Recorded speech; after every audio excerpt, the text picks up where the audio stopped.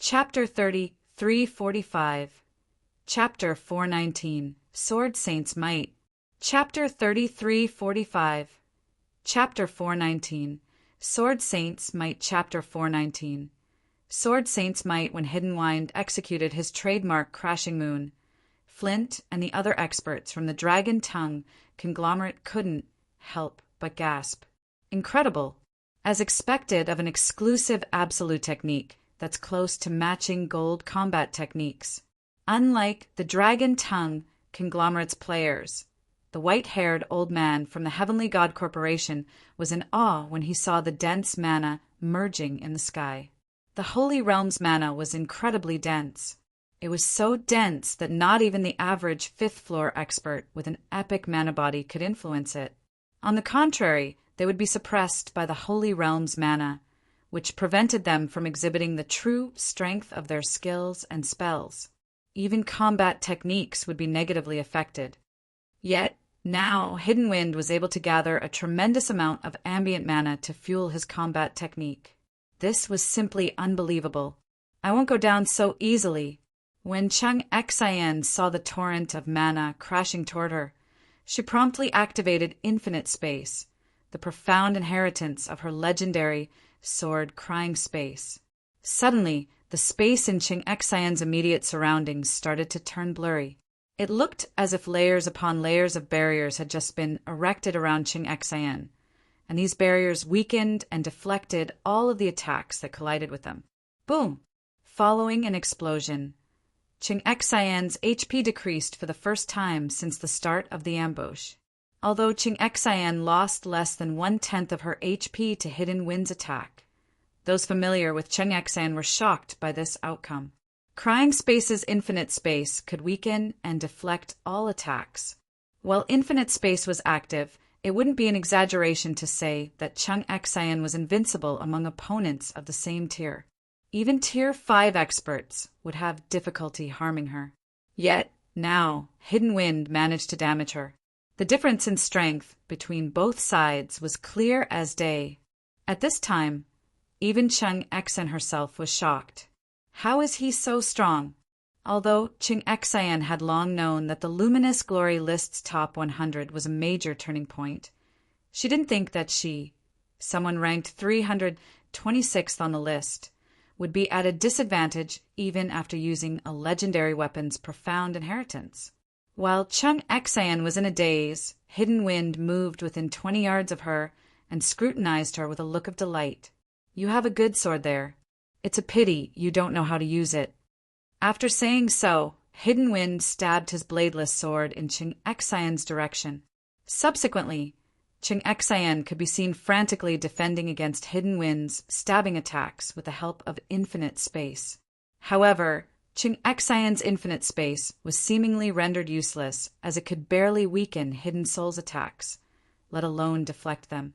Because of this, Chung Xian had no choice but to block the attack with her weapon, which resulted in her rapidly losing HP. When Chung Xian's HP fell below 50%, Amber Soul suddenly repulsed the fifth-floor expert he was fighting and transformed into 3 copies of himself that appeared next to Hidden Wind. Then, all 3 copies attacked Hidden Wind using 3 different exclusive absolute techniques. Out of these 3 exclusive absolute techniques, one had incredible raw power, one had astonishing attack frequency, and one had a constantly changing and unpredictable attack trajectory. Every one of these 3 techniques also had effects close to rivaling gold combat techniques. Upon seeing Amber Soul's actions, many of the surrounding fifth-floor experts were dumbfounded. The feat of creating an exclusive absolute technique close to rivaling gold combat techniques was very challenging. Even in the case of older generation fifth-floor experts, they could at most create 2 or 3 of such exclusive absolute techniques. Yet, even though Amber Soul looked quite young, he had already come up with 3 exclusive absolute techniques. Meanwhile, as soon as Amber Soul executed his attacks, Hidden Soul promptly distanced himself from Chung Xian and Amber Soul, judging that he didn't have much of an advantage when going up against the 2 players simultaneously. No wonder the 7 Luminaries Alliance crowned him as a sword saint. I didn't think he would have already mastered 3 exclusive absolute techniques at such a young age. Sherfong, who was busy keeping Ghost Hand's group of 4 at bay, was surprised when he saw Amber's soul pushing back Hidden Wind. Having more exclusive absolute techniques might not necessarily mean a player would have more combat power, but it did indicate how close they were to grasp a gold combat technique. Usually, players would be qualified to learn a gold combat technique once they had created 5 different exclusive absolute techniques. Moreover, they could have a considerable chance of succeeding. Seeing as Ambersoul had already created 3 exclusive absolute techniques, it shouldn't be long before he could start to learn a gold combat technique. Meanwhile, so long as he could learn a gold combat technique, most, if not all, of the experts on the Luminous Glory list would be nothing but a joke. At that time, even the various Apex powers would have to respect him. While Sherfong was awed by Ambersoul's astonishing talent, Ghost Hand finally entered a battle array with his 3 assassin buddies. Not only did the battle array increase their basic attributes, but it also linked their 5 senses together. You're dead, Black Flame. You might have made a fool of me with your divine might last time, but it's my turn now. Let's see how you block my absolute technique this time. Ghost Hand said to Sherfong as soon as he saw the battle array taking shape. The last time they fought, Ghost Hand failed to perceive Sherfeng's existence because of Sherfeng's divine might. Even his mental perception was fooled at the time, and as a result of his defeat, he became a laughingstock among his peers, and his status among the Dragon Mountain Realm's younger generation plummeted. However, now that Ghost Hand had access to the 5 senses of 3 other people, even if his mental perception failed him, he could still accurately determine Sherfeng's location and actions via their shared senses. Most importantly, with the battle array active, even if he suffered an attack from Sherfeng, his 3 allies could help to block Sherfeng's attack. This, in turn, would make his Omni-Rain flawless. Immediately, the area around Sherfeng started to weather, the phenomenon rapidly extending towards Sherfeng's location and threatening to erase him. A battle array is indeed a good counter to Divine Might's interference, Sherfeng said as he looked at the weathering phenomenon around him. Then his lips curled up slightly as he continued, "Unfortunately, it is no longer useful against me." After saying so, Sherfeng unsheathed the Winter of Eternal Night and executed Light Shadow at the 4 assassins. If you find any errors, broken links, non-standard content, etc., please let us know so we can fix it as soon as possible. Chapter 3346, Chapter 420. You call this a bottom-rank swordsman? Chapter 3346, Chapter 420. You call this a bottom-rank swordsman? Chapter 420. You call this a bottom-rank swordsman? TL notes, correcting Holy Realm to Holy World. When Sherfeng swung the Winter of Eternal Night, all mana within a 1,000-yard radius began swarming toward Sherfeng. The shift in the ambient mana was so significant that it could even be felt from several blocks away. What a powerful mana surge! What is going on over there? A mana surge of such scale. Could a world boss have respawned? When the exploration parties operating in the several neighboring streets sensed the restless mana around them, fear and curiosity filled their hearts.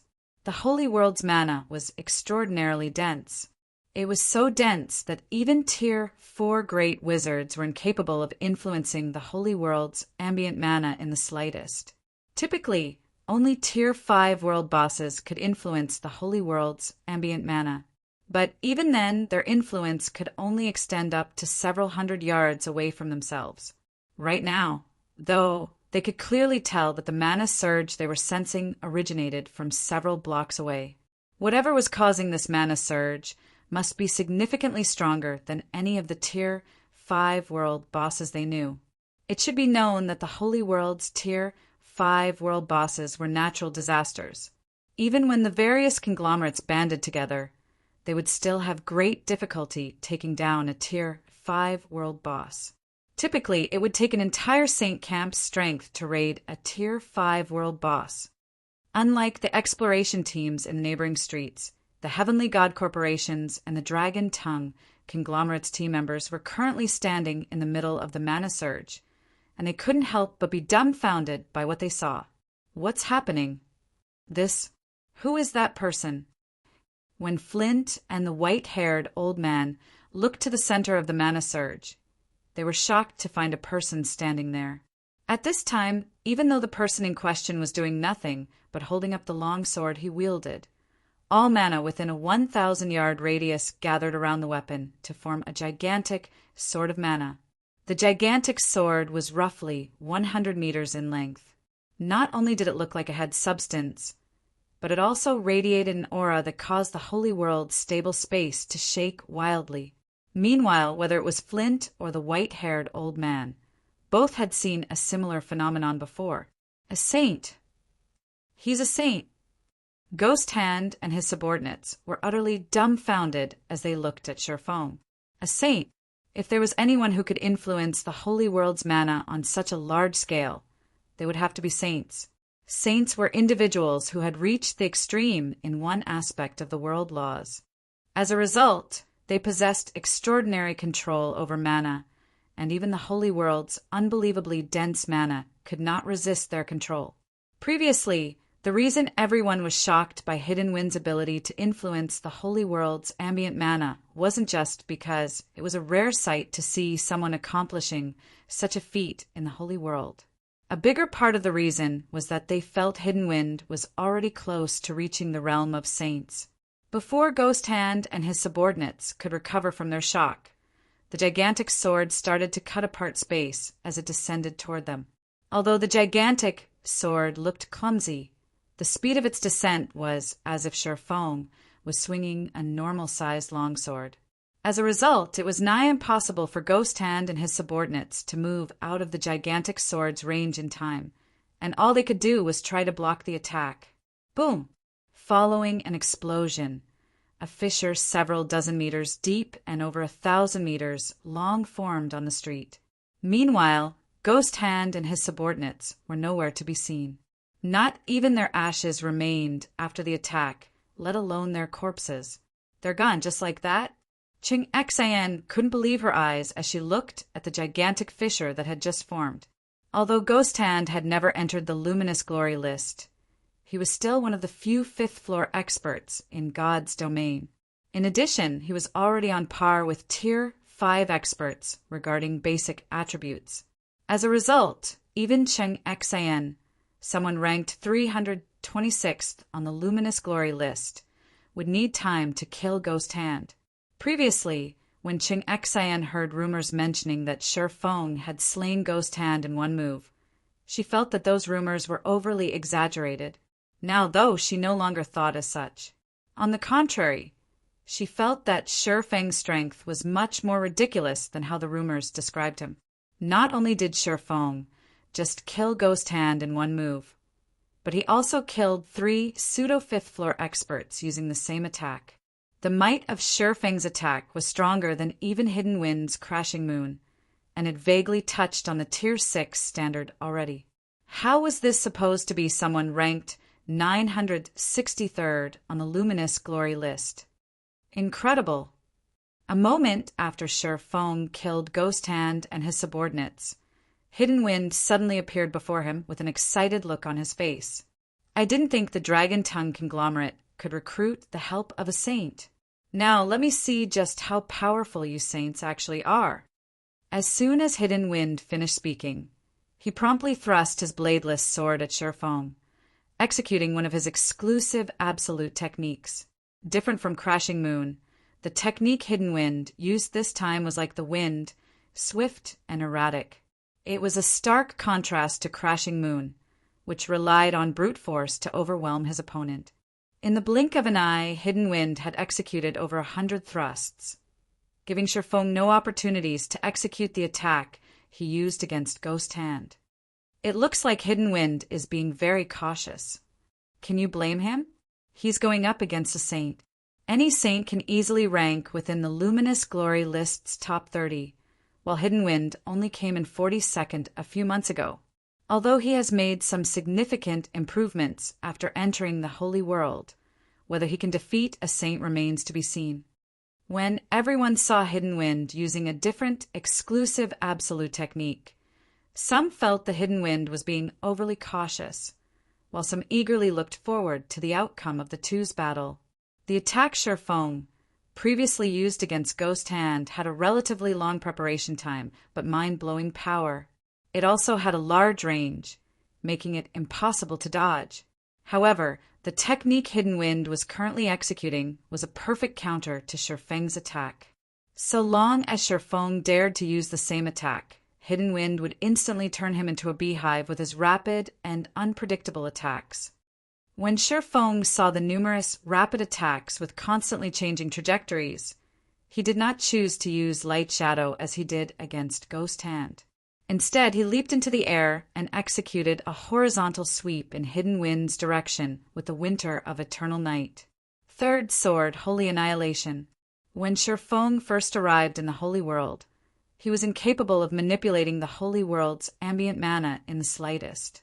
However, after becoming a divine engraver and reaching the extrasensory realm, he understood how he could manipulate the Holy World's rich mana, which let him evolve the way he manipulated mana from 2 to 3 dimensions. This, in turn, allowed him to improve his mana technique qualitatively. Originally, the effects of his mana techniques were only at the Tier 4 standard. Now he could exhibit effects at the Tier 5 standard. Hence, although he had yet to reach the realm of saints in general, the Holy Annihilation mana technique he executed had already reached it. If you find any errors, broken links, non-standard content, etc., please let us know so we can fix it as soon as possible. Chapter 3347. Chapter 421. Half-Step Divine Artifact. Chapter 3347. Chapter 421. Half-Step Divine Artifact. Chapter 421. Half-Step Divine Artifact. When Sherfong swung the Winter of Eternal Night, it was as if time had become frozen. All mana fluctuations occurring in the area ceased to exist, and even the wind had stopped blowing. Originally, well over 100 attacks could be seen targeting Sherfong. Now, though, only one bladeless sword could be seen clashing with the Winter of Eternal Night. The collision of weapons did not result in an intense reaction as everyone expected. There was no loud explosion or powerful shockwave following the collision. Instead, all that followed was a crisp sound of metal colliding. Immediately afterward, everyone saw Hidden Wind getting sent flying backward like a cannonball. Even when his feet made contact with the ground, he stumbled dozens of steps before he could steady his figure. In addition, the hand that wielded the bladeless sword trembled uncontrollably, and over 1/3 of his previously full HP bar was missing. How is this possible? The white-haired old man from the Heavenly God Corporation was greatly shocked when he saw Hidden Wind losing over 1/3 of his HP. The old man was well aware of Hidden Wind's strength and acknowledged it from the bottom of his heart. He also knew Hidden Wind's ultimate goal was to get into the Luminous Glory list's top 20. It was why Hidden Wind had constantly been training and seeking to challenge a bona fide saint. After all, anyone who managed to enter the Luminous Glory list's top 30 would already have the strength of a saint of the same level and tier. So, if Hidden Wind didn't have the strength to fight against a saint, he couldn't even get into the Luminous Glory list's top 30, let alone the top 20. However, the old man never thought there would still be such a huge gap between Hidden Wind and an actual saint. Not only did Sherfong repulse Hidden Wind, but he had even taken more than 1/3 of Hidden Wind's HP with just one attack. In other words, Sherfong would only need 3 attacks to kill Hidden Wind. Moreover, they didn't even need to be direct hits. It should be known that Hidden Wind already ranked 42nd on the Luminous Glory list several months ago. After entering the Holy World, Hidden Wind fought numerous battles, large and small. He also clashed with many older generation monsters, and not once had he suffered defeat. Because of his constant fighting, Hidden Wind had been continuously growing stronger. At this point, many people even speculated that Hidden Wind was already strong enough to rank within the top 30. Yet now, before the white-haired old man could recover from his shock, Shifeng executed 2 more holy annihilations in quick succession, each one faster than the one before. However, although Shifeng's attacks had sped up, Hidden Wind's defense also grew stronger and stronger. Even after blocking Shifeng's 3rd holy annihilation, Hidden Wind remained alive, contrary to everyone's expectations. Meanwhile, seeing that he only had 1/5 of his HP left, Hidden Wind took out a Grandmaster regeneration potion and consumed it, instantly recovering all of his lost HP. Then, without hesitation, Hidden Wind activated a Tier 5 instantaneous movement scroll and vanished from everyone's sight. This turn of events dumbfounded everyone. This was the 42nd Luminous Glory expert they were talking about. Yet, Hidden Wind had fled after receiving 3 blows from Shifeng. "What should we do, Elder Kong?" a level 140 shield warrior from the Heavenly God Corporation asked the white-haired old man. The Heavenly God Corporation's team was originally at a numerical disadvantage already when it came to 5th floor experts. Now that Shifeng had scared Hidden Wind, their trump card, away, how were they supposed to win this battle? "Everyone retreat!" Elder Kong shouted as he reluctantly glanced at the treasure chest on the caravan's carriage. However, after saying so, Elder Kong did not hesitate as he took out a Tier 5 instantaneous movement scroll and activated it, instantly reappearing several thousand yards away. "They're gone just like that." The bow-wielding old man from the Dragon Tongue conglomerate couldn't help but doubt his eyes when he saw the Heavenly God Corporation's team members fleeing. "What else can they do but retreat?" The muscular man standing next to the bow-wielding old man said jokingly. "We have a Saint on our side. They'd have to be delusional if they think they beat us." "You're right." The bow-wielding old man chuckled. "But the young miss has really given us a big surprise this time. I didn't think she could get a Saint of all people to help us. With such an expert on our side, Old Kong's defeat was inevitable."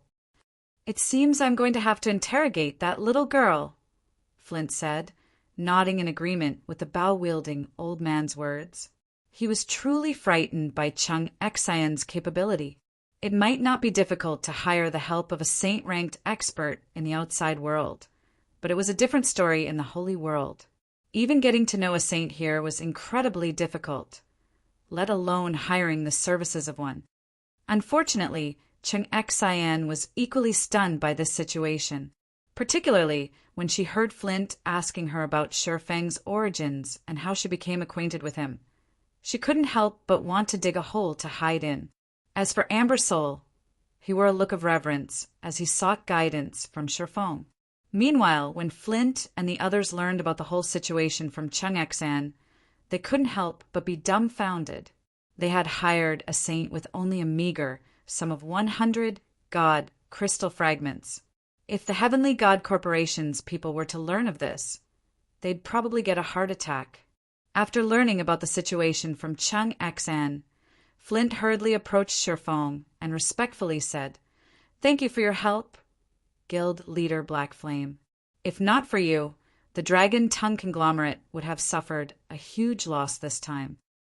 At this time, Flint's previous domineering and arrogant attitude was nowhere to be seen. Instead, he behaved as if he was conversing with a senior when talking to Shifeng. However, none of the surrounding experts found Flint's sudden change in behavior surprising. Saints were big shots no matter the place, and it was even more so inside the Holy World. "You exaggerate, Commander Flint," Shifeng said, remaining calm even in the face of Flint's respectful attitude. "It was a fair trade. Not to mention, even if I didn't repel Hidden Wind, you could have still retreated with 0 casualties easily."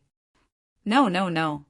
Flint shook his head and explained, "You might not know this, but the cargo the Heavenly God Corporation is transporting this time actually belongs to the Dragon Tongue conglomerate. It is just that they stole it from us some time ago. So, it would have still been a loss for us, even if we did safely retreat. It's your cargo. Sherfong couldn't help but turn to look at the large treasure chest on the carriage when he heard Flint's words. Items that required carriages to transport were typically non-bag space items. However, Sherfong found it hard to imagine that any non-bag space item could get two powerful organizations to go all out. The Heavenly God Corporation had even recruited the assistance of an expert like Hidden Wind. Yes. Flint nodded. This isn't much of a secret, but a replica divine artifact is inside that treasure chest. Or, more specifically, it is an item that is half a step from becoming a divine artifact. A half-step divine artifact. Sherfong was surprised. Are you sure it's fine to share this information? Divine artifacts were priceless treasures in the greater God's domain. Any Tier 6 player wielding a divine artifact would be strong enough to fight ancient gods. Meanwhile, many conglomerates and apex powers had ceased to exist on their journey to obtain a divine artifact. A half-step divine artifact might not be comparable to an actual divine artifact, but it was still the closest thing to a real one. It was enough to get the various apex powers to bet their continued existence over it. Yet, Flint had shared this information without hesitation. This isn't a secret among the Holy World's conglomerates. You'll understand once you see it, Flint said, chuckling as he led Sherfong over to the treasure chest. Uncle Flint. Ching Xian couldn't help but be surprised when she saw what Flint was trying to do. Isn't this inappropriate? The item inside the treasure chest might not be a secret to the Holy World's conglomerates, but it was a massive secret to the average player. Normally, Flint wouldn't even let her touch that item. Yet now he was eagerly inviting Sherfong to research it. What are you getting anxious for? I'm just letting Brother Black Flame take a look. We're not going to lose anything from it, Flint said as he rolled his eyes at Chang Xian. If you find any errors, broken links, non-standard content, etc., please let us know so we can fix it as soon as possible. Chapter 3348. Chapter 422. Zero Wings End. Chapter 3348. Chapter 422. Zero Wings End. Chapter 422. Zero Wings End. Upon seeing Flint take out a pair of purple gold gauntlets from the treasure chest, Sherfong was immediately stunned. These are the Eternity Gauntlets. The 6 great divine sets were famous throughout the greater God's domain, and almost everyone knew about them. During Sherfang's previous life, the Eternity set that the galaxy conglomerate sought to find was one of these 6 great divine sets. Unfortunately, the galaxy conglomerate eventually concluded its search in failure, and Sherfong had never heard of any power ever successfully obtaining the Eternity set. Yet now, the gauntlets of the Eternity set were right before his eyes. However, after Sherfong inspected the Eternity gauntlets information, his initial excitement quickly died down. The Eternity gauntlets before him were indeed the real deal. However, they could also be considered fake in a sense. Eternity gauntlets, replica, damaged item, fragmented divine artifact, equipment requirement unknown, attributes unknown, non-bag space item. Collect 100 eternal stones to transform the Eternity gauntlets into a divine artifact. The Eternity set will become unique when all 6 set pieces are collected. All 6 set pieces must be at the divine artifact rank. From what Sherfong gathered, the so-called Eternity set was, in reality, a collection of replicas. However, so long as one could gather the replicas of all 6 set pieces and upgrade them to the divine artifact rank, the replicas would become the real Eternity set. However, the conditions to accomplish all of this were incredibly harsh. Firstly, eternal stones were extraordinarily rare and precious in the Holy World. Just collecting 600 eternal stones was already a massive undertaking. Secondly, one would need to collect the 6 set pieces and transform them ahead of everyone else. Otherwise, if someone else had managed to do so first, all of one's efforts would have been for naught. This was because so long as someone managed to complete a divine, artifact-ranked replica Eternity set, the set would become unique. At that time, all other replicas would become useless. To make matters worse, the Eternity set pieces were non-bag space items, and there were no NPC warehouses in the Holy World.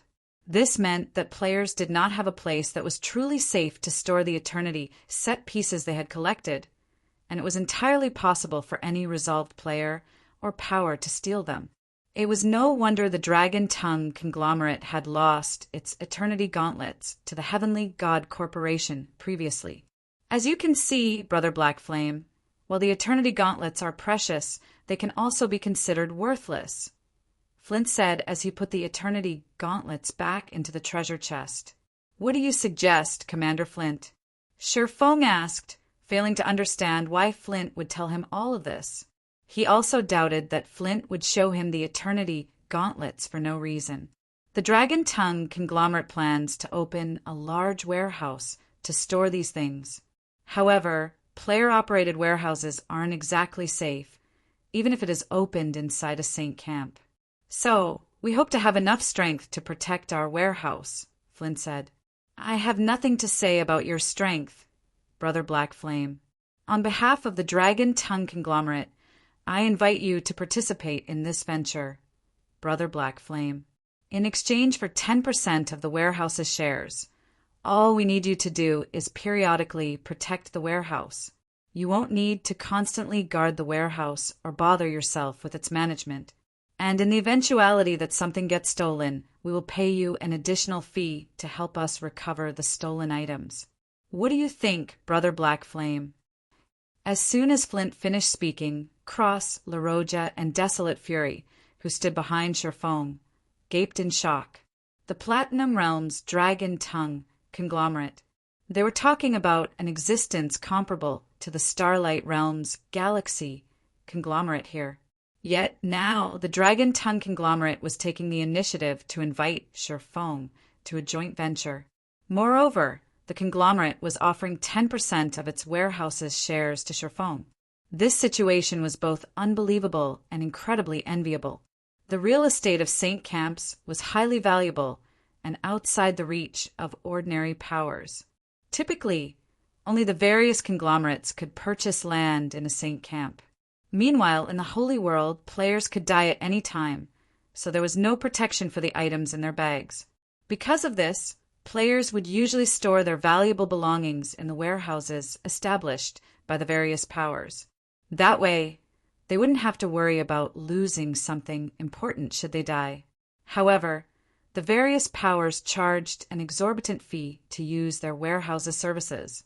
At a minimum, players would have to pay 10 God crystal fragments for 100 bag space slots and 10 non-bag space slots for 10 days.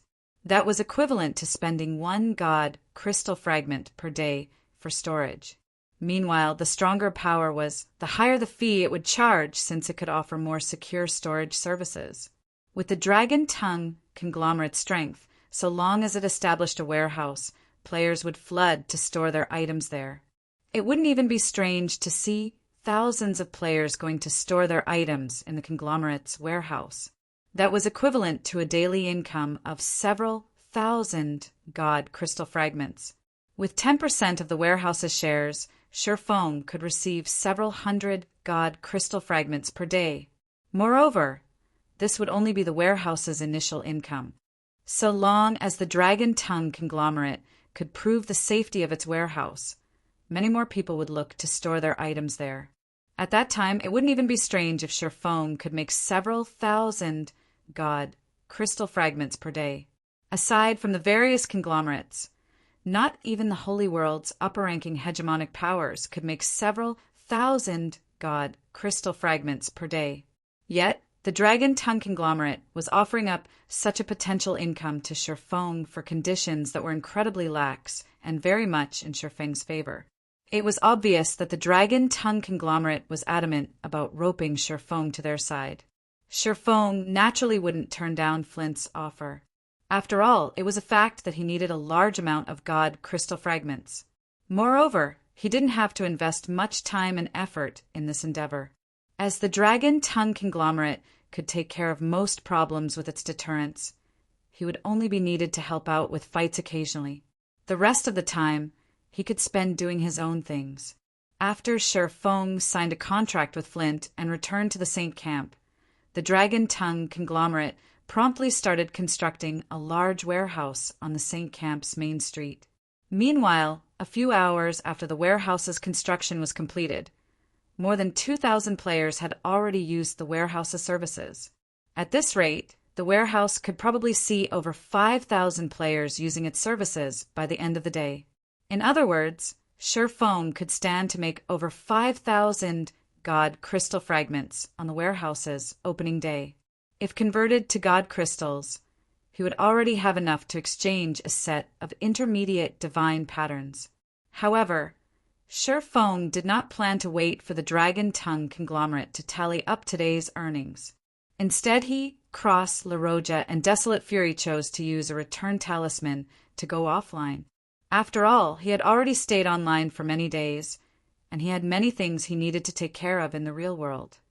Inside a room on the Gods Domain Association's 600th floor, the hatch of the gaming cabin in the room slowly opened. When Sherfong pulled his tired body out of the cabin's life support system promptly started giving him warning sounds, indicating that the life support system had already reached a critical value and needed to be replenished urgently. Indeed, quite a lot of time has passed. After glancing at his missed calls and unread messages, Sherfong found that many were from several days ago. However, as he was trapped in the space-time storm at the time, he was thoroughly isolated from the outside world, and even the time flow he experienced was affected. Immediately, Sherfong started reading through the messages Hidden Soul sent him, his expression quickly darkening. The first few messages Hidden Soul sent arrived shortly after Sherfong logged back into God's domain. Meanwhile, the messages were to inform him that the Paimon conglomerate's Daira had his immortal soul annihilated, and he could no longer log into God's domain for the rest of his life. The Divine Seal, Saint, exploded into a fury over this matter, and it was rumored that even the Paimon conglomerate's helmsman was scared into submission. Following the news of Daira's permanent departure from God's domain, a piece of shocking news came from the God's Domain Association. A bounty for all of Zero Wing's members had appeared on the God's Domain Association's public bounty list, and the rewards offered were unbelievably lucrative. If you find any errors, broken links, non-standard content, etc., please let us know so we can fix it as soon as possible. Chapter 3349. Chapter 423. Extravagant Reinforcements. Chapter 3349. Chapter 423. Extravagant Reinforcements. Chapter 423. Extravagant Reinforcements. How generous of the Divine Seal Saint. Sherfong couldn't help but be astonished when he saw the God's Domain Association's public bounty list. 100,000 star coins per head. Moreover, this was only the bounty on normal Zero Wing members. The bounties on Zero Wing's executive members were worth upwards of 3 million, and Zero Wing's core executives were worth upwards of 10 million. The bounty for Zero Wing's guild leader Black Flame was even worth 100 million star coins. The total value of the Divine Seal Saints bounties was already comparable to the average corporation's liquid capital. Meanwhile, the only condition to claim these bounties was to ensure that the targets could not log into God's domain for the rest of their lives. This was a fatal condition. Setting aside how easy it was to erase the immortal souls of a bunch of Tier 3 and Tier 4 players in God's domain, even if that was an option, there were still plenty of other methods that one could use in the real world to permanently prevent a person from logging into God's domain. With such a loose, clear condition and lucrative rewards, even 2- and 3-star mental strength grandmasters might be tempted to take action. Fortunately, none of the greater world's 2- and 3-star mental strength grandmasters could enter Zero Wing's homeworld. In addition, the miniature ancient world had returned to being in a sealed state, and it would be a long time before world passage would open again. So, it was incredibly challenging for players to destroy another player's immortal soul in the current miniature ancient world. Shortly after Shi Feng started browsing the bounty list, he suddenly received a call from Hidden Soul. "You're finally offline, guild leader. Thank goodness you are okay. Otherwise, we're going to be in big trouble over here," Hidden Soul said, sighing in relief when she saw Shi Feng through the holographic projection.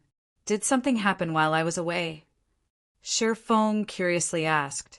Currently, he, Hidden Soul, and Gentle Snow were staying at the Gods' Domain Association, so their safety was essentially guaranteed.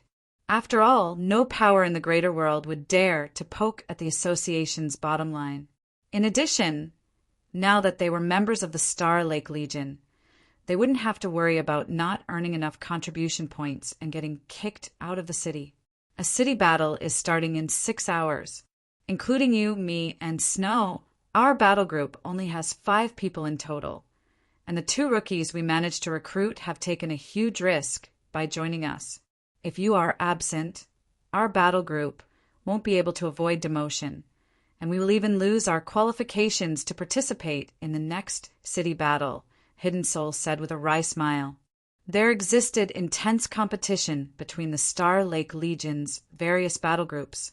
If a battle group failed to achieve a sufficiently good result in a city battle, not only would it be demoted, but it might even lose its qualifications to participate in the next city battle, and it would have no choice but to start from scratch and compete with other unqualified battle groups for qualifications.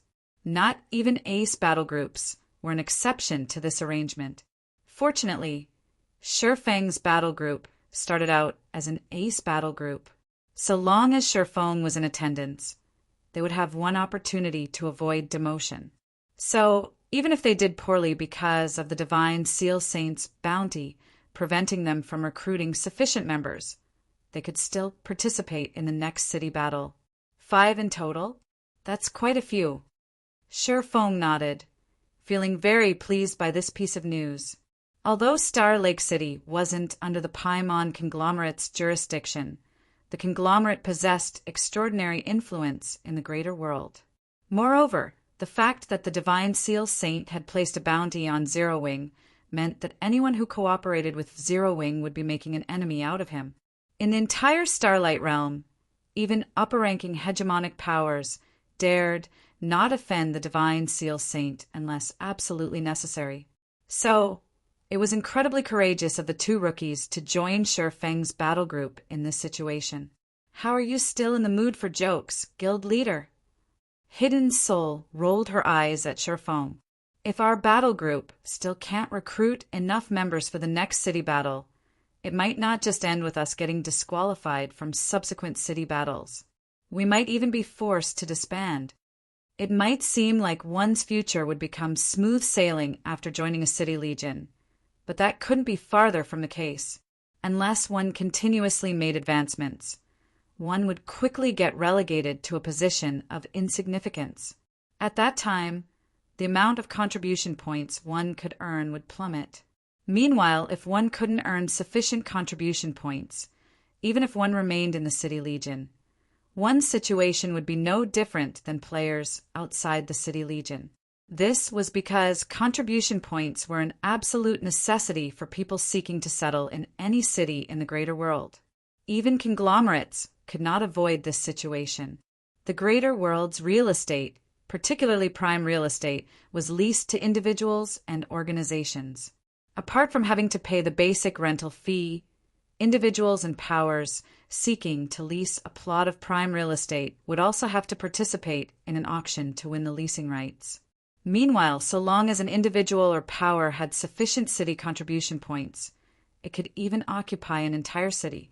Meanwhile, the quickest way to earn a large amount of contribution points was by participating in urban warfare. This was also why the various powers were eagerly looking to send their members into city legions. "You speak as if we've already given up on the city battle this time," Shi Feng said, chuckling. "We cannot give up on it. City battles occur randomly. If we miss this one, Who knows when the next city battle will take place? But there are only 5 of us, Hidden Soul said in exasperation. Battle groups participating in a city battle would typically have 20 members. With only 5 of us, even protecting an occupied territory will be a challenge, let alone occupying the enemy's territories. Meanwhile, all battle groups participating in the city battle this time must secure 2 territories for a passing grade. There's no way we can complete this test with just 2 people. If we don't have enough members, we can call for reinforcements, Sherfong said, chuckling. Quickly go and get ready. It'd be bad if we arrived late. Reinforcements. Hidden Soul was rendered a little speechless when she heard Sherfeng's suggestion. Although it was indeed possible to invite foreign aid in city battles, all reinforcing parties would have a time delay imposed on them. This, in turn, would weaken their control over their bodies by a significant margin.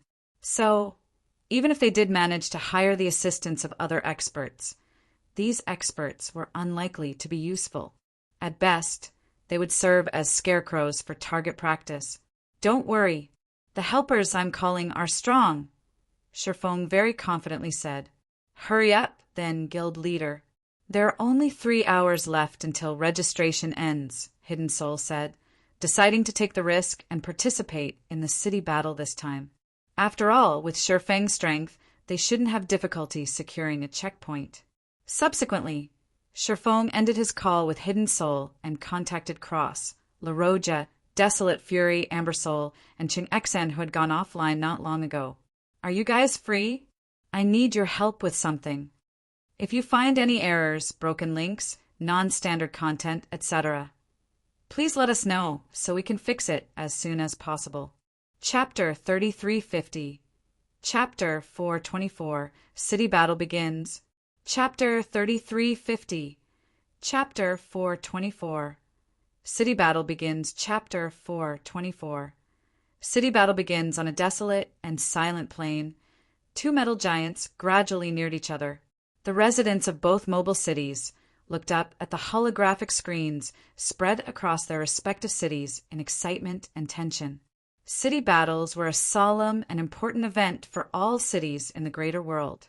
The outcome of a city battle would affect not only the contribution points earned by the 2 participating city legions, but also the living standards of the 2 cities' residents. The greater world's mobile cities relied on power furnaces to sustain their daily operations. Meanwhile, the more fuel available in a power furnace, the higher a city's singular energy levels would become. Meanwhile, city battles were essentially fights over fuel for power furnaces.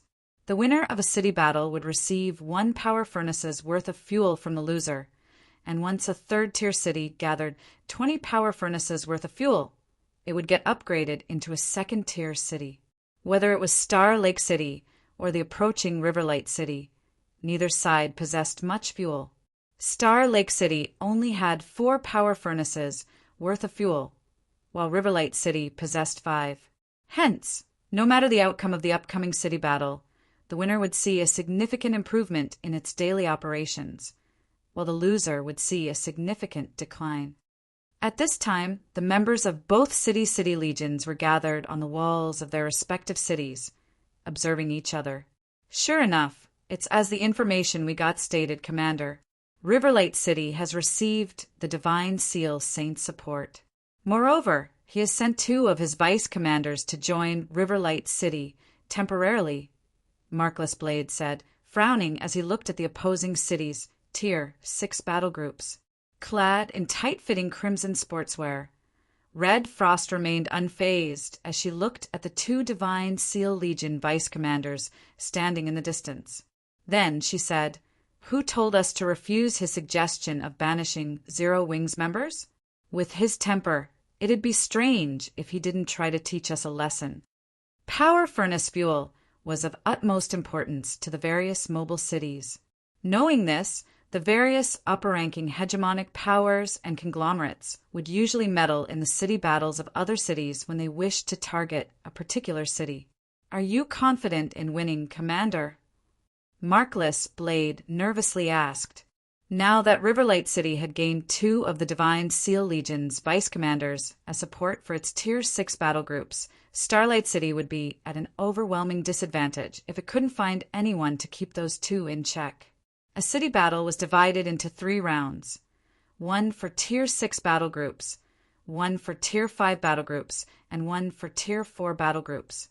Participating cities were only allowed to dispatch up to 10 battle groups for each round, and the goal of the city battle's participants was to occupy as many capture points as possible. The battlefield would have 20 capture points spread across them, 10 on each city side. Every capture point was worth varying amounts of points. The capture points on the Tier 6 battlefield were worth 10 points each. The capture points on the Tier 5 battlefield were worth 8 points each, and the capture points on the Tier 4 battlefield were worth 5 points each. The city with the most points accumulated at the end of the 3 rounds would be the winner. Due to the distribution of points, the performance of the Tier 6 battle groups played a significant role in determining a city battle's outcome. If a city's Tier 6 battle groups were overwhelmed and occupied barely any capture points, the city's Tier 4 and Tier 5 battle groups would need to pull a miracle for it to win. This was why Star Lake City's City Lord had gone out of his way to recruit Red Frost into the Star Lake Legion. "Holding those 2 back won't be a problem," Red Frost said, chuckling.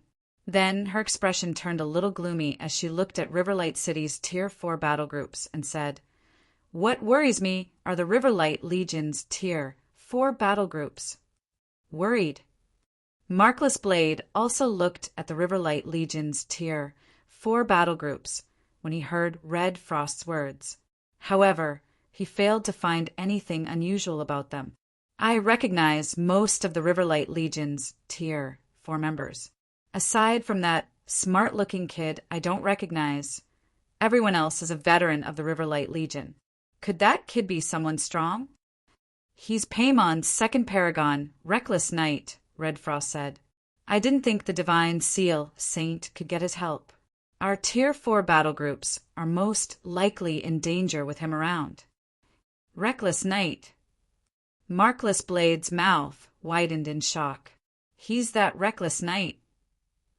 Aside from being the Paimon conglomerate's second paragon, Reckless Knight was also the only genius from the Starlight Realm to have entered the Sacred Glory list, a list for the Greater Gods domain's top 1,000 budding Tier 5 players. In other words, he shouldn't have any business being in a Tier 4 battle group. Although I don't know what the Divine Seal Saint used to persuade him to drop from Tier 5 to Tier 4, I can't see any hope for our Tier 4 battle groups to win now, Red Frost said. Then she turned to Markless Blade and continued, "Make sure not to fight Reckless Knight afterward. The capture points are far apart from one another, so if you see him at a capture point, immediately give up on it and look for another one." "I understand." Markless Blade nervously nodded. With Reckless Knight leading the Riverlight Legion's Tier 4 battle groups, all the Star Lake Legion's Tier 4 battle groups could do was try not to lose too terribly. Otherwise, even if the Tier 6 battle groups, led by Red Frost, won, the Star Lake Legion would still be at risk of losing. Meanwhile, over at the VIP spectator stands on Star Lake City's wall, "It seems I have severely underestimated the Divine Seal Saint's insanity. To think that he would invite Reckless Knight, Bloodless Blade, in his suit and tie," said, a frown forming on his face as he looked at the Riverlight Legion's Tier 4 battle groups. Thousand Scars and Death Omen, who were getting their simulation equipment ready, also frowned. "Mr. Blade, now that the other side has Reckless Knight helping them, I don't think our plan to get close to Zero Wing will work," Thousand Scars said. Now that Thousand Scars and Death Omen had already joined the Paimon conglomerate, they knew just how scarily powerful Reckless Knight was. Even someone as strong as Bloodless Blade was a match for Reckless Knight, let alone the 2 of them. According to their original plan, Bloodless Blade would lend each of them a fragmented legendary equipment set and a legendary weapon. In addition, thanks to the resource assistance they had received from Bloodless Blade during this period, they had already become 1-star mental strength grandmasters. So, They could now perfectly wield a legendary weapon in simulation warfare. In their current state, not even Sherfeng would be a match for them in simulation warfare. Meanwhile, with this newfound strength, the two of them would assist Zero Wing from the side in occupying capture points, making Zero Wing owe them a favor in doing so. However, that was before they knew Reckless Knight would participate in the city battle. If they had to go up against Reckless Knight, there'd be nothing they could do against him. Don't worry. After pondering for a moment, Bloodless Blade reluctantly said, "If you meet him, tell him to ignore you in exchange for the favor he owes me. That should let you get close to Zero Wing more easily." Thousand Scars and Death Omen couldn't help but grow excited when they heard Bloodless Blade's words. Previously, Sherfeng's performance had given them an unreachable feeling. Now, though, they would have an opportunity to taste that same feeling. As more battle groups from the Star Lake Legion arrived at the competition venue, the arrival of a 5-man battle group instantly attracted everyone's attention. If you find any errors, broken links, non-standard content, etc., please let us know so we can fix it as soon as possible. Chapter 3351. Chapter 425. Zero Wing is a little strong. Chapter 3351. Chapter 425. Zero Wing is a little strong. Chapter 425. Zero Wing is a little strong. What's going on? Is there something fishy going on with this battle team? Otherwise, why would it only send 5 people for a city battle? The group leader looks to be the champion of this year's selection. I heard that Commander Red Frost promoted him to Vice Commander as soon as he completed his enrollment test. Isn't Commander Red Frost too reckless? No matter how highly she thinks of him, it's not a reason to mess around in a city battle. If we lose, our city will have only 3 power furnaces worth of fuel left. At that time, even keeping the city's electricity supply running will become a problem. Star Lake City's residents were greatly dissatisfied when they saw Sherfeng's battle group only had 5 members in it.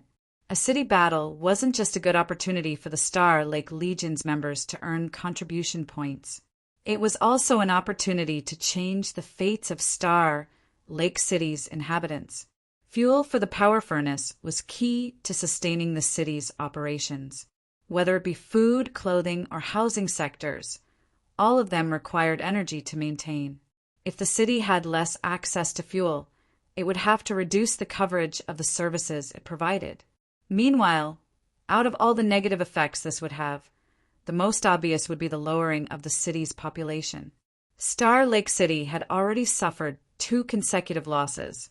If it were to lose another city battle, it would be put into an energy crisis and incapable of sustaining its current population. At that time, the city would have to expel 1/4 of its population, and those expelled would have to live in the surrounding towns with significantly worse living standards and resources. And for those unfortunate enough to be expelled, they would have a much more difficult time improving their mental strength. They might never be able to become 1-star mental strength grandmasters within their lifetimes and set foot back into Star Lake City. Sherfeng's battle group is doomed, Boss Kirin. I can't believe they dare to join the city battle with only 5 people. A beautiful woman standing among a Tier 5 ace battle group said to Chinchilin, smirking as she looked at Sherfeng's group of 5. If the Tier 4 battle groups lose miserably, not even the commander can protect him. Standing next to the woman, Chinchilin looked at Sherfeng's group and coldly said, "I thought he wouldn't be participating in the city battle this time, yet he dares to come here with just 5 people. How are the arrangements on your side coming along, slow fire?" I already contacted the Tier 4 battle groups. Apart from Markless Blade, every other battle group has agreed not to help Zero Wing's battle group. The woman going by the name of Slowfire said, smiling, "Once the simulation warfare begins, Zero Wing's group will learn what it means to be isolated and helpless." The key to winning a city battle was having good coordination between battle groups.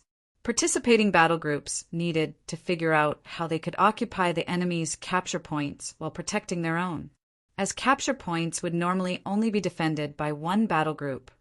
2 or 3 battle groups would usually work together to attack an enemy capture point. This was so that they could achieve a swift victory without worrying about enemy reinforcements. Otherwise, once enemy reinforcements arrived, occupying the capture point would not only become significantly more challenging, but it might even become impossible to accomplish. If a battle group didn't have any other battle groups to partner with, it would be nigh impossible to occupy any capture points. Likewise, defending a capture point without reinforcements would also be nigh impossible. So, if Zero Wing's battle group couldn't get any help from other battle groups, its time in the city battle would end as soon as it began. Good. Chun Qilin joyfully wrapped his arm around Slowfire's waist when he heard the other party's reply. Once the city battle is over, I'll be sure to credit you when I report back to the Paimon conglomerate, and we'll head to a second-tier city together. Originally, Slowfire was only a party leader in the Tier 5 Ace battle group he led. However, in terms of combat standards, Slowfire was above him. It was just that Slowfire lacked the support of a corporation, which led to her not having any good weapons or equipment. This, in turn, allowed him to be superior to her in actual combat. However, now that Red Frost had stripped him of his vice commander position, Slowfire had naturally taken over his position. Upon hearing Chun Qilin's words, the other members of the battle group couldn't help but grow envious of Slowfire. After all, even 1-star mental strength grandmasters were rarely able to live in a second-tier city. Not to mention, she would also be entering the sights of the Paimon conglomerate. Meanwhile, shortly after the arrival of Shifeng's group, the start of the city battle's first round was announced. Going in order, the first round would see the Tier 4 battle groups fight, the second round would see the Tier 5 battle groups fight, and the third round would see the Tier 6 battle groups fight. As soon as the first round began, 10 Tier 4 battle groups from each city appeared in a simulated version of their respective cities. These battle groups were placed at random locations, and their situations were displayed on holographic screens projected above the 2 cities, allowing the residents of both cities to see what every battle group was doing. In addition to the screens above the 2 cities, all battles would be holographically simulated in the city, allowing fortunate individuals to get a first-hand feel of the tense and exciting fights. Meanwhile, after the various battle groups were randomly placed across their respective cities, Shifeng's group of 5 suddenly expanded into a group of 10. Apart from Shifeng, Gentle Snow, Hidden Soul, and the Blue Flash World's Pace Angel and Clay Blade, 5 new faces had joined Shifeng's battle group. All 5 of these new faces looked relatively young. 3 of them were men, and 2 were women. Of the 3 men, 1 was a shy-looking young man with a lean build, while the other 2 were so muscular that they looked no different than bears. The older of the 2 muscular men, in particular, had a height that reached 240 centimeters. Even though Shifeng was already close to 2 meters tall, he looked no different than a child in front of the older muscular man. Unless players were of a special race in God's domain, they could only simulate their real bodies in simulation warfare. So, seeing as the older muscular man was of any special race, it must mean that he was truly 240 centimeters tall in the real world. As for the 2 women, one had a cold and mature appearance, while the other had an innocent and lovely appearance. In terms of their beauty, figure, and temperament, both women were comparable to Gentle Snow and Hidden Soul. When these 4 beauties stood together, they brought satisfaction to the eyes of many of the people spectating the city battle. These people don't look like they're random nobodies. Every one of them is only equipped with a fragmented legendary set and a legendary weapon. Riverlight's participants are probably going to have a tough time against them, Slowfire said, frowning. As soon as Zero Wing's battle group appeared on the holographic screen, she quickly took notice of the 5 new arrivals' weapons and equipment. It seems Shifeng does have some tricks up his sleeve, Chun Qilin said, chuckling. It's a pity that these people are only outside reinforcements.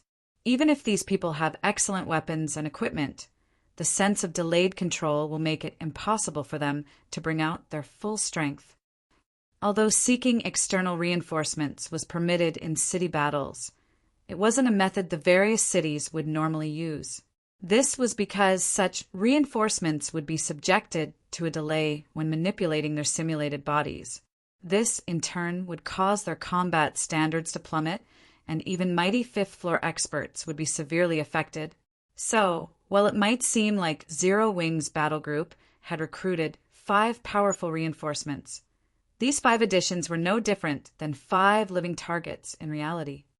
Meanwhile, over at the VIP spectator stands, Bloodless Blade spat out the tea in his mouth when he saw the innocent and lovely woman among Zero Wing's battle group, his face looking like he had just seen some kind of monster.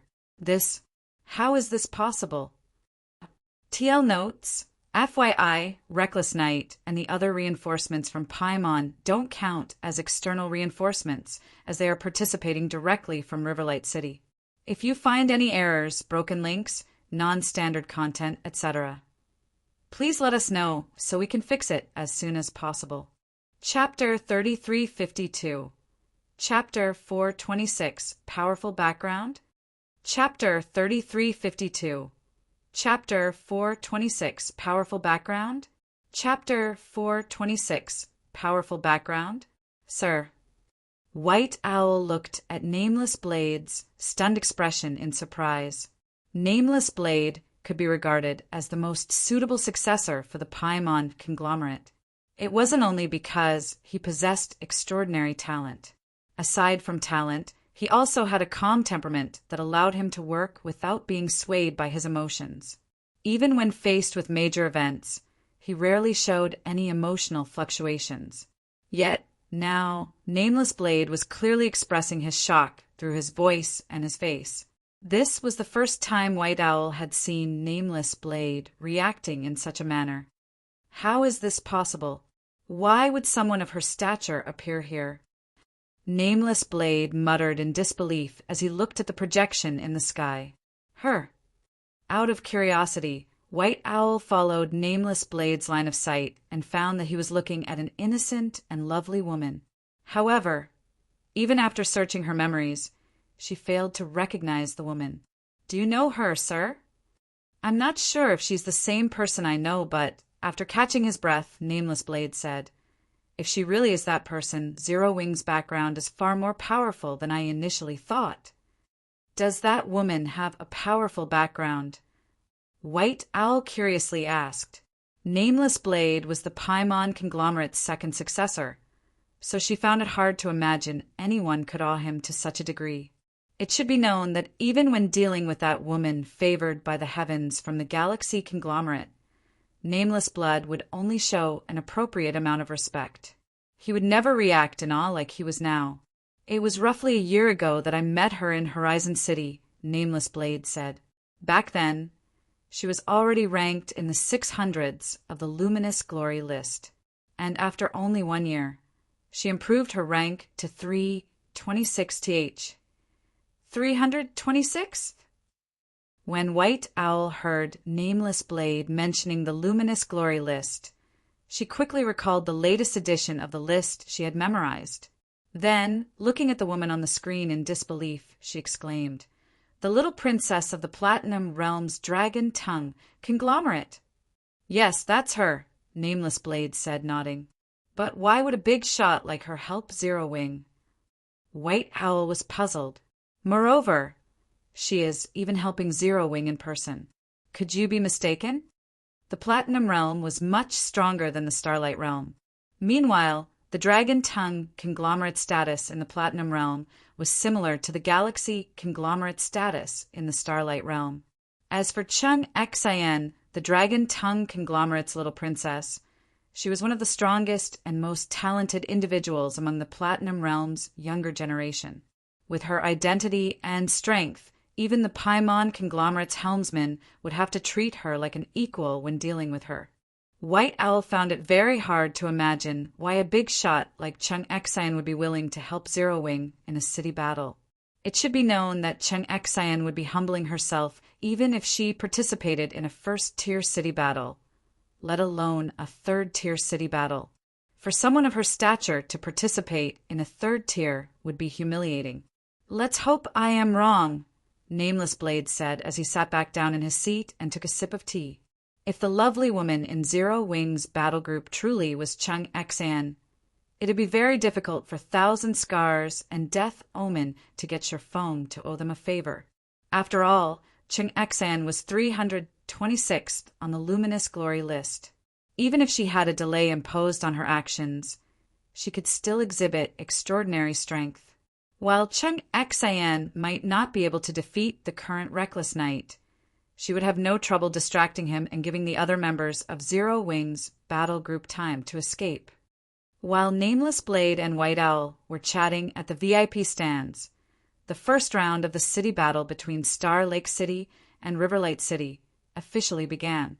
Shortly after the round began, 5 of Riverlight City's battle groups assembled, each with 20 members. All 5 battle groups were Riverlight City's ace battle groups, and even the weakest player among them was a titled expert. In addition, every one of them was fully clad in fragmented legendary items. "All of our ace battle groups have assembled, sir. We can march into Star Lake City's territory at any time," a Guardian Knight in his 50s said respectfully to the smart-looking young man in front of him. "Okay, move out according to plan," the smart-looking young man said, nodding. After saying so, he immediately vanished from everyone's sight, nobody managing to see how or where he had left. "Is he even human?" A youth who had only recently joined one of Riverlight City's ace battle groups exclaimed with widened eyes. Players' physique in simulation warfare was significantly weaker than their physique in God's domain. Even at Tier 4, players would, at most, have a Tier 1 physique in simulation warfare. And although some weapons and equipment provided bonuses to physique, these bonuses would be weakened considerably, and even legendary weapons could only provide a small improvement. Yet, despite having a drastically weaker physique, the smart-looking young man still managed to disappear under their noses. His speed was simply inhuman. Enough talking. The Guardian Knight in charge of coordinating the 5 battle groups shouted when he saw that everyone started to chatter. Then he commanded, "As planned, spread out and search for Zero Wings battle group. Once we are on Star Lake City's side. Once you find them, inform Mr. Reckless Knight immediately." "Understood." Everyone responded in unison before dashing toward Star Lake City. With 5 battle groups worth of members spreading out and searching for Zero Wings battle group, it took no more than 10 minutes before one of them found a capture point occupied by Zero Wings battle group. To occupy a capture point, participants only needed to insert their city's flag into the designated location and keep it inserted for 5 minutes. Once the 5 minutes were up, the capture point would be assigned to their city. If the other side wished to take over the capture point, they would have to cut away the flag, insert their own flag, and wait for another 5 minutes. Each round of a city battle would last for 2 hours or until one side was annihilated. Meanwhile, each city's points would be tallied up at the end of each round. Originally, whenever participants came across the enemy trying to occupy a capture point, they should try to disrupt the process right away. Otherwise, once a capture point was occupied, all friendlies within a fixed range of the capture point would receive a small buff to their basic attributes. Although it was only a 3% buff, it could still potentially have game-changing effects. However, the ranger who found Zero Wings battle group did not try to disrupt the occupation process. Instead, he contacted Reckless Knight and messaged him about the location of Zero Wings battle group. "Good. Everyone assemble at that location. Do not let Zero Wings members get away." Reckless Knight said through the team chat before making his way to Zero Wings battle group's location. Star Lake City, atop a building housing a capture point. "Boss Markless, I don't know why, but those people from Riverlight are gathering toward a single location and ignoring everything else. They don't bother fighting any of us they come across, and they're even willing to take damage for free just to get to that location. a level 140 assassin hurriedly reported to Markless Blade. Should we follow them to see what's going on? It seems these people are adamant about targeting Zero Wing, Markless Blade said, exasperated by the report. Contact the other battle groups and have everyone gather at Zero Wing's location. We'll rely on our numerical advantage to eliminate these suicidal battle groups. Understood. Immediately, the assassin began contacting the other battle groups, telling them to go and reinforce Zero Wing's battle group. Should we go, boss? Of course not. If Markless Blade wants to go, he can go by himself. We don't have the time to play with them. Now that Riverlight City's ace battle groups are preoccupied, this is the perfect chance for us to steal their capture points. None of Star Lake City's battle groups paid any heed to Markless Blade's notice, as none of them were willing to let such a good opportunity to occupy more capture points get away. Not to mention, they had already made an agreement with Chun Chilin not to help Zero Wing, so it was all the more reason for them not to help Zero Wing. If you find any errors, broken links, non-standard content, etc., please let us know so we can fix it as soon as possible. Chapter 3353. Chapter 427. More than one.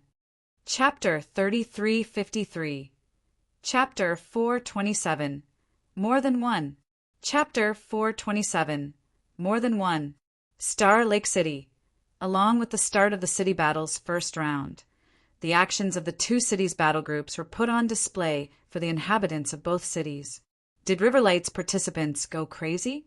They're sending 5 ace battle groups to occupy 1 capture point? Aren't they thinking too highly of Zero Wing? I knew it. I knew that 5-man battle group wouldn't be reliable. Now, all that group has done is become easy pickings for Riverlight City. I know, right? Even though the group called in 5 more people as reinforcements, they'll only add up to 10 people. They won't even last a minute against Riverlight's 5 ace battle groups. Just what the heck was Commander Red Frost thinking to make such an irresponsible person a vice commander? She's doomed us all now. When Star Lake City's inhabitants saw Riverlight City's 5 ace battle groups encroaching on the capture point occupied by Zero Wing's battle group, their hearts burned with anxiety. What should we do now, Vice Commander? None of the other battle groups are sending people over. With our battle group alone, there's no way we can save Zero Wing's members, an assassin anxiously asked Markless Blade as he watched 100 experts from Riverlight City close in on the capture point occupied by Zero Wing's battle group. My suggestion is that we run away while we still can. Hearing his subordinate's suggestion, Markless Blade hesitated as he looked at Riverlight City's 5 ace battle groups.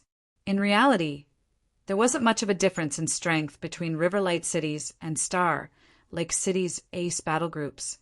So, even if a supposedly stronger ace battle group fought against a weaker ace battle group, the fight would usually drag out until reinforcements arrived. However, it was a different story if 2 ace battle groups ganged up on 1 ace battle group. In that situation, the side with the numerical disadvantage would be fortunate if a few of its members could get away safely. And if 5 ace battle groups ganged up on 1 ace battle group, it would truly be a situation where even escaping would be impossible. Yet, if Markless Blade chose not to help Zero Wing's battle group, it would mean that Star Lake City would lose 1 battle group right off the bat. This would make things much more difficult for Star Lake City to go up against Riverlight City afterward. After all, even if Shifeng's battle group only had 10 members, it was still better than nothing. Not to mention, Shifeng performed outstandingly during the enrollment test. Quickly make a decision, Vice Commander! The assassin urged when he saw Riverlight City's battle groups moving closer and closer to Zero Wing's capture point. While Markless Blade was in a dilemma, 2 women were quietly observing the actions of Riverlight City's 5 ace battle groups from a nearby building. Should we act now, Big Sis Omin? Thousand Scars asked, eager to flex her muscles when she saw Riverlight City's battle groups. Okay, get ready to move. Death Omen said, nodding. If they kept on dragging their feet, Zero Wing's battle group would get annihilated before they could do anything. Subsequently, Death Omen and Thousand Scars entered stealth and made their way to Zero Wing's capture point. On their way there, they would work together to kill any Riverlight City experts they came across. As Riverlight City's experts fell one after another, Chinchilin's complexion also turned gloomier and gloomier. Have those two lost their minds? Don't they belong to Paimon? Why are they helping Zero Wing? Slowfire said, puzzled by Death Omen's and Thousand Scars' actions. Logically, Death Omen and Thousand Scars, as members of the Paimon conglomerate, should know about the enmity between their organization and Zero Wing. Yet, the two assassins were helping Zero Wing for some inexplicable reason. Moreover, Death Omen and Thousand Scars were both unbelievably well-equipped. Both wielded a legendary weapon and wore a fragmented legendary equipment set. If those two worked together, Slowfire suspected that even she would get killed if she weren't careful. They are nothing more than outer members of Paimon, Chinchilin contemptuously said. They probably don't even know that Lord Reckless Knight is personally taking action this time. We'll see how they fare once they meet him. Reckless Knight was the Paimon conglomerate's second paragon and one of the likely successors to the three overlords. His name was known by all in the Starlight Realm. Although few people knew Reckless Knight's appearance, they would immediately realize that they were going up against Reckless Knight once they started fighting him. While Chunchilin and Slowfire were talking, a person suddenly appeared within Zero Wing's capture point. Along with this person's arrival, the spectators of both cities became incredibly silent. Some even started to have difficulty breathing. Mental deterrence. This is mental deterrence. What a powerful mental deterrence. He's a pseudo-great Grandmaster. Why would a pseudo-great Grandmaster appear in a third-tier city battle? The spectators of both cities were shaken as they looked at the holographic projection in the sky. Pseudo-great Grandmasters were existences above 3-star mental strength Grandmasters, and the chances of a 3-star Grandmaster becoming a pseudo-great Grandmaster were less than 1 in 100. Pseudo-great Grandmasters were already qualified to compete for a second-tier city's City Lord position, and they would usually only participate in first-tier city battles. Almost never would such existences participate in a second-tier city battle. So for one to appear in a third-tier city battle between Star Lake City and Riverlight City was simply unbelievable. A pseudo-great Grandmaster? How are we supposed to fight against that?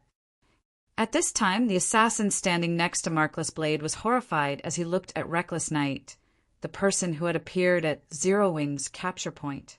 A pseudo-great Grandmaster could not only manifest a complete set of legendary weapons and equipment, but they could also unleash a mental deterrence on their opponents. While this mental deterrence might not be as powerful as a Tier 6 player's mental deterrence in God's Domain, it could achieve extraordinary effects in simulation warfare since players in simulation warfare lacked powerful physiques. On top of that, a pseudo-great Grandmaster could also execute absolute techniques that the average Grandmaster couldn't in simulation warfare. With these 3 points, a pseudo-great Grandmaster was nigh invincible when going up against mental strength Grandmasters or below in simulation warfare. Before everyone could recover from their astonishment, Reckless Knight cast his gaze on Sherfong and asked, "Are you Sherfong?" "I am." Sherfong nodded. "Good." Reckless Knight smiled. "Your life is mine." After saying so, Reckless Knight vanished into thin air, stunning all spectators. After all, Reckless Knight was supposed to be a Guardian Knight that didn't have any stealth-related skills. Yet he had disappeared from everyone's sight like an assassin entering stealth. Less than half a second later, an explosion occurred 20 yards in front of Sherfong. When the dust clouds created by the explosion dissipated, 2 people, a man and a woman, could be seen standing at the explosion's epicenter. Of the 2, the man was Reckless Knight, while the woman was the innocent and lovely woman from Zero Wing's battle group. After looking at the woman again, Everyone couldn't help but gasp. A PSE pseudo-great grandmaster. She's a pseudo-great grandmaster as well. If you find any errors, broken links, non-standard content, etc., please let us know so we can fix it as soon as possible. Chapter 3354. Chapter 428. Star Lake Shocked. Chapter 3354. Chapter 428. Star Lake Shocked. Chapter 428. Star Lake shocked when the dust settled and revealed the two people it shrouded. The spectators from both cities involuntarily shuddered and got goosebumps. It was already plenty shocking for a pseudo-great grandmaster to appear in a third-tier city battle, let alone two. Nobody would believe them if they were to tell others about this situation. What kind of origins does Zero Wing have? How did it manage to recruit the help of such a young pseudo-great grandmaster? Damn, things are getting interesting. It's not every day you get to watch two pseudo-great grandmasters clashing, even in second-tier city battles. I truly didn't think I would be fortunate enough to witness such a fight in person. But who is this woman? If she can become a pseudo-great grandmaster at such a young age, there's no way she is someone unknown. But why haven't I heard of her in the Starlight realm before? At this time, the two city spectators who were initially concerned about the city battle's outcome switched to focusing all their attention on the fight between Reckless Knight and Chung Xan. For a time, they even forgot about the fate of their respective cities as they watched the fight with joy and excitement. A confrontation between pseudo-great grandmasters was a rare event. It was especially so in simulation warfare. Normally, it wasn't something inhabitants of third- and second-tier cities would get to see. Meanwhile, pseudo-great grandmasters were individuals who had already developed their control over their bodies to the extremes. For those seeking to develop their mental strength, they stood to learn a ton from a battle between pseudo-great grandmasters. Where did such a monster come from? When Chun Qilin saw Chung Xan evenly trading blows with Reckless Knight, confusion and envy filled his heart. Chun Qilin's ultimate goal was to become a 3-star mental strength grandmaster. Although he had dreamed of climbing to greater heights, he never thought he could do so, as the realm of pseudo-great grandmasters was simply not within his reach. He also didn't think he could get acquainted with a pseudo-great grandmaster, at least not with his current strength and status. So, on what basis could a person with no background like Shifeng recruit the help of a pseudo-great grandmaster? While the spectators outside the battlefield were shocked by the fight between Reckless Knight and Chung Xan, Death Omen and Thousand Scars were also watching the battle in amazement. Since when did Zero Wing get acquainted with such an expert? Whether it was Death Omen or Thousand Scars, the two had dealt with Zero Wing quite a lot in the miniature ancient world. However, never had they seen Chung Xan among the members of Zero Wing and its allies. Should we still go and help Big Sis Omen? Thousand Scars quietly asked, her eyes remaining fixated on the fight between Reckless Knight and Chung Xan. Of course, Death Omen answered definitively. By the looks of things, that woman can only keep Reckless Knight at bay for a limited time. If we help her, we can keep him perfectly pinned. Although this is different from our original plan, we can still sell a favor to Zero Wing by doing so. Thousand Scars nodded before promptly resuming her advance toward Zero Wing's capture point and slaughter of Riverlight City's participants. While Death Omen and Thousand Scars were revising their plans, Gentle Snow, Hidden Soul, Pace Angel, and Clayblade were quietly watching the fight between Reckless Knight and Chung Xan, greatly shocked by the two's performance. Eventually, Hidden Soul's curiosity got the better of her as she turned to Shifeng and asked, "Where did you find such an expert, guild leader? Isn't she a little too strong?" Although Hidden Soul had long known that Zero Wing was not as simple as it appeared, the current situation greatly exceeded her expectations. It should be known that Chung Xan, Desolate Fury, and the others were external reinforcements in this city battle. Because of this, they would experience a delay when manipulating their bodies, and not even fifth-floor experts could mitigate this delay completely. Yet, even while subjected to this delay, Ching Xian could still keep Reckless Knight pinned. If this delay did not exist, Hidden Soul couldn't help but suspect that Ching Xian could kill Reckless Knight in no time. Meanwhile, when Cross, LaRoja, and Desolate Fury heard Hidden Soul's words, they couldn't help but reveal a helpless smile. After all, they were talking about the Dragon Tongue conglomerate's little princess here. She was the strongest player among the Platinum Realm's younger generation. Even if she had a delay imposed on her movements, she still wasn't an opponent that could be defeated by the likes of Reckless Knight, someone ranked at the bottom of the Sacred Glory list. Before Hidden Soul could get an answer from Shifeng, Reckless Knight suddenly executed a strange footwork to throw Ching Xian off his tail and arrive in front of Shifeng. She alone isn't enough to stop me. Now, what other tricks do you have up your sleeves? Reckless Knight contemptuously said as he looked at Shifeng. If he couldn't even get past someone subjected to a movement delay and news of it got out, he could kiss his future in the Paimon conglomerate goodbye. After saying so, Reckless Knight swung the one-handed axe in his right hand down at Shifeng. 53rd Absolute Technique, Shadow Break. Reckless Knight's axe transformed into a dark vortex in the blink of an eye, the vortex actively drawing all objects within its vicinity toward itself. However, just as the dark vortex was about to hit Shifeng, a sword suddenly came striking at Reckless Knight from an odd angle. Sensing the power behind the unexpected attack, Reckless Knight promptly halted his technique and turned around to defend against the attack. Boom! Metal collided and sparks flew. Although it sounded like a simple collision between weapons, the resulting shockwave was so intense that Death Omen and Thousand Scars could feel it from over 1,000 yards away. Immediately afterward, a scene that dumbfounded nearly everyone present occurred. Reckless Knight, who had shown himself to be nigh unstoppable thus far, was sent flying over 12 yards away. Who are you? As soon as Reckless Knight stabilized his footing, he immediately began scrutinizing the shy-looking young man before him. Just a nameless swordsman, the young man indifferently responded. Then, without giving Reckless Knight any chance to catch his breath, the young man promptly launched a series of follow-up attacks.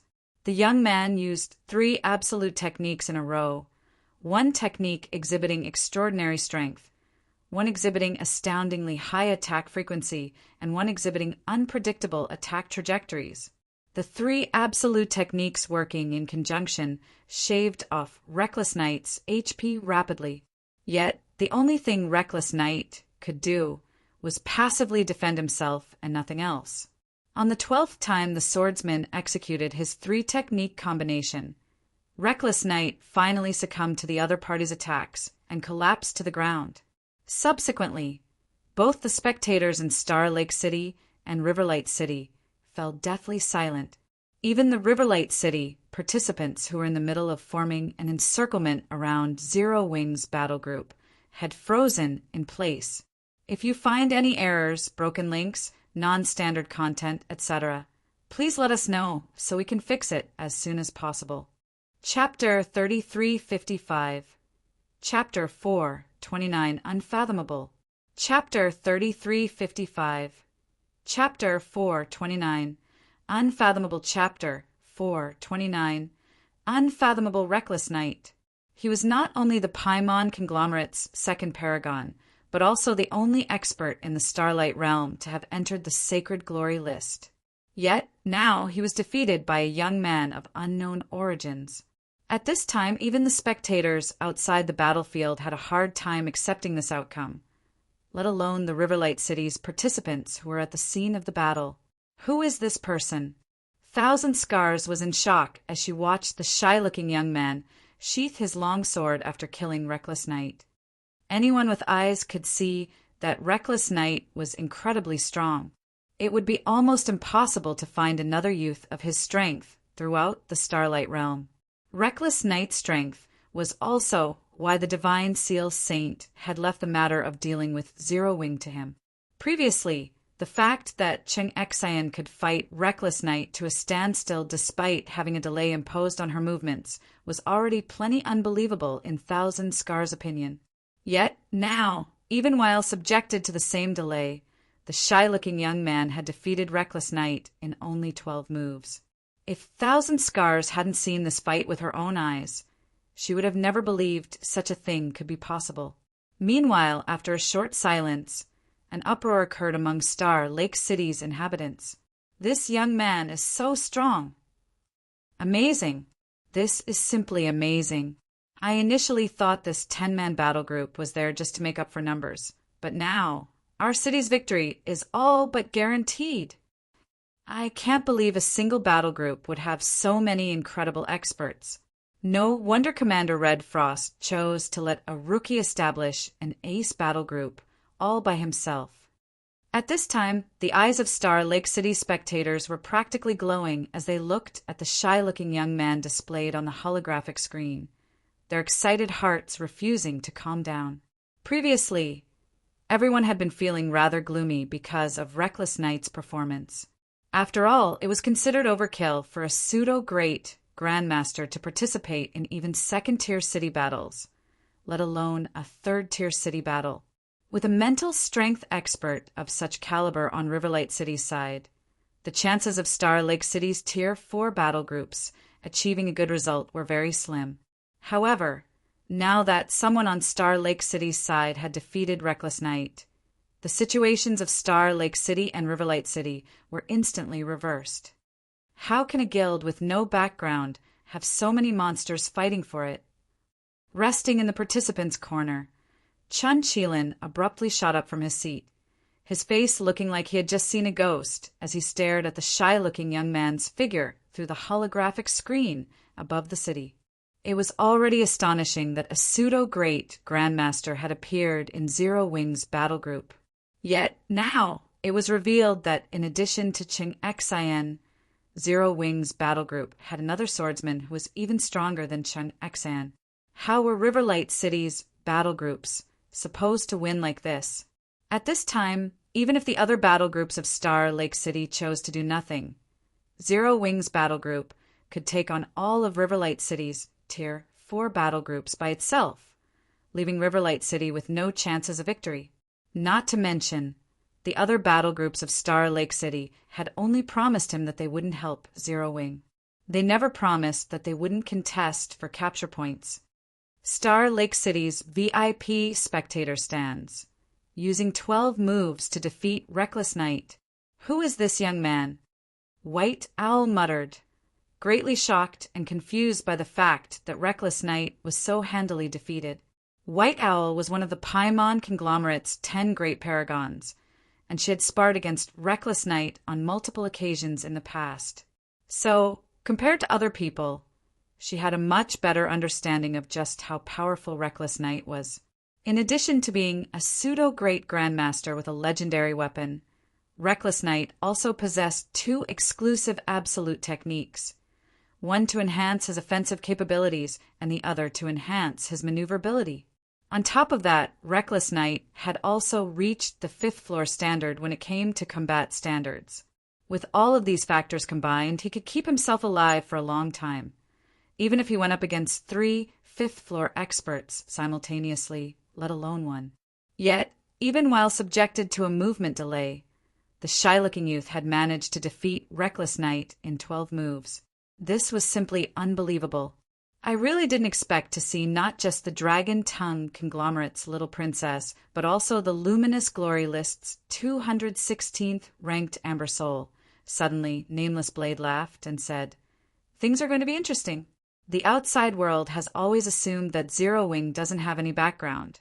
So how exactly did Zero Wing manage to recruit the help of 2 such big shots? White Owl's pupils froze when she heard Nameless Blade's words. "Amber's soul!" White Owl exclaimed while staring intently at the shy-looking young man. "He's the Sword Emperor Amber Soul." Amber Soul was labeled a once-in-a-century genius by the 7 Luminaries Alliance, and he had entered the Luminous Glory List's top 300 at a very young age. His achievement was one that hadn't been seen for the past century, and he became known by all in the greater god's domain for this reason. Some apex powers had even extended an olive branch to Ambersoul because of his achievement. Only, for some reason, Ambersoul never agreed to join any of these apex powers. Hence, White Owl found it incredibly unbelievable that a guild with supposedly no background like Zero Wing could manage to recruit the help of Ambersoul. After all, many conglomerates had tried to hire Ambersoul's services, but to no avail. "It seems we have underestimated Zero Wing," Nameless Blade said after taking a deep breath. "Not only is it related to a swordsman nearing primordial gods, but it even has close ties to Ching Xian and Ambersoul. On the battlefield, are we still going to help them, Boss Markless?" the assassin youth standing next to Markless Blade asked as he looked at Riverlight City's dazed participants. At this time, the situation had clearly turned against Riverlight City's ace battle groups following Reckless Knight's death.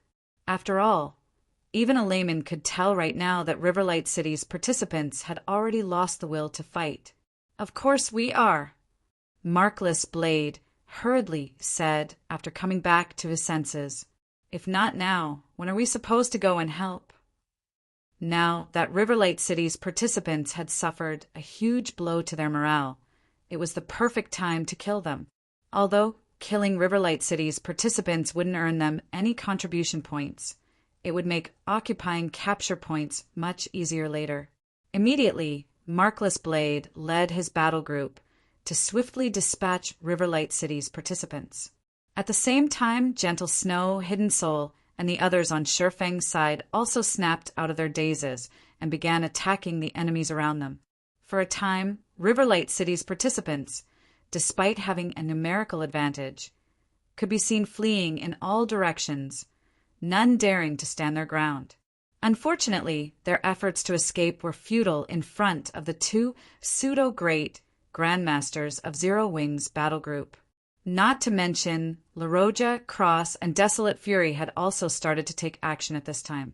When the trio started taking action, many people quickly recognized them. LaRoja and Cross were especially recognizable. Empress Blood Arrow and the undefeated Battle Maniac were individuals known by all in the Myriad Forest Empire and its neighboring countries. Their fame ascended to even greater heights after successfully winning an invitation for the Galaxy Conglomerate's invitational competition. It wouldn't be an exaggeration to say that the two ranked among the top of the Starlight Realm's younger generation. Hence, when everyone saw LaRoja and Cross fighting for Zero Wing's battle group, they couldn't help but be astonished. Markless Blade, in particular, was dumbfounded by this situation. Normally, LaRoja couldn't even be bothered to participate in second-tier city battles. Yet now, she was helping Zero Wing fight in Star, Lake City's city battle. Meanwhile, once the other members of Zero Wing's battle group started taking action, it didn't take more than 5 minutes before Riverlight City's 5 ace battle groups were annihilated. Of the 100 titled experts who had invaded Star Lake City's territory, none survived. If you find any errors, broken links, non-standard content, etc., please let us know so we can fix it as soon as possible. Chapter 3356, Chapter 430, Astonishing Results. Chapter 3356, Chapter 430, Astonishing Results, Chapter 430. Astonishing Results. Where did you find all these experts, guild leader? Hidden Soul couldn't help but ask Shurfeng when she saw Ambersoul finishing off the last participant among Riverlight City's 5 ace battle groups. Every one of them is incredible. The Riverlight City participants they faced here weren't no-name experts. Instead, every one of them was a titled expert in God's domain. Normally, ordinary hegemonic powers would only have a small number of such experts under their command. If it was before acquiring the Void Saint's legacy, Hidden Soul would have difficulty beating these experts, even in a 1 versus 1 situation, let alone in a 1 versus many situation. Yet, of the 5 players Shurfeng invited, every one of them could simultaneously take on several of these titled experts by themselves. It was especially so for Chung Xin and Amber Soul. In front of these two individuals, the members of Riverlight City's ace battle groups were no different than ants. Even when several of Riverlight City's participants worked together, they couldn't last more than a move against Chung Xin and Amber Soul. The two were even responsible for eliminating over 70% of the 5 ace battle groups. If not for everyone else acting quickly, 90% of the kills might have gone to the two. Standing next to Hidden Soul, Gentle Snow nodded in agreement with Hidden Soul's sentiment, her eyes full of curiosity. Ignoring monsters like Chung Xin and Amber Soul, Laroja, Cross, and Desolate Fury were also incredibly strong. With their strength, the three could easily rank among the top 5 strongest players in the current miniature ancient world. It should be known that the miniature ancient world was currently a gathering place for the younger generation experts of the Starlight Realm's various hegemonic powers. Hence, getting into the top 5 was an incredibly challenging feat. Even Saint Nine, the current 10th ranked player in the miniature ancient world, was already strong enough to rival tier 5 players. As for the current top 5 players, every one of them was strong enough to go up against an entire hegemonic power by themselves.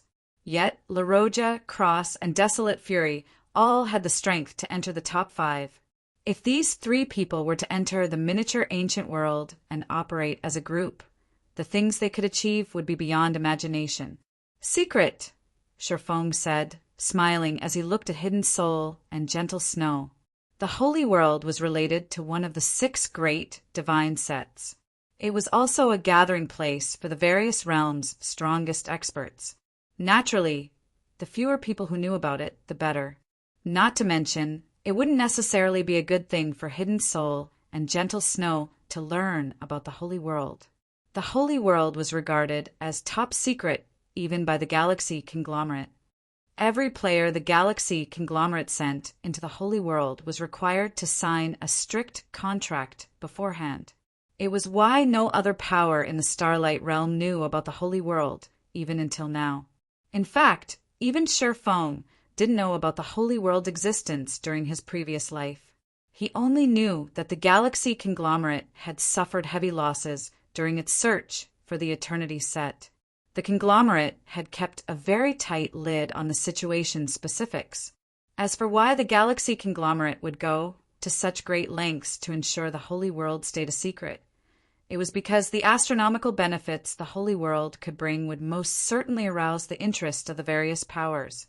If Hidden Soul and Gentle Snow accidentally leaked information on the Holy World, they would be in grave danger in both God's domain and the real world. Even their current status as Star Lake City's official participants would not keep them safe, and they could only spend the rest of their lives hiding in the God's Domain Association. When Hidden Soul and Gentle Snow saw that Sherfong did not intend to share his secret with them, they did not choose to pursue the topic. They knew that Sherfong must have his reasons for not telling them, and they were unlikely to get an answer even if they continued asking him about it. Meanwhile, after Zero Wing's battle group took care of Riverlight City's 5 ace battle groups, Sherfong had Pace Angel, a rookie from the Blue Flash world, stay behind at the capture point while he led everyone else to invade Riverlight City's territory. The 5 remaining battle groups on Riverlight City's side were only ordinary battle groups, as they were utterly powerless against Zero Wing's battle group. All of them chose to abandon the capture points they occupied as soon as they saw Zero Wing's battle group appearing before them, opting to compete for other capture points instead. For a time, a strange scene appeared in the City Battles Tier 4 match. Whichever capture point Zero Wing's battle group visited would see Riverlight City's participants abandoning it. This led to Zero Wing occupying 8 out of the 10 capture points in Riverlight City's territory with zero resistance. If not for Riverlight City's participants ambushing other capture points and forcing Zero Wing to have one person going around providing support, Zero Wing could have occupied 9 of the capture points on Riverlight City's side. In contrast to Zero Wing's battle group's experience, Star Lake City's 9 other battle groups experienced a huge headache throughout the match. Originally, They thought they would have an easy time occupying Riverlight City's capture points, since Riverlight City only had 5 ordinary battle groups remaining. However, because of Zero Wing's battle group, Riverlight City's 5 remaining battle groups had opted to focus all their efforts on protecting their 2 remaining capture points. Hence, although Star Lake City's 9 other battle groups still had a numerical advantage, it wasn't a particularly overwhelming one. In addition, the defenders of a capture point would receive bonus basic attributes. So, even though Star Lake City's battle groups had the advantage in terms of both quality and quantity of participants, it still took them over an hour before they managed to occupy one of Riverlight City's 2 remaining capture points. As for the last capture point, even after the match's 2-hour duration was over, Star Lake City's 9 other battle groups never managed to secure it. Ultimately, the City Battle's Tier 4 match ended with Zero Wing's battle group occupying 9 capture points, while Star Lake City's 9 other battle groups occupied 10 capture points. With a score of 19-1 in Star Lake City's advantage, Star Lake City ended up gaining a 90-point lead over Riverlight City in the very first match. This was a landslide victory that had never been seen throughout Star Lake City's history. Seeing the difference in points, everyone in Star Lake City cheered in celebration. With such a huge lead, even if they ended up losing the next 2 matches, so long as they didn't lose too catastrophically, the city battle would still end with Star Lake City winning. Star Lake City's participant bench. I thought we were going to lose because of our insistence on sheltering Zero Wing, but I didn't think Zero Wing would bring me such a big surprise, an old man with a graying beard said, smiling when he saw the outcome of the first match. Then he looked toward the woman in tight-fitting crimson sportswear standing next to him and said, "The rest is up to you now, Commander Frost." "Don't worry, City Lord. Star Lake City will definitely win this time," Red Frost said, a rare smile appearing on her face. There wasn't much of a gap in strength between Star Lake City and Riverlight City to begin with. So, having a 90-point lead after the first match would relieve a lot of pressure on the Star Lake Legion in the 2 subsequent matches. Shortly after the Tier 4 match ended, the Tier 5 match began. The Tier 5 match's intensity was vastly greater than the Tier 4 match's intensity. Because Riverlight City had the Paimon conglomerate's assistance, even defending their own capture points became a challenging feat for the battle groups led by Chun Chilin. Despite Chun Chilin's best efforts, the Tier 5 match ended with Star Lake City occupying only 7 capture points, while Riverlight City occupied 13. Star Lake City's 90-point lead shrunk to just a 42-point lead because of this defeat, and Star Lake City spectators couldn't help but feel frustrated over this outcome. They didn't think the Star Lake Legion's Tier 5 battle groups would be so weak. Fortunately, the Tier 6 battle groups, led by Red Frost herself, performed well afterward, winning the Tier 6 match with 12 capture points occupied. In the end, the city battle concluded with Star Lake City having an 82-point lead. Along with this victory, not only did Star Lake City put an end to its losing streak, but it also managed to regain its 5th set of Power Furnace energy. If you find any errors, broken links, non-standard content, etc., please let us know so we can fix it as soon as possible. Chapter 3357. Chapter 431. Astronomical Contribution. Chapter 3357. Chapter 431. Astronomical Contribution. Chapter 431. Astronomical Contribution. Star Lake City, God's Domain Association. Following the end of the city battle, the God's Domain Association became the liveliest location in Star Lake City. This was due to the Star Lake Legion's many participants gathering here and forming a long line in front of the exchange counter situated in the association's second-floor lobby. We really lucked out this time. Not only did the city win an additional set of Power Furnace energy, but the City Lord even decided to give all Legion members a 3-month bonus to celebrate. A young man in his late teens who had only joined the Star Lake Legion recently exclaimed as he looked at the numbers displayed on his quantum watch. The pretty girl standing behind the young man nodded in agreement. Then she enviously looked at a young man and woman waiting in line some distance ahead and said, "It's thanks to Commander Red Frost and Zero Wings Battle Group. Otherwise, reserve participants like us would have nothing to do with the reward distribution this time. I wonder when I'll be able to become an official participant. If I can get into Zero Wings Battle Group, I'll also be able to strike it rich like Clay Blade and Pace Angel." Similar to Clay Blade and Pace Angel, the young man and pretty girl were also geniuses from the Blue Flash world. Before joining the Star Lake Legion, they both thought they would enjoy great success once they joined the City Legion. However, after making it into the Legion, they quickly realized that life after joining the City Legion wouldn't be as smooth sailing as they thought. It was true that they could receive a fixed amount of contribution points each month after joining the Star Lake Legion. However, depending on one's position in the Legion, the amount of points one could receive would vary significantly. In the case of reserve participants, they would only receive 1,000 contribution points a month. That wasn't even enough for them to meet the minimum qualifications to rent a room at the Gods Domain Association. They'd also have to complete a couple of missions on top of that. To make matters worse, if a reserve participant didn't have a corporation or powerful family supporting them, they would also need to figure out a way to earn enough star coins to pay for their accommodations in the Gods Domain Association. Otherwise, even with enough contribution points, they would still be evicted from their rooms. Simply put, life as a reserve member in the Star Lake Legion was nowhere near as carefree as they initially imagined.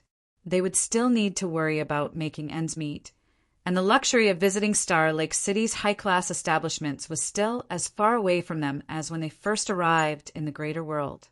Moreover, even if they were lucky enough to become official participants later on, unless they could attract the attention of any corporation or powerful family, they would still have to work hard to cover their training resources and living expenses.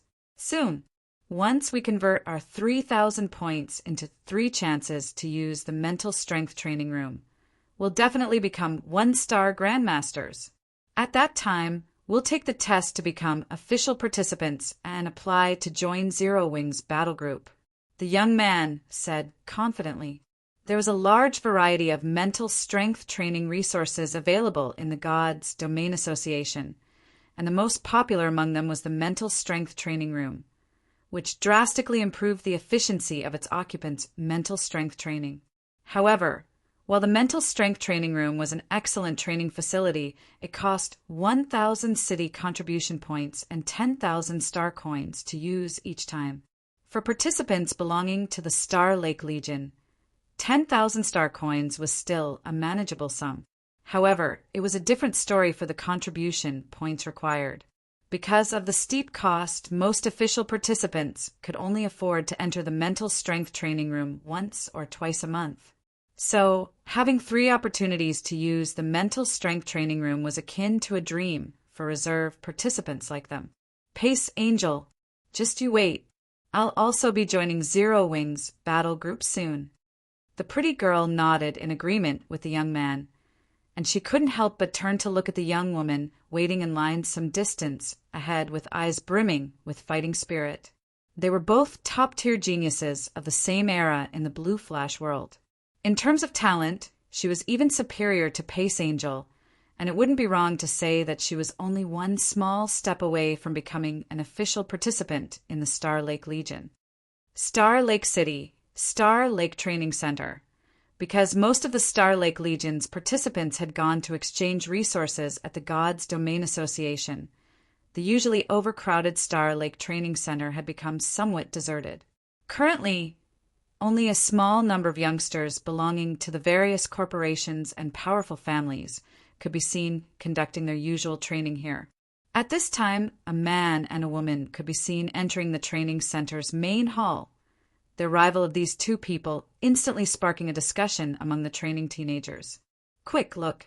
Isn't that Vice Commander Sherfone? Why is he here? I thought he would be exchanging resources at the Gods Domain Association. He's so handsome. I wonder if Vice Commander Sher is accepting female disciples?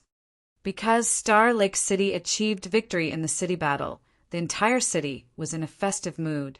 This was true for both the City Legion's participants and the city's inhabitants.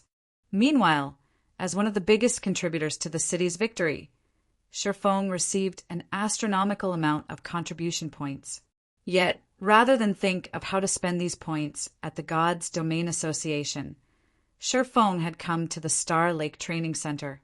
This situation was somewhat surprising to the youths in the training center. Another corporation just contacted us, guild leader. They hope that we can sell them some points, and they're willing to buy them using star coins at a ratio of 125, Hidden Soul excitedly said. Star coins weren't easy to come by in the greater world. Yet, everything from training resources to living expenses cost a lot of star coins. It was especially so if one was looking to develop their mental strength as efficiently as possible. For example, the accommodations available on the God's Domains Association's 500th floor and above cost several thousand star coins per day. For people lacking in star coins like them, this was the perfect opportunity to earn some. That's not a bad rate, but trading contribution points for star coins simply isn't worthwhile at this juncture, Shifeng said, shaking his head. Under normal circumstances, individuals were prohibited from trading contribution points with each other. However, participants of the City Legion were eligible to donate their contribution points to others once a month. This was also the default channel for the city's various corporations and powerful families to obtain contribution points. Normally, the various corporations and powerful families would only offer a rate of 120 when purchasing star coins. In other words, one contribution point was worth 20 star coins. Even if an organization or powerful family decided to be generous, they would, at most, offer a rate of 122 or 123. Rarely would anyone offer a rate of 125. Meanwhile, whenever a city battle ended, the various battle groups would receive a set amount of contribution points based on their performances. More specifically, each point they scored during the city battle would translate to 50,000 contribution points, and this amount would double should the city emerge victorious in the city battle. Then, once a battle group's earnings were tallied, the main god system would automatically distribute the points to the group's members based on everyone's individual performance. Zero Wings Battle Group had occupied 9 capture points during the city battle's Tier 4 match, scoring a total of 45 points for Star Lake City.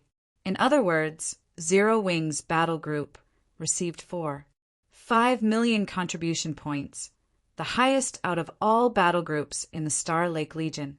Out of the 5 million contribution points, Shifeng received 4 million, while the remaining 500,000 points were split between the battle groups for other members. The average participant would normally only have between 10,000 to 100,000 contribution points for sale. In contrast, Shifeng had 4 million contribution points in his possession. So, it was only normal for the various corporations and powerful families to make him a better offer. Meanwhile, should Shifeng choose to sell his 4 million contribution points at a rate of 125, he'd receive 100 million star coins. That was already equivalent to the liquid assets of the average corporation in Star Lake City. However, Shifeng did not plan to exchange contribution points for star coins, as it would be incredibly unwise to do so at this time. The city gaining an additional set of power furnace energy meant that the city structure would undergo a complete overhaul. The city would be able to accommodate a larger population, and the value of the city's real estate would increase. Meanwhile, if one wished to rent the city's real estate, one must bid for it using the city's contribution points. If one did not have enough contribution points, one shouldn't even consider renting any real estate, even if one had the star coins to afford it. Amidst their conversation, Shifeng and Hidden Soul arrived at the top floor of the Star Lake Training Center. This was where the Star Lake Real Estate Center was situated at.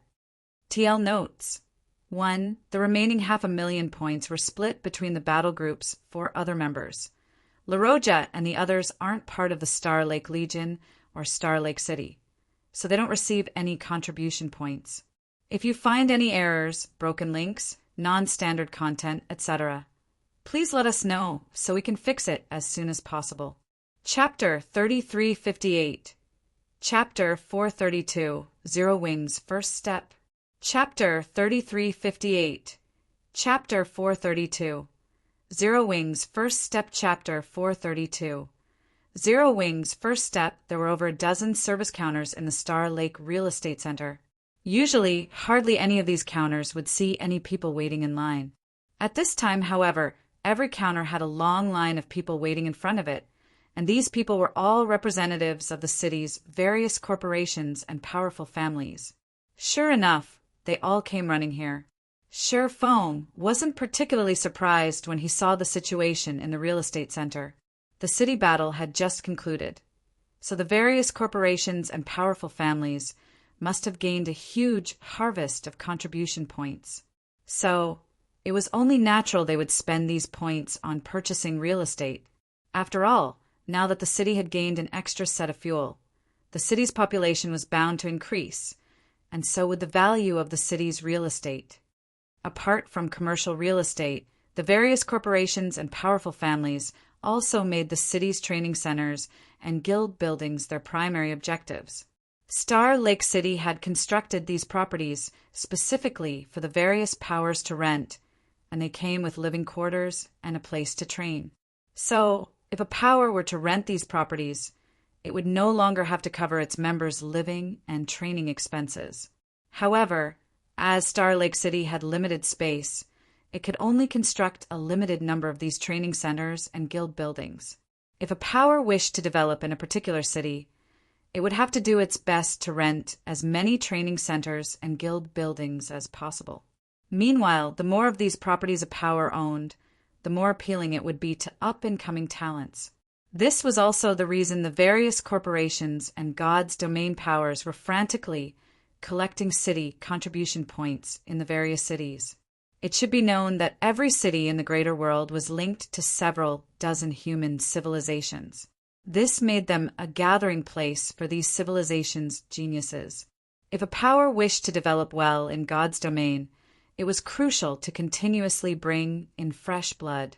However, the geniuses of just one civilization were far from enough for a power to achieve great success in the greater God's domain. Hence, the real estate of the various cities became a primary target for the various powers. Sher Fong, standing among the people waiting in line, Chun Qilin gnashed his teeth when he saw Sher Fong entering the hall. Chun Qilin suffered a massive loss because of Sher Feng's performance in the city battle. Firstly, since he had failed to do anything about Zero Wing, the Divine Seal Saint's promise to him was naturally null and void. Secondly, because the Tier 5 battle teams he led had lost in the city battle, the contribution points he ended up receiving were much lower than expected. This resulted in the Dawn Light Corporation having to spend nearly half of its liquid assets to purchase contribution points, and this outcome caused his position in the line of succession to fall by a lot. Yet, despite his losses, there was nothing Chun Qilin could do to take revenge on Sher Fong, because Sher Fong had obtained the most contribution points from the city battle. Star Lake City's various corporations and powerful families were now eagerly trying to befriend him. Not to mention Sher Feng's performance, or more specifically, Zero Wing's performance during the city battle, had refreshed the various corporations and powerful families' opinions of Zero Wing. Firstly, there was Chung Xan, a swordsman capable of going toe-to-toe with Reckless Knight. Then there was Amber Soul, a swordsman capable of defeating Reckless Knight. Moreover, both had accomplished their respective feats while experiencing a delay in their movements. So long as Zero Wing could continue inviting these two people to help it, they would become a weapon of mass destruction for Zero Wing in city battles. There would also be nothing the Paimon Conglomerate's Divine Seal Saint could do about it. Apart from Chun Qilin, the representatives of the other corporations and powerful families also noticed Sher Feng's arrival. However, unlike Chun Qilin, these other representatives did not react begrudgingly to seeing Sher Fong. Instead, they took the initiative to greet him, all of them looking to befriend him. However, Shifeng didn't stop to chat with these representatives. After briefly responding to their greetings, he left Hidden Soul to chat with them. Meanwhile, he made his way to the counter with the shortest line and began to wait for his turn. "Hello, Mr. Shi.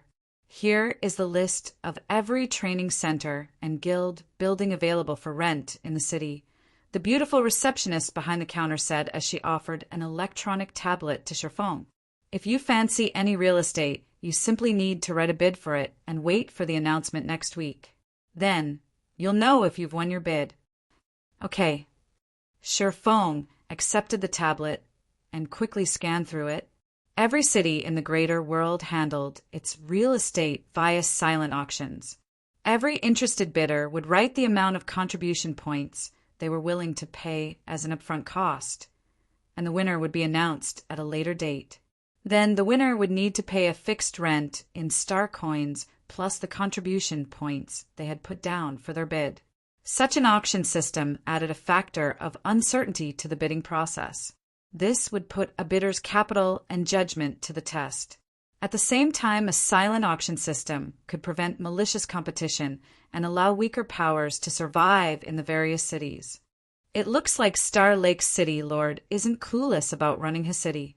Not only has the rent been increased, but even the 3 largest training centers and guild buildings in the city center have been made available. This will quickly let the city recollect the contribution points it has just distributed. Shifeng couldn't help but be astonished when he was done browsing the list. The training centers and guild buildings in Star Lake City could be divided into 3 size categories: small, medium, and large. Among them, small training centers and guild buildings allowed up to 200 people to be exempted from paying the monthly city contributions. Medium ones allowed up to 400 people, and large ones allowed up to 1,000 people. Meanwhile, although the city center housed the richest energy in the city, there was limited space in the city center. Hence, there were only 12 large-sized training centers and guild buildings in the city center. Excluding the 9 that have already been rented out, there were only 3 remaining. Before today, the city had never put these 3 properties up for rent, so this was a rare opportunity to acquire them. Sector 14 Large Training Center, Facilities, 50 Basic Simulation Combat Rooms, 10 Intermediate Simulation Combat Rooms, 3 Advanced Simulation Combat Rooms.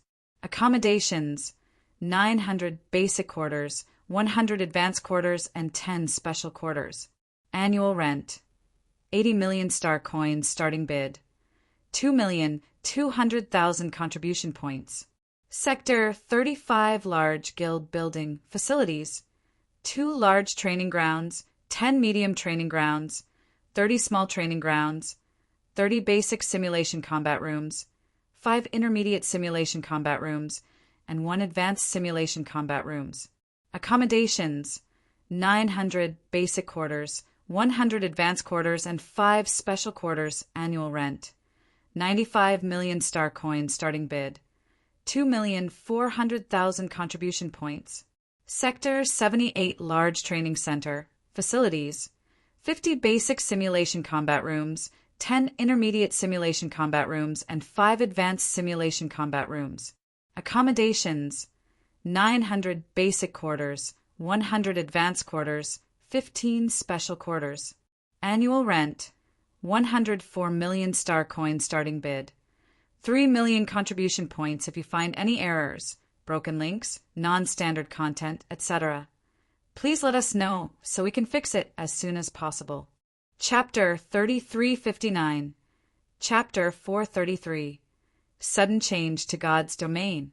Chapter 3359, Chapter 433, Sudden Change to God's Domain. Chapter 433, Sudden Change to God's Domain. TL Notes. Made some fixes to Chapter 432. Simulation Combat Room dash Combat Simulation Room. Annual rent, 104 million star coins dash Annual rent, 140 million star coins. When he was done reading the details of the 3 large training centers and guild buildings, Shifeng took a deep breath. The city lord really knows how to tempt people. Sherfong thought as he wryly smiled. The pricing of the 3 properties was relatively fair. After all, this was the city center they were talking about. The average medium training center there would typically have an annual rent of 50 million star coins and an upfront cost of 1 million contribution points. Meanwhile, the average medium training center could only accommodate up to 400 people. Originally, Sherfong had only planned to rent a medium training center or guild building. After all, Zero Wing had only made a couple of million star coins in the miniature ancient world thus far. He would even have to sell some contribution points to afford a medium training center.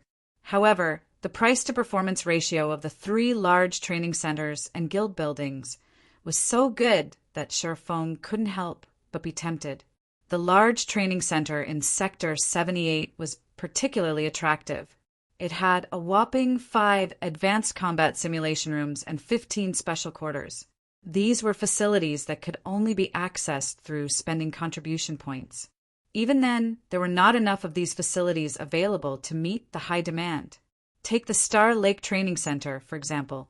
It had 100 advanced combat simulation rooms, and it cost 2,000 star coins and 100 contribution points to use them every time. However, despite the high cost, they would be fully booked by the Star Lake Legion's members every day. Advanced combat simulation rooms were in such high demand because they allowed users to engage directly in simulation warfare. In addition, so long as users had detailed information on a player, they could simulate any player they wanted to fight against. This would grant users a realistic experience of fighting against their desired opponents, and it was not an experience that the basic and intermediate combat simulation rooms could provide. As for the special quarters, while they weren't comparable to the living quarters found on the Gods Domain Association's 600th floor and above, they did come equipped with a mental strength training room. This training room could enhance the efficiency of users' mental strength development, and even 2-star mental strength grandmasters could receive significant benefits from it.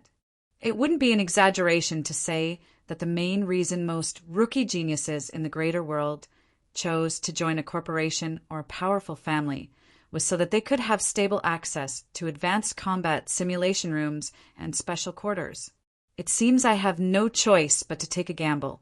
Sherfong gritted his teeth and used all 4 million of his contribution points to bid on Sector 78's large training center. That was 1 million more points than the minimum bid. Generally, the various powers wouldn't exceed 20% of the minimum price when bidding for real estate in a third-tier city. After all, what the various powers mainly wanted were the residential slots. If the price exceeded the minimum by more than 20%, it'd be better if they bought other properties. As for how Sherfong was supposed to pay for the large training center's annual rent of 140 million star coins, after much deliberation, he decided that he would exchange God crystal fragments for star coins. Many experts in the Holy World would gladly buy God crystal fragments using star coins. Each fragment could easily sell for 8 to 10,000 star coins. In addition, Sherfong could also sell some of his 7 Luminaries crystals. Even in the Holy World, 7 Luminaries crystals could still be sold for a lot of star coins. And if worst came to worst, he could always borrow some star coins from the Dragon Tongue conglomerate. Of course, he would only do so as a last resort. After all, doing so would cause him to owe the Dragon Tongue conglomerate a favor. Meanwhile, as soon as Sherfong wrote down his bid, his quantum watch immediately notified him that 4 million contribution points had been deducted from his account. With this, I've become poorer than even some reserve participants now. Sherfong wryly smiled as he looked at the numbers displayed on his quantum watch. Originally, Sherfong had planned to buy a drop of Stardew after bidding on a medium guild building. It was so that he could step into the realm of mental strength grandmasters earlier. Now, though, he couldn't even afford to stay in the living quarters on the Gods Domain Association's 600th floor, let alone purchase Stardew. "Are you all right, guild leader?" Hidden Soul asked as she walked over to Sherfong and noticed the wry smile on his face. It should be known that Shifeng was in a very good mood when they were on their way to the Star Lake Training Center. It's nothing. I just became poorer, Shifeng explained. Poor. Hidden Soul was rendered speechless by Shifeng's answer. For million contribution points. With this many points, Shifeng could already be considered one of the wealthiest people in Star Lake City. If Shifeng considered himself poor, everyone else in the city would be beggars. However, Shifeng did not clarify the misunderstanding. He couldn't afford to let anyone know he was aiming at Sector 78's large training center. Otherwise, he would run the risk of facing malicious competition. If a corporation or powerful family decided to compete against him for the training center, he would lose without a doubt. After all, the city's various powers had collected a ton of contribution points from the Star Lake Legion's participants. Added together, these participants had far more contribution points than he did. Beep, beep, beep.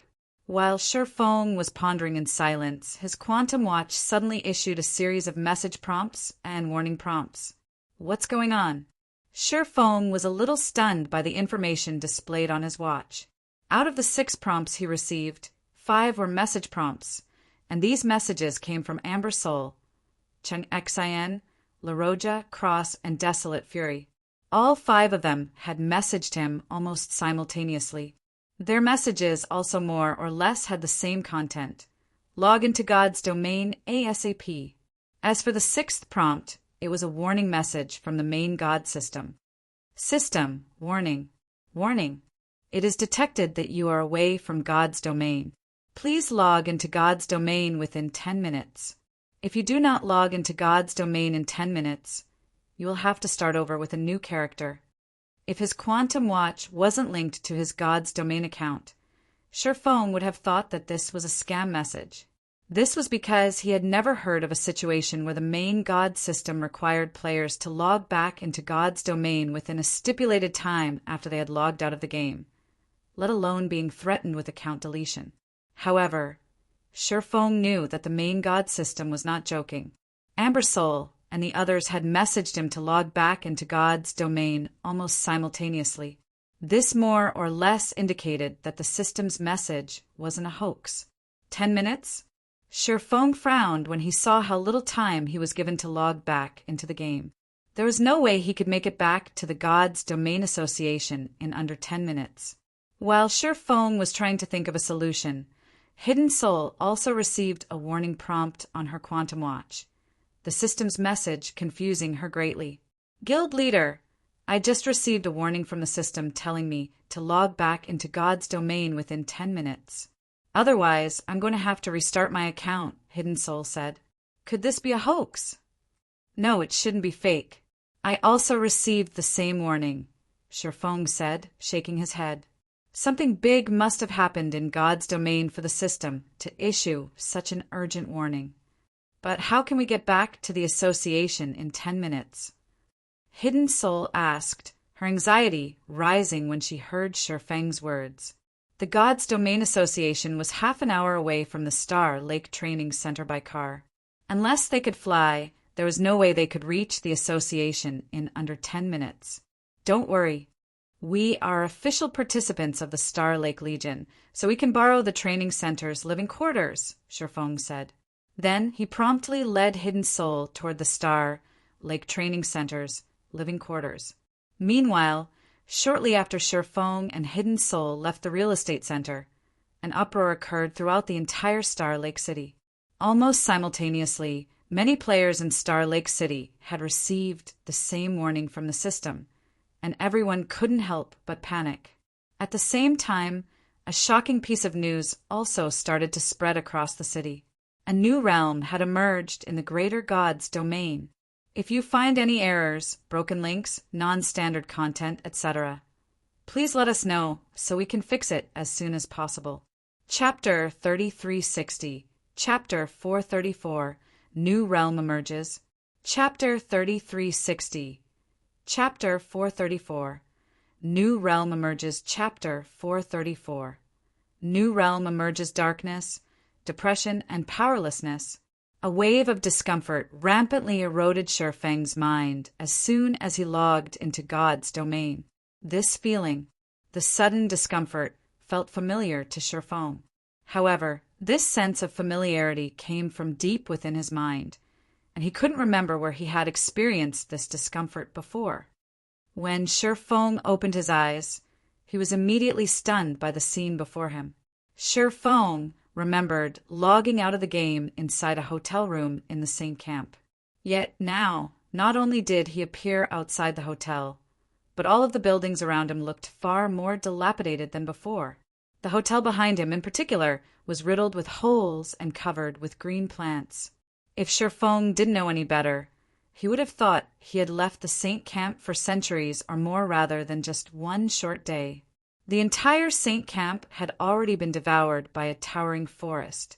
The sky also no longer looked dull gray, but a refreshing blue instead. Apart from Shifeng, the other players in the Saint camp were also greatly shocked by the scene before them. What happened here? I was still walking on the street, normally a moment ago. Yet, everything instantly changed after the system announced someone triggered an event. Mana! I can release my mana from my body. Impossible. Weren't saints the only players who could release mana in the holy world? It's true. I just tried it. I can really release my mana from my body. Apart from the change in scenery, everyone also noticed a change to the holy world's mana, and many people couldn't help but be delighted and excited by this change. Due to the holy world having incredibly rich mana, players were greatly restricted when it came to using their own mana. Most players couldn't even release their mana from their bodies to manipulate the ambient mana around them. As a result, this prevented them from exhibiting their full strength. However, now that they could release their mana from their bodies, it would undoubtedly make it easier for them to kill monsters and raid dungeons. This, in turn, would speed up the rate at which they could obtain God crystal fragments. While immersed in surprise and delight, everyone suddenly received a system notification. System announcement. A player has successfully triggered a global event. The holy world has successfully evolved into the Eternal Realm. All players within the Eternal Realm will no longer be subject to any restrictions. All players can now log off normally and communicate with players outside the Eternal Realm. System announcement. All players in the Eternal Realm will no longer be subject to any level and tier restrictions. Everyone in the Saint camp fell silent momentarily when the system announcements appeared. Immediately afterward, almost everyone revealed an ecstatic look. Are you kidding me? A realm. The holy world has evolved into a new realm. Who caused this? Aren't they a little too lucky? Crap. I'm not dreaming, am I? A new realm. I never thought I could experience such a historical event in my lifetime. Could we have traveled back to God's domain's ancient times? All the players in the Saint camp reacted with great excitement and enthusiasm toward the system announcement. Some even revealed intoxicated looks. There were 3,000 realms in the greater God's domain, and countless God's domains were connected to these realms. This might seem like a lot, but after so many years of development, these 3,000 realms had long become overcrowded. The various upper-ranking hegemonic powers, conglomerates, and apex powers had also deeply ingrained themselves within these realms, their positions in these realms becoming unshakable. Unfortunately, the number of realms in the greater God's domain had seemingly been fixed since ancient times. According to the 7 Luminaries Alliance's record of existing history, no new realms had emerged in the greater God's domain since the ancient era. Now that a new realm had suddenly appeared, it went without saying that this was a shocking and fortuitous event. Realms were not only vast and rich in resources, but they also served as a connection point for countless new God's domains. Meanwhile, these new God's domains were the main source for the greater God's domain's various powers to recruit geniuses. In modern times, though, the various conglomerates and apex powers would quickly lay claim over any newly appeared God's domain. Because of this, it became very difficult for newer powers to grow, and the birth of a new conglomerate or apex power would only occur once every few hundred years. However, a new opportunity had appeared now. The birth of a new realm was a massive opportunity for hegemonic powers and corporations to develop into upper-ranking hegemonic powers and conglomerates. Existing conglomerates could even use this opportunity to develop into a cross-realm conglomerates. But compared to the opportunity provided to the various powers, the emergence of a new realm created an even bigger opportunity for the individual player. It was true that the existing realms in the greater god's domain were rich in resources. However, compared to ancient times, the realms in modern times were vastly inferior regarding resources. This was because many of the rarer and more valuable resources had long been harvested and exhausted by people of the past. It should be known that the greater god's domain used to be crowded with gods during the ancient era. And although humans were one of the weaker races at the time, the human race back then still had far more Tier 6 powerhouses and saints than the human race of modern times. Ultimately, the reason for this difference was the vastly superior resources available during the ancient era. However, it was a different story for the Eternal Realm. The abundance of the Eternal Realm's resources was even greater than the various realms during the ancient era. This was because the Eternal Realm had just been born, so it had never been developed by players. Meanwhile, as the first batch of players to arrive in the Eternal Realm, they had a much bigger advantage than players outside the Eternal Realm. Although there were many realms in the greater god's domain, the various realms were scattered across the void sea and far apart. Meanwhile, as a newly born realm, the Eternal Realm's location in the void sea remained unknown to everyone. If players from other realms wished to enter the Eternal Realm, they would first have to search for it in the void sea, which was by no means an easy task. By the time the various realms' players and powers located the Eternal Realm, they, the pioneers of the Eternal Realm, would have long explored a significant portion of the Eternal Realm. It wouldn't even be surprising for a bunch of Tier 6 players and Tier 6 saints to appear and occupy a corner of the Eternal Realm for themselves. The Eternal Realm? Shouldn't it only appear 5 years later?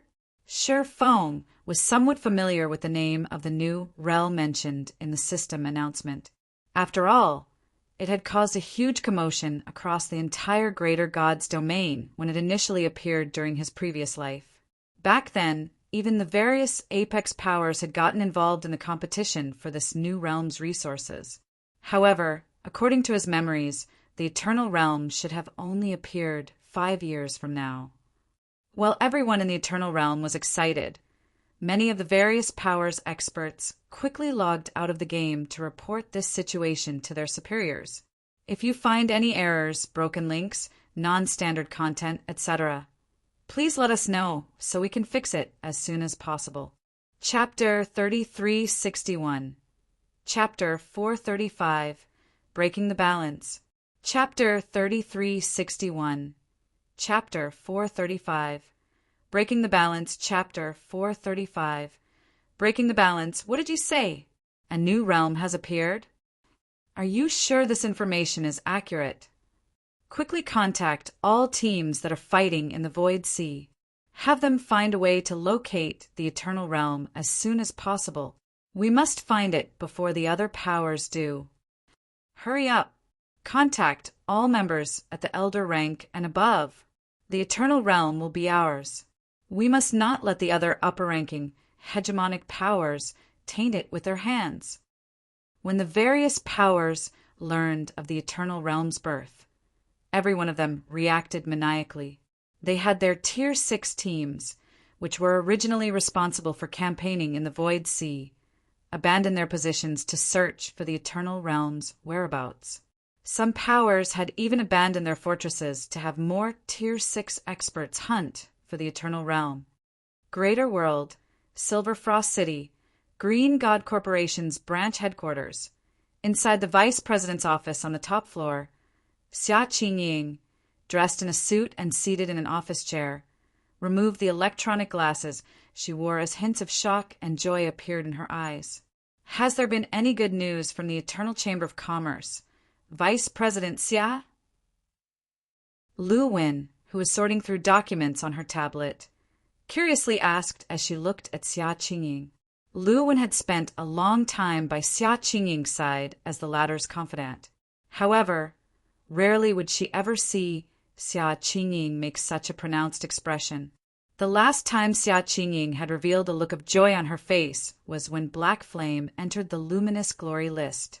However, compared to that time, Xia Qingying was clearly in even greater excitement and delight right now. There were even hints of shock on her face. It is indeed good news. No, great news. Xia Qingying nodded and smiled. A new realm has emerged in the greater god's domain. A new realm. Lu Wen was momentarily taken aback. She even dropped her tablet on the floor. How is this possible? Lu Wen felt as if Xia Qingying was joking with her. Shocking, right? Xia Qingying smiled when she saw Lu Wen's reaction. If this information didn't come directly from the Eternal Chamber of Commerce, I probably wouldn't have believed it, either. After her initial shock, Lu Wen reacted in pleasant surprise to this piece of news. However, immediately afterward, the joy on her face turned gloomy as she said, "But even if this is true, it will be difficult for us to have any part in it." Anyone could understand the potential profits to be harvested from a newly birthed realm, so long as they weren't a fool. Even apex powers would most likely be tempted into action, let alone conglomerates and upper-ranking hegemonic powers.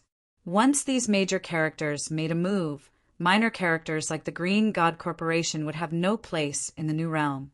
If corporations and ordinary hegemonic powers dared to intervene, they would be instantly eliminated like cannon fodder. After all, the quality and quantity of experts they had were vastly inferior. Depending on the Eternal Realm situation, the only powers qualified to intervene in the new realm's affairs would be veteran upper-ranking hegemonic powers and above. Even newly promoted upper-ranking hegemonic powers wouldn't be qualified to participate in the upcoming struggle.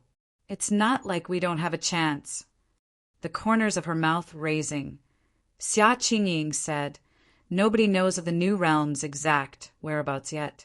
If we can occupy some of the new realm's lands and territory ahead of time, even after the new realm's location gets discovered, we can potentially hold our ground against the various upper-ranking hegemonic powers." Do you mean to say? Lu Wen quickly figured out what Xia Qingying was trying to convey. The void sea was boundless.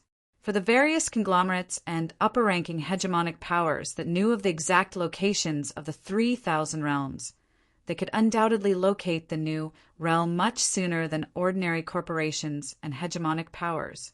However, there hadn't been any new realms appearing since the ancient era.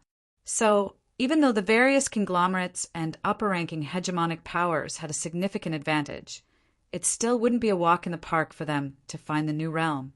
After all, traversing the Void Sea was a dangerous task, even for Tier 6 players, so the search for the new realm couldn't progress all too quickly. But it was a different story for players who were already in the new realm from the very beginning. So long as the Green God Corporation could recruit some of those players, it could secure a foothold in the new realm much sooner than the various conglomerates and upper-ranking hegemonic powers. That's right. Xia Qingying nodded.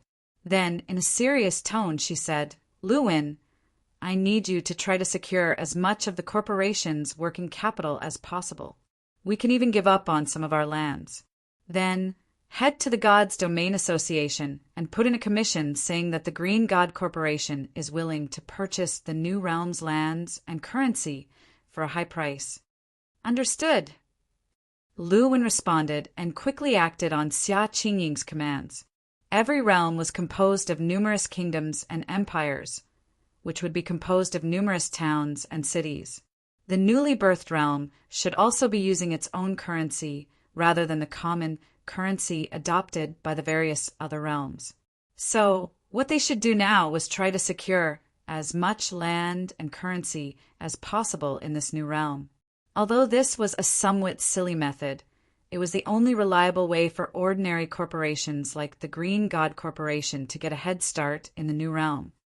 At the same time, when the greater world's various corporations and hegemonic powers received news of the Eternal Realm situation, some of them took a similar action as the Green God Corporation and started to offer astronomical prices to purchase the Eternal Realm's land and currency. For a time, life seemingly returned to the stagnant Greater God's domain as everyone made noise over the newly emerged realm. Besides curiosity toward the new realm, many players looked forward to making it big in the Eternal Realm. It was especially so for the players who were already in the Eternal Realm. Normally, the various powers would seldom purchase a realm's currency. They wouldn't even bother purchasing the lands of towns. Instead, they would only spend their money on important lands and cities. Even then, most players would have nothing to do with these transactions, as the various powers had long monopolized the lands of the various cities. Individual players had no chance of getting their hands on these lands, let alone reselling them to make a profit. However, the various powers of the various realms were now incredibly generous. Not only were they offering to purchase the Eternal Realm's currency at astronomical prices, but they were also looking to purchase the lands of the Eternal Realm's towns. So long as one could get their hands on a plot of land in the Eternal Realm, one wouldn't have to worry about not being able to resell it for a fortune. Sher Fong was also very happy in regard to this situation. However, different from the Eternal Realms players, he still felt that the various corporations and hegemonic powers' offers were too low. The resources available in a newly birthed realm were far superior to the realms found during the Ancient Era. Many resources considered incredibly rare during the Ancient Era could even be found in the Eternal Realm. An example would be the Eternal Realm's standard currency. Unlike the rest of the Greater God's domain, the Eternal Realm did not use mana coins as its standard currency. Instead, the standard currency here was the Eternal Coin. Eternal coins were made using a precious metal called Eternal Adamantite, found during the Ancient Era. In the modern era, the existence of Eternal Adamantite was akin to a myth. Meanwhile, not only could it be used to raise the production success rate of legendary weapons and equipment, but it could also be used to construct saint-rank fortresses, dark gold flying ships and above, and dark gold combat puppets and above. It should be known that fortresses, flying ships, and combat puppets of these ranks were crucial for powers to reign supreme in a world. Even in existence as mighty as the galaxy conglomerate only had a small number of these constructs in its possession. Moreover, they were all items inherited from the Ancient Era. After all, even if a power managed to get their hands on the design for one of these constructs in the modern era, they couldn't get their hands on enough Eternal Adamantite to construct any. However, so long as one could secure enough Eternal Adamantite, producing these war machines would no longer be a dream. If you find any errors, broken links, non-standard content, etc., please let us know so we can fix it as soon as possible. Chapter 3362. Chapter 436. The Beginning of Holy Power and Mana. Chapter 3362. Chapter 436. The Beginning of Holy Power and Mana. Chapter 436. The Beginning of Holy Power and Mana. Eternal Realm, Pharos Town. Since the Saint Camp had transformed into a lush forest, the players in the camp quickly gathered in the nearest town. Because the Holy World seemed to have experienced countless years of transformation in the blink of an eye, the terrain of the land had undergone tremendous changes. What were originally lakes could have turned into mountains, what were originally ruins could have turned into lakes, and what was originally wilderness could have turned into canyons. Moreover, even NPCs who originally existed in small numbers in the Holy World had become much more numerous than players. The number of NPCs in Pharos Town alone had already exceeded 200,000. That was several times greater than the number of NPCs found in a town in the outside world. In addition, every one of these NPCs was astonishingly strong. Even the ordinary civilian NPCs here were above level 150, Tier 3, while NPC adventurers were above level 150, Tier 4, and the town's leaders were above level 160, Tier 5. The weapons and equipment found on these NPCs were even more staggering. In the case of the NPC adventurers, everyone was equipped with at least one legendary weapon or equipment, with some having even 2 or 3. Even titled experts, individuals who occupied a dominant position in the outside world, felt great pressure while standing among these Tier 4 NPC adventurers, let alone the Tier 5 NPC leaders. Quick, let's hurry to the mayor's place before all the quests are taken. Teaming up to collect daily materials at the Calamity Canyon. For waiting on 2, accepting only level 140s fully equipped with fragmented legendary equipment or better. Absolute technique clearance. Absolute technique clearance. Only 3 eternal gold coins for each. I have 10 copies on hand. First come, first served. Before Sherfong could even reach Pharos Town's main street, he was greeted by the sight of many players peddling and forming teams next to the town gate. Seeing this, Sherfong couldn't help but feel nostalgic. Thinking back to when God's Domain first launched in his homeworld, the players back then behaved just as lively as the players outside Pharos Town did. The only difference was that the players outside Pharos Town weren't a bunch of weak and clueless newcomers. Instead, even the weakest among them was a titled expert. Even so, the thing these experts needed to do was still the same. Whether players were in a town or a city in God's Domain, if players wanted to purchase shops and lands, status was incredibly important. Meanwhile, players could gain status in Pharos Town by completing quests issued by the town and earning reputation in the town. Then, once players became a noble of the town, they could start to purchase the town's shops and lands. And if players could quickly secure the shops and lands with strategic locations, they could sit back and watch as the value of their purchases appreciated in the future. Of course, apart from requiring status, players would also need a significant amount of the Eternal Realm's currency to purchase shops and lands. That guy selling absolute techniques really knows how to run a scam. How dare he ask for 3 eternal gold for 1 absolute technique? I know, right? The system only awarded us 10 eternal copper each as a starting bonus. And looking at the town's material gathering quests, we'd be lucky if we could make 30 eternal copper after half a day's work.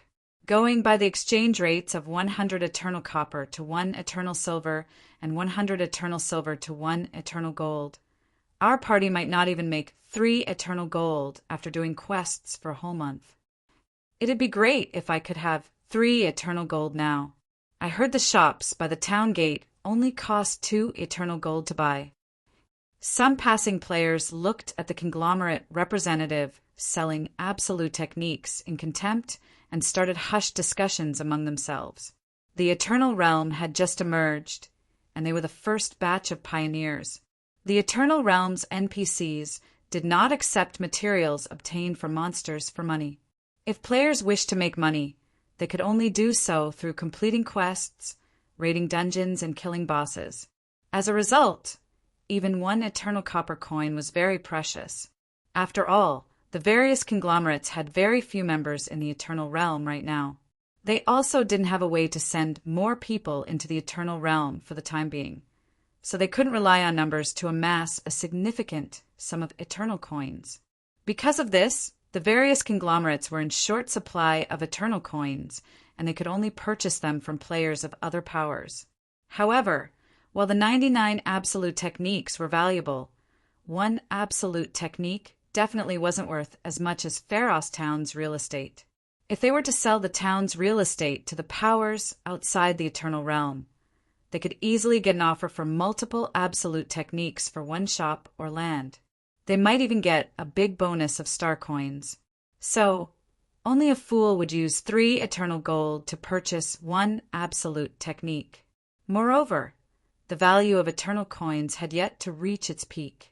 The best time to sell eternal coins would be when the various powers started to pour into the Eternal Realm in large numbers. That would be when the various powers would feel the most urgent in acquiring eternal coins to purchase the Eternal Realm's real estate. While the various experts were frantically doing quests, Sherfong quietly arrived at a grocery store in Pharos Town. Although the grocery store was tiny, it was a massive advantage to Sherfong since no other players were present nearby. "Shopkeeper, how much for this holy power potion?" Sherfong asked as he held up a palm-sized bottle containing light blue liquid. "3 eternal copper per bottle," the shopkeeper said after briefly glancing at the bottle in Sherfang's hand. "I want 3 bottles," Sherfong said as he took out 9 of the eternal copper coins he had received from the system, leaving only 1 eternal copper coin in his pocket. Now, he couldn't even afford to stay in a hotel in the town.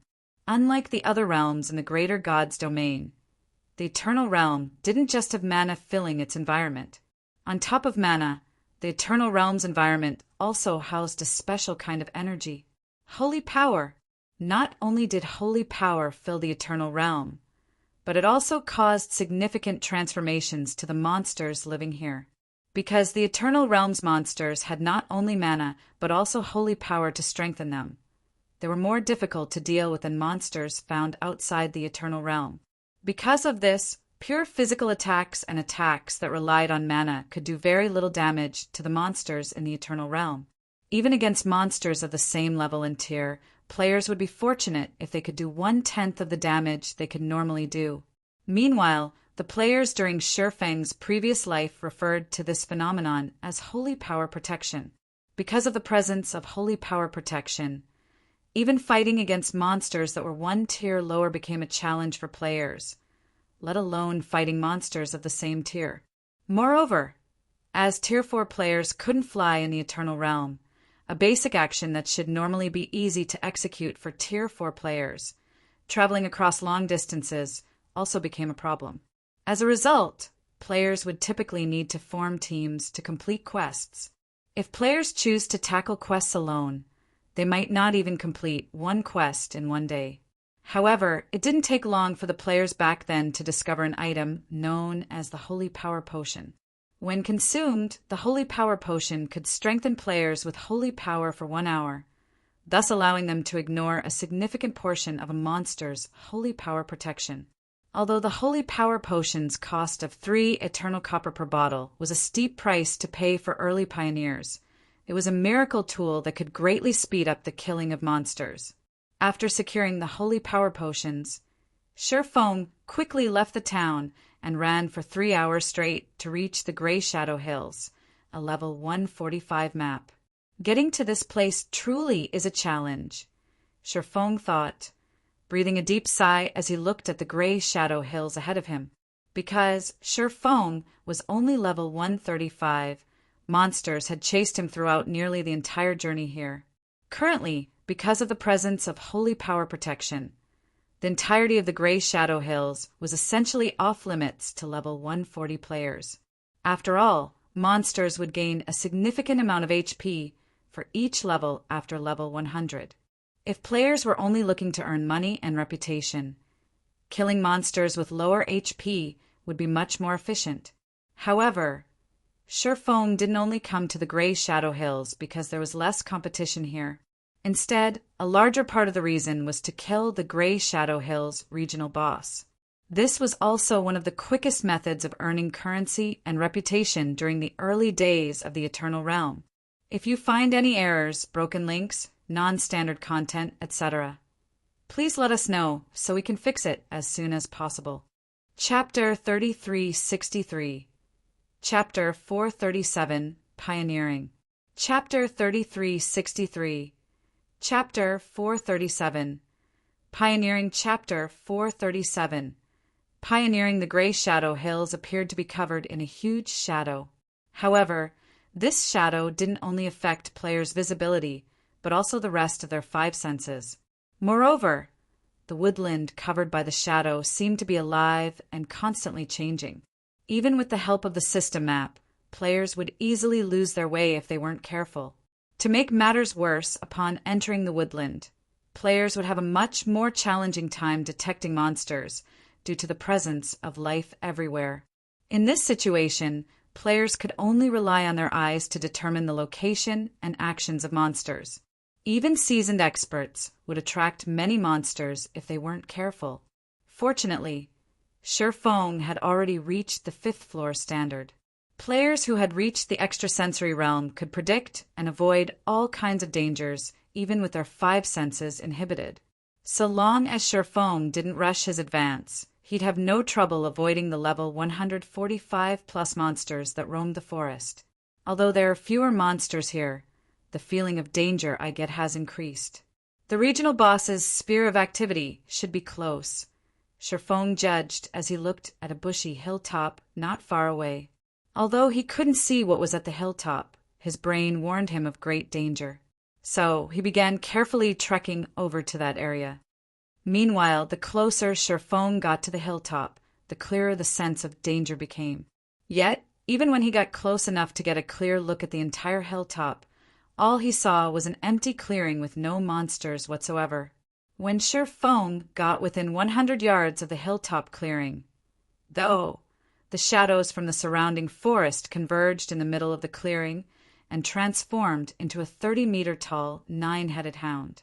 As soon as the hound materialized, it let loose an angry howl as if to announce Feng's death. 9-headed shadow beast, regional boss.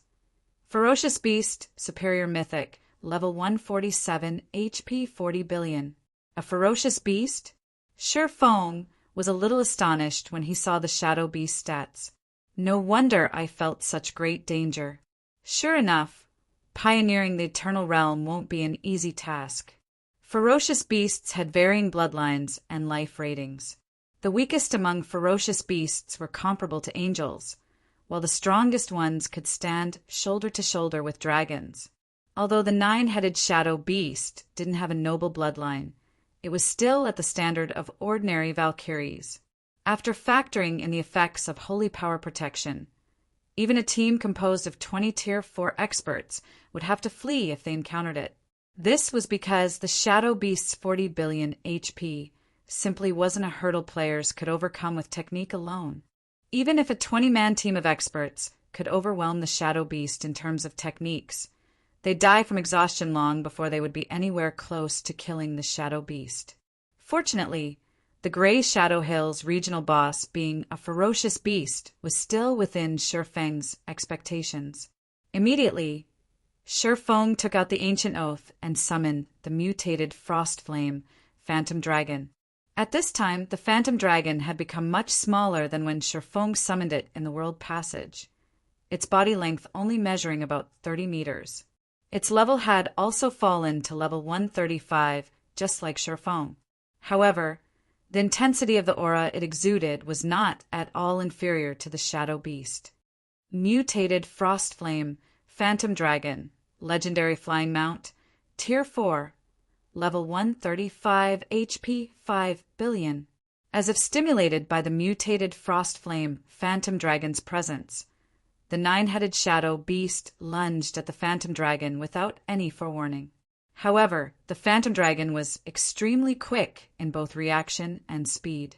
With a flap of its wings, the phantom dragon lifted itself off the ground and evaded the shadow beast's lunge. Then, the phantom dragon swiped its tail at the shadow beast, landing a strike squarely on one of the shadow beast's 9 heads. Minus 415,675. A damage value of over 400,000 appeared above the 9-headed shadow beast. If other players were to see the pitiful amount of damage the phantom dragon just did, it wouldn't even be strange if their eyes fell out of their sockets. Tier 4 legendary flying mounts stood at the apex among Tier 4 existences of the same level.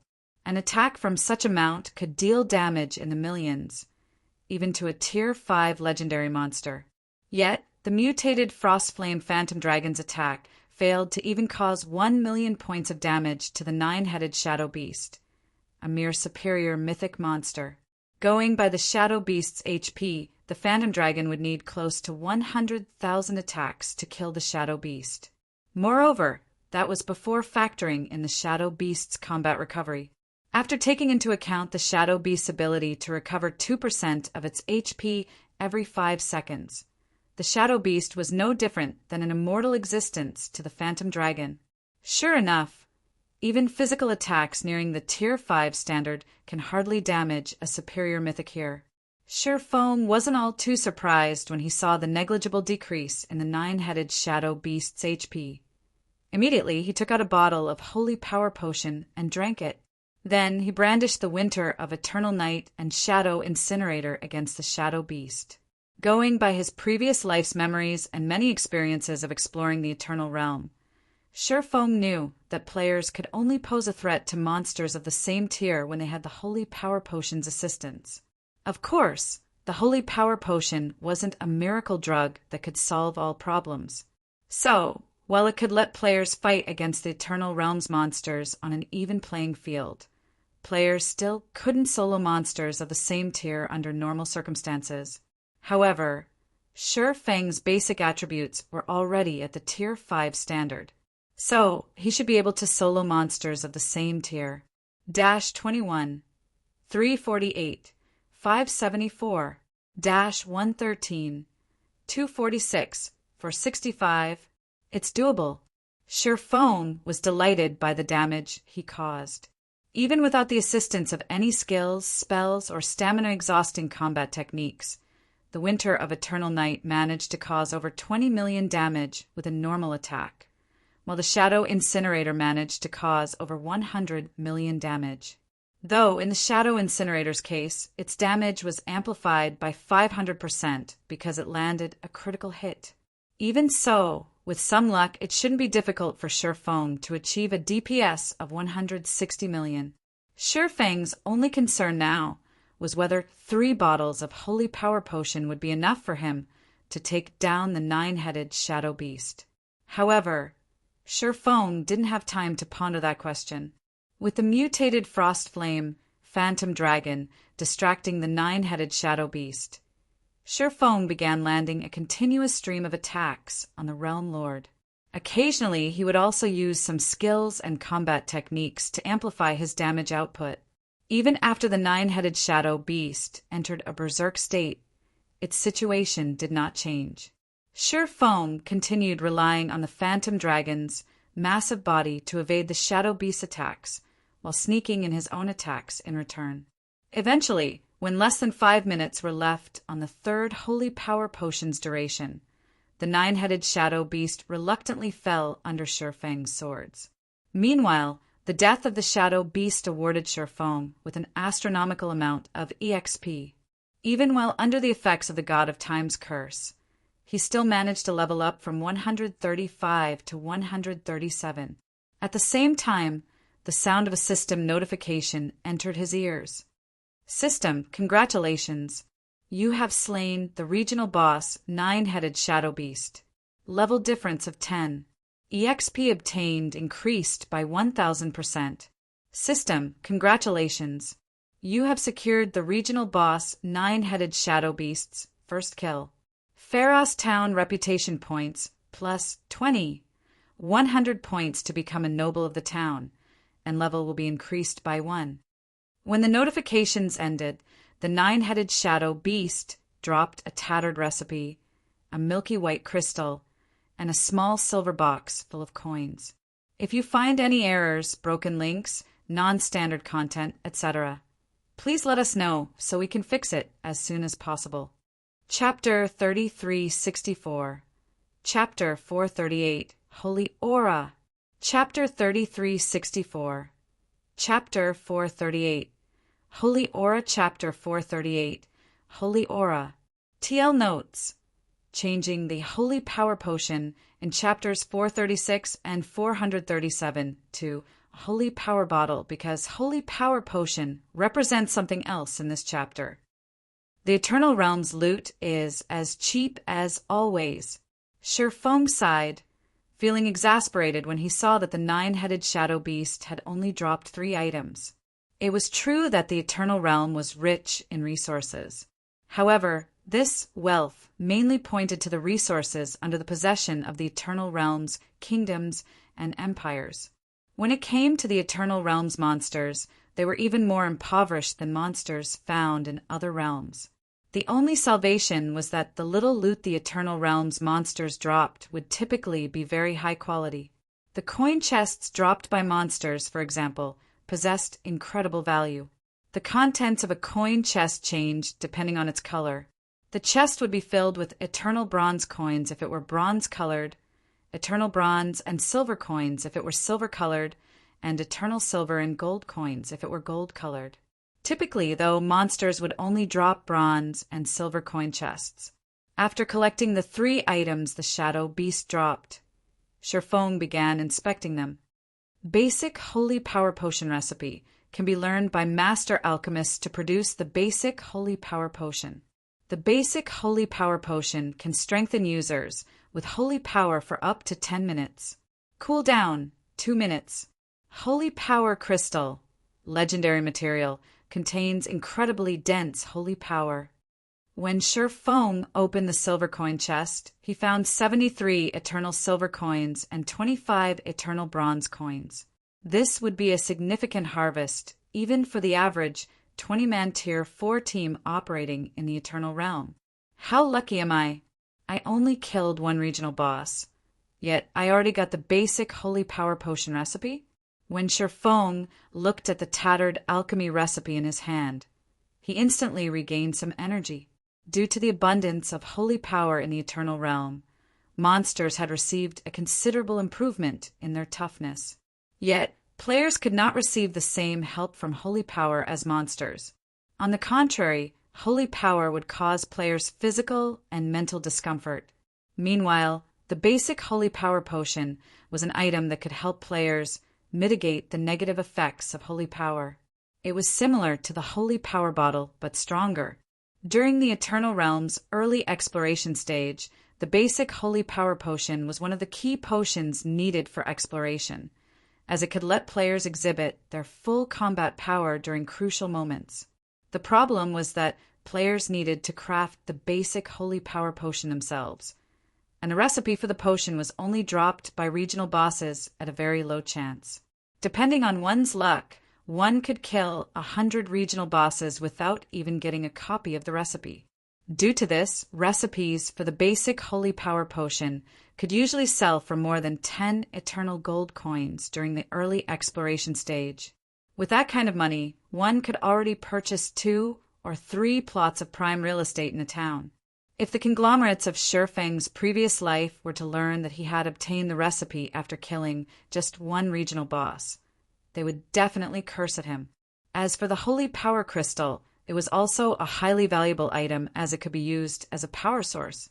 When used to drive war weapons, players targeted by these weapons would be subjected to even stronger negative effects from holy power.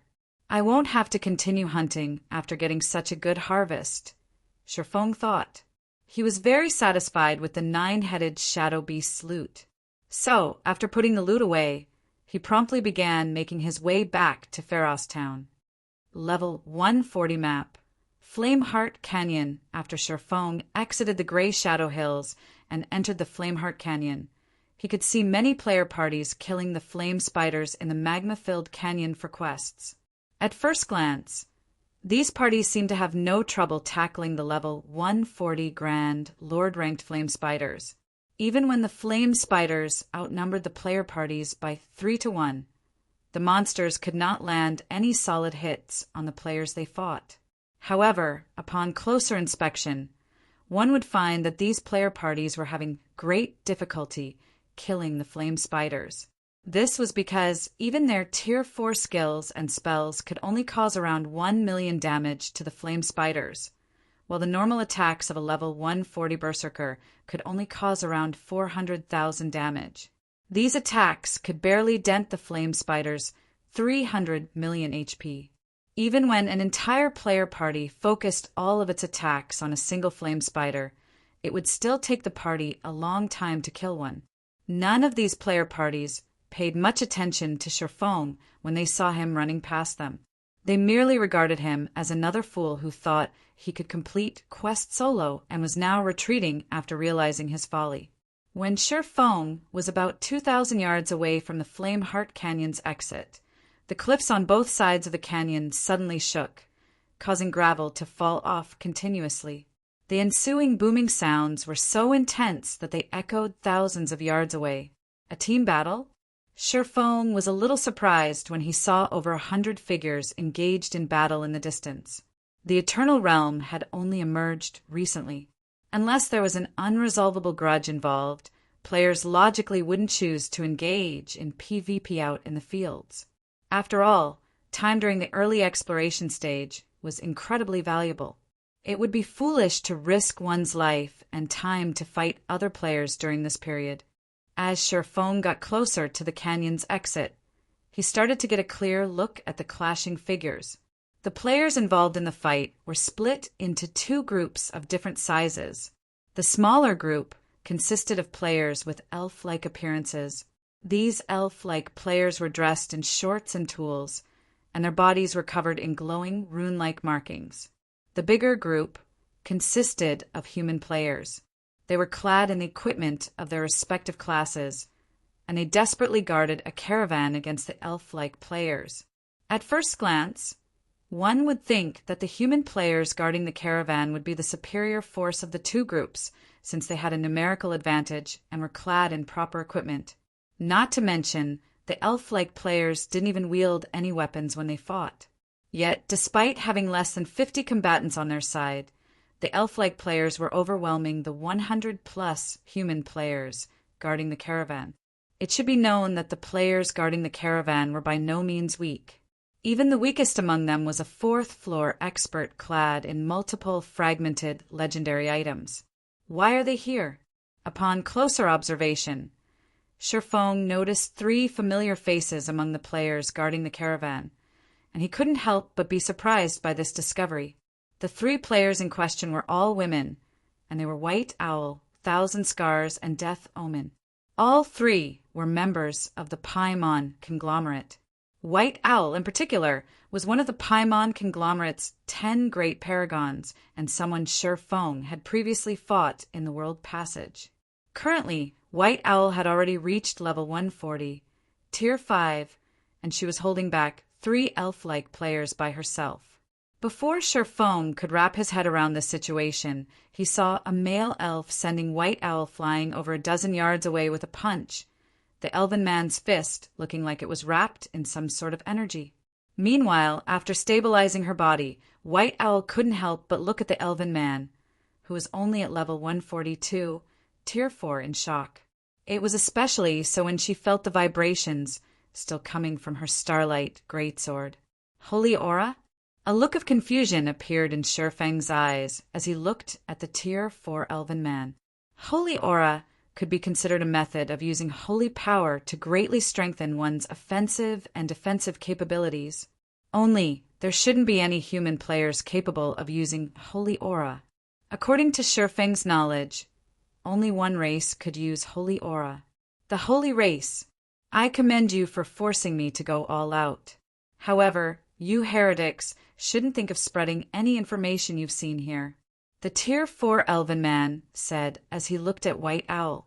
Then, the holy aura wrapped around his fist increased in density as he sent another punch flying in White Owl's way.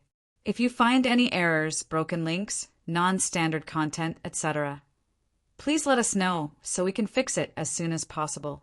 Chapter 3365. Chapter 439. Realm of God Expert. Chapter 3365. Chapter 439. Realm of God Expert. Chapter 439.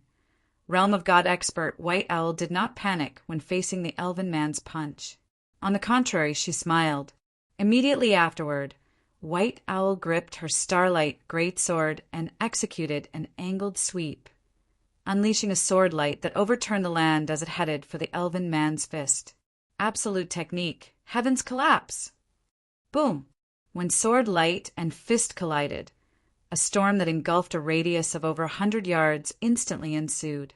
The players fighting within the affected area were sent flying, and everyone else couldn't help but be stunned by this situation. Space within the Eternal Realm was much stabler than the space of other realms. Normally, even an all-out attack from a Tier 4 player would be utterly incapable of affecting the Eternal Realm space, and it would be as if the Tier 4 player had just executed a normal attack.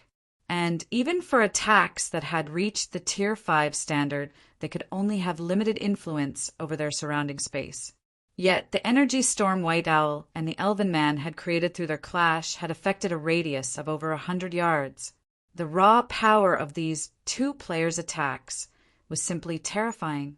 "You were hiding your strength before," the Tier 4 Elven Man exclaimed as he looked at the majestic warrior before him. Naturally, when going up against unknown opponents, the first thing one should do is collect information, White Owl said as she patted the dust on her equipment. "If our side reacted too strongly, you probably wouldn't feel assured to use all your strength." The expressions of the Elven Man and his companions darkened when they heard White Owl's words. "Do you think you have one already?" the Elven Man said. Then he glanced at the two companions fighting alongside him and shouted, "We'll bring her down together!" As soon as the Elven Man finished speaking, a fog-like substance immediately appeared around his two companions' bodies. Of the two companions, one concentrated his holy aura around his feet, enhancing his movement speed. At the same time, the other used his holy aura to transform himself into a 10-meter-tall beast, causing his every movement to become powerful and explosive. Sure enough, they're of the holy race. After observing the combat methods of the elf-like players for a little longer, Sherfong started to remember his distant memories more clearly. God's Domain was a virtual reality game made by an advanced civilization of a higher dimension. Whether it was the greater God's Domain or the various God's Domains that filled it, everyone simply assumed these were virtual creations made for humans and humans only. Nobody had ever thought that civilizations outside of human civilizations existed. However, that all changed along with the Eternal Realm's appearance. A considerable period after the Eternal Realm's appearance, it was discovered that humans weren't the only sentient species in existence, and neither were humans the only sentient species to have access to God's domain. The other sentient species in question regarded themselves as the holy race. They possessed appearances similar to elves, but they had many sacred patterns covering their bodies. Meanwhile, not only did the holy race have different combat styles from humans, but even the power they used in God's domain was completely different. Similar to how humans relied on mana as their foundation for combat, the holy race relied on holy power. However, unlike mana, holy power couldn't induce various phenomena. Instead, it was a power that strengthened the user's essence. Simply put, holy power enhanced a player's physique and basic attribute, which allowed the holy race to be vastly superior to human players in these regards. If speaking purely in terms of physique and basic attributes, the holy race's players were comparable to angels of the same tier. Moreover, the holy race's sacred patterns were similar to the angel's wings in that the more sacred patterns a member of the holy race could etch onto their bodies, the more they could benefit from holy power, and the stronger they would become. Due to these reasons, the average human player simply wasn't a match for the average member of the holy race. And because of this situation, when the holy race eventually invaded the greater God's domain, they took no time to spread the flames of war across half of the greater God's domain. At the time, countless hegemonic powers, corporations, and even conglomerates had perished. Subsequently, the 3 Tier 4 holy race experts could be seen attacking White Owl together. Even though White Owl was already at Tier 5, nothing she did could let her defeat her 3 opponents. The best she could do was maintain a stalemate. Although the holy race expert, who had turned into a giant beast, wasn't particularly fast, he possessed great strength and a large attack range. Every one of his attacks was comparable to White Owl's heaven's collapse. As for the holy race expert who had strengthened his legs, his speed was comparable to Tier 5 assassins. Then there was the holy race expert who had strengthened his fists to a point where his punches felt more like meteor strikes. When fighting against these 3 holy race experts, White Owl felt she was going up against 3 Tier 5 players rather than 3 Tier 4 players. Moreover, all 3 were highly skilled experts. Fortunately for White Owl and her team members, out of the several dozen holy race players attacking their caravan, only a few could use holy aura. This woman's too strong, Northlight, the middle-aged man who had transformed into a giant beast said to the young man who had strengthened his fists through the team chat. We still haven't damaged her even after working together. If we keep wasting time here, these aliens' reinforcements might arrive. I know, the young man named Northlight said. Then, looking at White Owl, whose breathing was a little disordered, he smiled and said, But these aliens are different from us. They have vastly inferior physiques, and even their stamina is terrible. Moreover, by the looks of it, those strange moves she is using seem to consume a lot of stamina. If we keep pushing her, I'm sure a flaw will appear in her defenses in no time. So long as we get rid of her, we can quickly take care of the rest. The middle-aged man pondered over the young man's words for a moment. Then he answered, Okay. In reality, White Owl wasn't the only one utilizing their battle to collect information. The members of the Holy Race were similarly using this battle to collect information on White Owl and her teammates. And although the two sides hadn't fought for long, the shortcomings of the humans quickly became evident to the Holy Race. While White Owl's every move indeed exhibited incredible power, this explosive power came at the cost of increased stamina and concentration consumption. If White Owl were to continuously rely on these exhausting attacks, it wouldn't be long before she would start to tire. However, before the three Holy Race experts could carry on with their battle of attrition, the aura of a Tier 5 Grand Wizard, who looked to be a man in his 40s, suddenly skyrocketed in intensity. The man silently cast Frost World, a Tier 5 curse, summoning over 100 icicles to attack the two Holy Race experts he fought. Every one of the icicles the Grand Wizard summoned behaved like seasoned fourth-floor experts and could accurately target the blind spots of the two Holy Race experts. Even though the two Holy Race experts could use Holy Aura, they rapidly lost their HP under the Grand Wizard's attacks. 90%, 70%, 50%. The two Holy Race experts died before any of the nearby Holy Race players could come to help them. Upon seeing this development, everyone on the battlefield fell silent. Even Northlight's group of three was shocked by this situation. The realm of God, the two Holy Race experts who had just gotten killed might not be as strong as the three of them, but their combat standards were on the same level. Yet the Grand Wizard had killed the two like cannon fodder. Moreover, the Grand Wizard was seemingly able to predict the future as all of his attacks targeted his two opponents' blind spots. Seeing this, Northlight and the others could only think of one explanation: a realm of God expert. If you find any errors, broken links, non-standard content, etc., please let us know so we can fix it as soon as possible. Chapter 3366. Chapter 440, Saint's Sword. Chapter 3366. Chapter 440, Saint's Sword. Chapter 440, Saint's Sword. TL Notes. Made a change to Chapter 439, Original.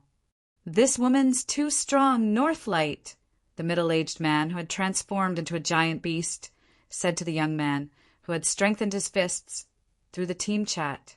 Changed to, This woman's too strong, Northlight, the young man who had transformed into a giant beast said to the young man with strengthened fists through the team chat. The author switched to referring to the beastified middle-aged man as a young man in Chapter 440. I'm not sure what he wants, but I'll go with young man since it's in the latest chapter. Sir Lionheart.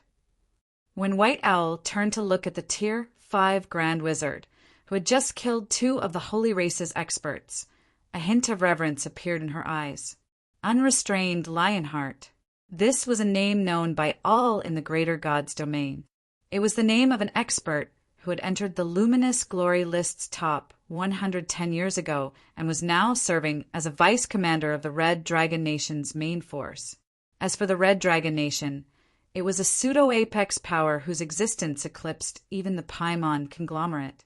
Although the Paimon conglomerate was one of the Starlight Realm's overlords, its strength paled when compared to the guild known as the Red Dragon Nation.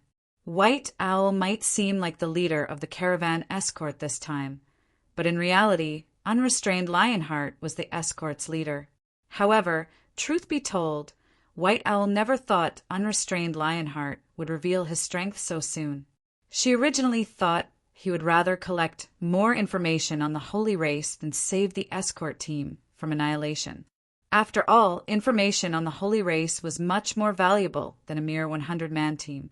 Death, Omen, and Thousand Scars were also greatly excited when they saw the numerous icicles dancing in midair. Fifth-floor experts were crucial in campaigning and safeguarding fortresses in the Void Sea. Rarely would such experts operate in the greater gods' domain's various realms. So, it was normally nigh impossible for the two of them to see a fifth-floor expert in action. It was especially so for a fifth-floor expert like unrestrained Lionheart. After all, most fifth-floor experts would be at Tier 6. Very few would remain at lower tiers, such as Tier 4 or Tier 5. Meanwhile, being able to witness a fifth-floor expert in action was a valuable learning opportunity for non-fifth-floor experts. It was especially so when the fifth-floor expert in question had yet to reach Tier 6. This was because one could get a clear look and feel of the fifth-floor expert's godlike techniques. Everyone retreat. When Northlight saw two of his team's top combatants getting killed, he froze for a moment before hurriedly calling for a retreat through the team chat. Meanwhile, as soon as Northlight finished giving the command to retreat, he promptly turned around and fled. As for his two companions, they similarly fled without hesitation. In the blink of an eye, Northlight and his two companions had already moved over 100 yards away from the caravan, although White Owl tried to chase after the three Holy Race experts. She simply couldn't keep up with their speed, and the distance between them continuously widened. Is there such a huge gap in our physiques and basic attributes? White Owl was astonished as she looked at the Holy Race trio, who were already more than 200 yards away from her. Even though she was one tier above the trio, her movement speed was inferior to the Holy Race trio when they gathered their holy aura around their legs. How are we so unlucky? Of all the aliens we could have encountered, we just had to come across one who has reached the realm of God already. The beastified young man complained when he saw that they had already shaken off White Owl. Don't complain. We might not have annihilated them, but we've gained a significant harvest this time, Northlight said, chuckling. If we bring back the information we collected, His Highness will reward us handsomely for it.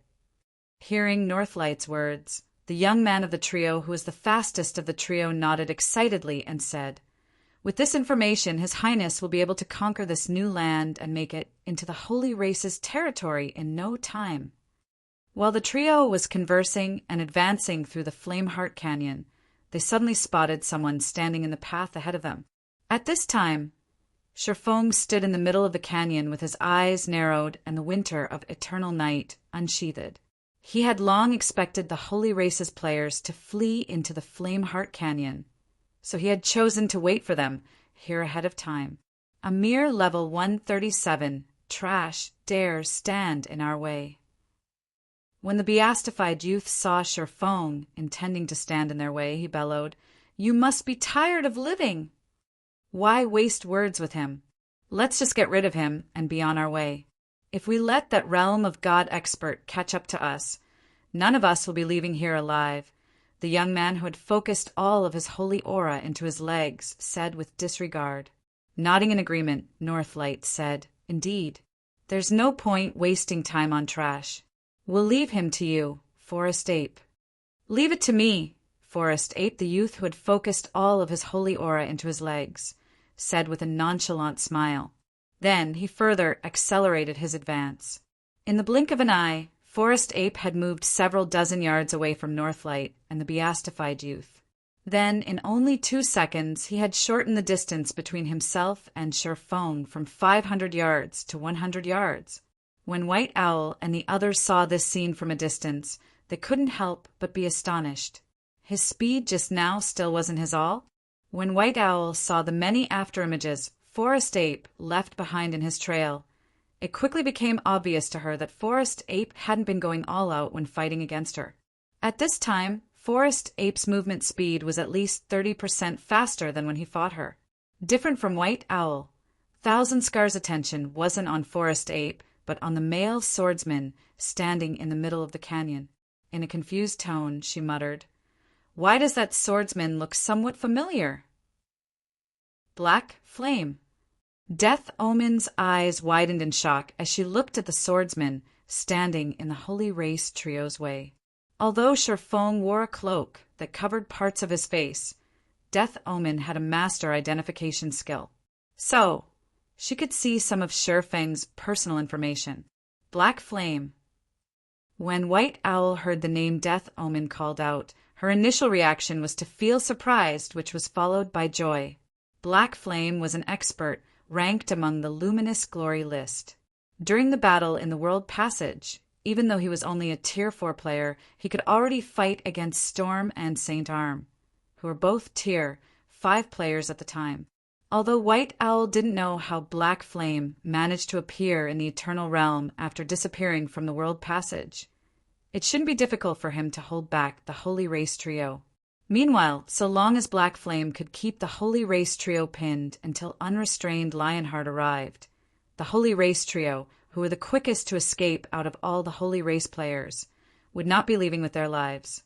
According to the information they gathered, if Holy Race players were to kill human players, the latter would be prohibited from logging into God's domain for 2 days on top of suffering the standard death penalty.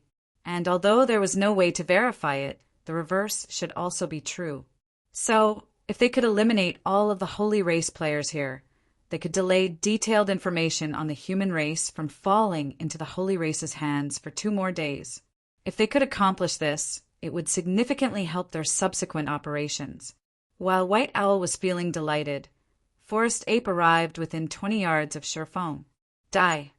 Forest Ape did not hold back in the slightest this time. After condensing the holy aura in his legs to the extreme, he began circling Sherfong at extreme speeds, leaving behind over a dozen afterimages in his wake, all the while thrusting his hand at Sherfong as if it were a spear. Forest Ape moved so quickly that even the average Tier 5 assassin would have difficulty pinpointing his location. Holy Devour! However, Sherfong did not even look at Forest Ape and simply executed a horizontal slash in a particular direction. After reaching the extrasensory realm, this was also the best slash he could execute at Tier 4. Immediately afterward, Forest Ape and his afterimages simultaneously revealed an expression of agony as an indescribable pain spread across his entire body. Then his HP fell to 0. I died. Forest Ape fell into a daze when he saw the world around him losing its color. It was also at this time he finally got to see what had caused his brief but excruciating experience. Flames. A sea of flames. With only one slash, Sherfong had transformed a radius of 100 yards into a sea of crimson flames. These flames also carried destructive power so great that they managed to distort the space within the canyon. Meanwhile, Forest Ape wasn't the only one incinerated by these destructive flames. Before Northlight and the beastified young man could react, they, too, were devoured by the flames. If you find any errors, broken links, non-standard content, etc., please let us know so we can fix it as soon as possible. Chapter 3367. Chapter 441. Goddess of Space. Chapter 3367. Chapter 441. Goddess of Space. Chapter 441. Goddess of Space. What an incredible expert! He's more than just incredible. Didn't you see that even White Owl could do nothing against those 3 just now? Is that guy really just a Tier 4 Sword Emperor? After seeing the 3 Holy Race experts incinerated by the Sea of Flames, the other human players who had caught up to White Owl couldn't help but voice words of admiration as they looked at Sherfong. Everyone present had seen the strength the 3 Holy Race experts had exhibited. Although the trio had to work together just to gain a slight advantage over White Owl, It remained a fact that they could contend against a bona fide Tier 5 player. Moreover, with the holy power protection effect the holy race enjoyed, the trio's defense was superior to the average Tier 5 legendary monster. Yet, despite having these things going for them, the trio failed to survive more than one attack from Sherfong. At this time, White Owl, Death Omen, and Thousand Scars were similarly dumbfounded by this situation. It was especially so for White Owl. As someone who had personally fought the 3 Holy Race experts, White Owl knew just how absurdly high the trio's defense was. Previously, when she landed a Heaven's Collapse on Forest Ape, she didn't even manage to take off 5% of the other party's HP. Yet, it should be known that Forest Ape's defense was the weakest out of the trio. While White Owl acknowledged that the attack Sherfong just used was powerful, her senses told her that it was slightly weaker than the Heaven's Collapse she had used.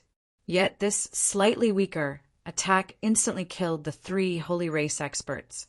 Of course, White Owl wasn't completely ignorant of what just happened. She was aware that Sherfong could accomplish what he just did because his usage of mana had already reached a terrifying level. The fact that he instantly detonated the mana within a 100-yard radius was proof of this. Meanwhile, rather than defeating the 3 Holy Race experts with just one attack, it'd be more accurate to say that Sherfong had defeated them by creating countless mana explosions around them. Although each of these individual explosions wasn't exceptionally powerful, when countless such explosions simultaneously occurred in a small area, the combined force would naturally be impressive. It was also because of these mana explosions that no mana remained in the area engulfed by the Sea of Flames. While everyone was feeling shocked, the sound of a system notification entered Sherfang's ears. System, congratulations. You have slain 3 Tier 4 Holy Race players. Adventures Association merit points plus 30. System, you have accumulated 10 Adventurers Association merit points. You have received an Adventure Medallion. Adventure Medallion, ornament, bronze rank.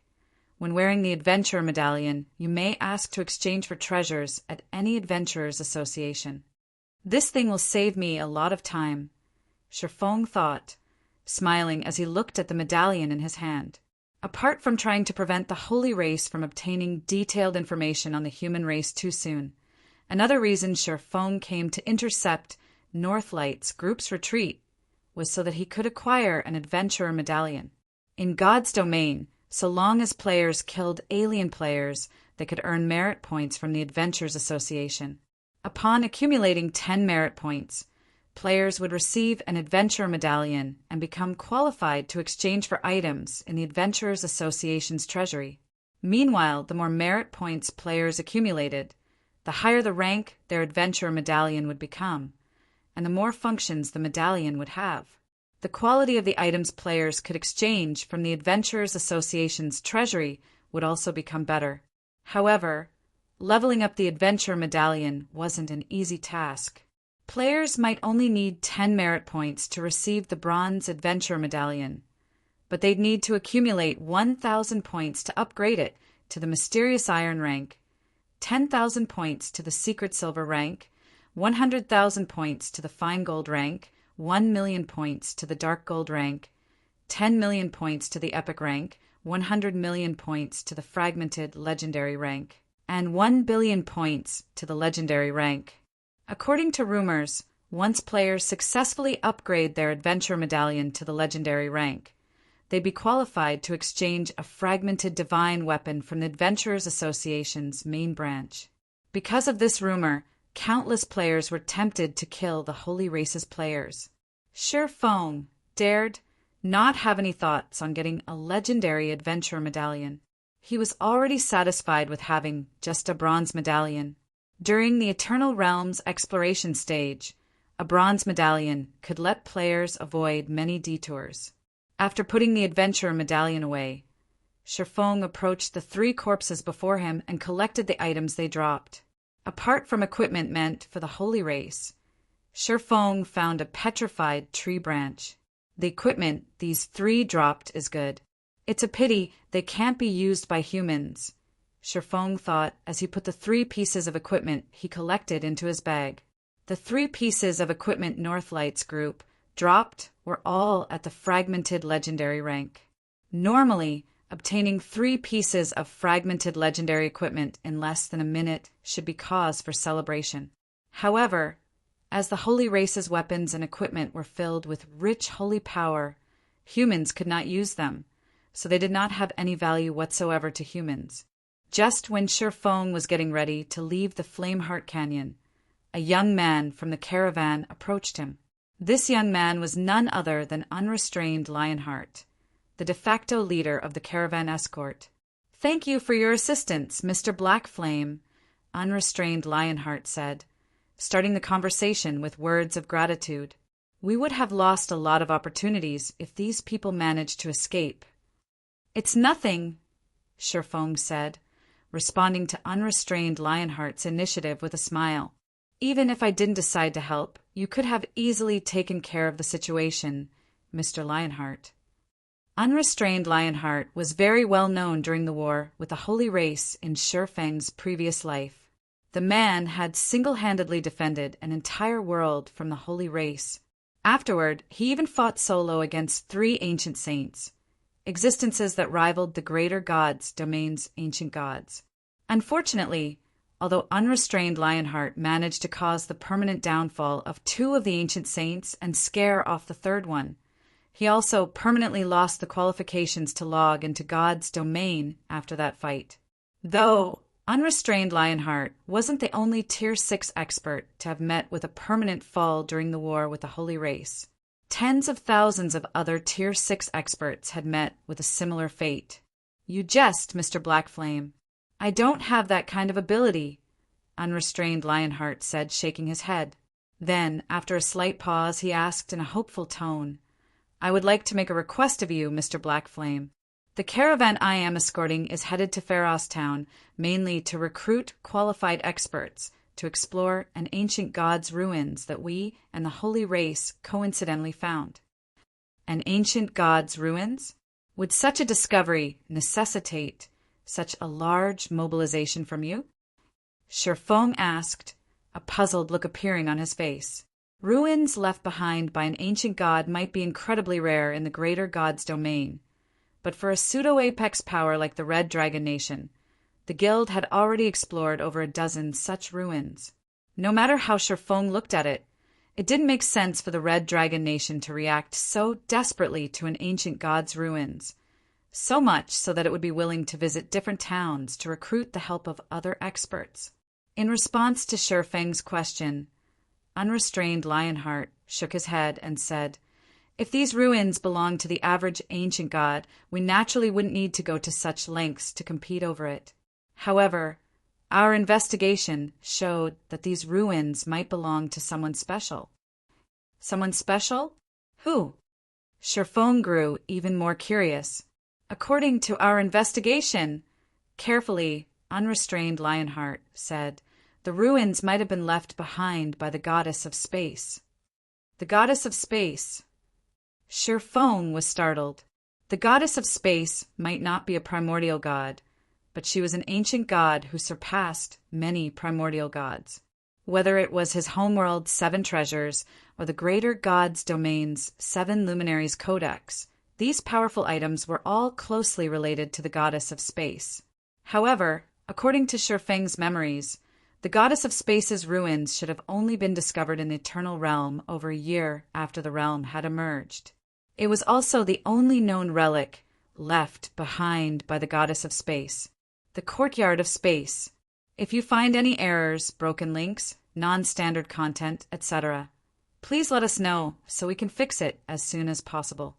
Chapter 3368. Chapter 442 Black Flame? A Saint? Chapter 3368. Chapter 442 Black Flame? A Saint? Chapter 442 Black Flame? A Saint? That's right. It is very likely the goddess of space has left behind these ruins, Unrestrained Lionheart said, nodding. Then he cautiously continued, "It is why we must secure the ruins first clear before the holy race does." If it really is a relic of the goddess of space, indeed, we cannot let the holy race secure its first clear, Shifeng said in agreement. The courtyard of space, left behind by the goddess of space, was a place of incredible value as it housed two treasures made by the goddess herself. The first treasure was the 7 luminaries ring. The second treasure was the divine spatial potion. The 7 luminaries ring was a ring that granted its wearer the best survival capabilities available in the greater god's domain. Moreover, its use was not restricted by race. As for the divine spatial potion, consuming it would permanently increase the user's affinity to the power system, mana, or holy power they were affiliated with by 1 level. Meanwhile, both treasures could only be obtained from the courtyard of space's first clear. In addition, players who secured the courtyard of space's first clear could obtain a large amount of Eternal Realm reputation points, which would greatly accelerate their development in the Eternal Realm. What do you think, Mr. Blackflame? Would you be willing to join our team? Unrestrained Lionheart asked, taking the initiative to extend an invitation to Shifeng. So long as you agree to join us, I can pay you 2 eternal gold and 1 fragmented legendary item obtained from the ruins. If we successfully secure the first clear, I will pay you an additional 2 eternal gold. As soon as Unrestrained Lionheart finished speaking, Death Omen and Thousand Scars couldn't help but look at him in surprise and confusion. The Eternal Realm had emerged only recently, so the various powers could only get their hands on a limited amount of Eternal coins.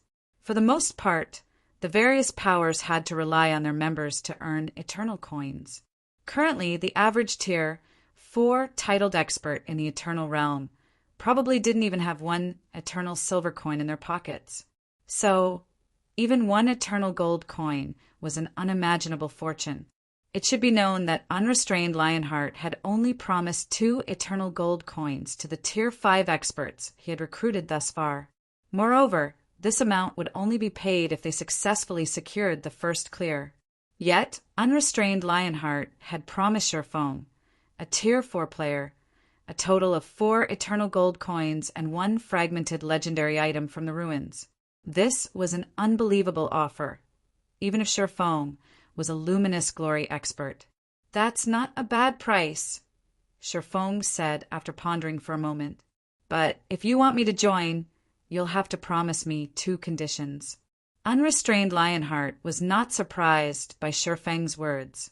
Patiently he said, "May I know what those conditions are?"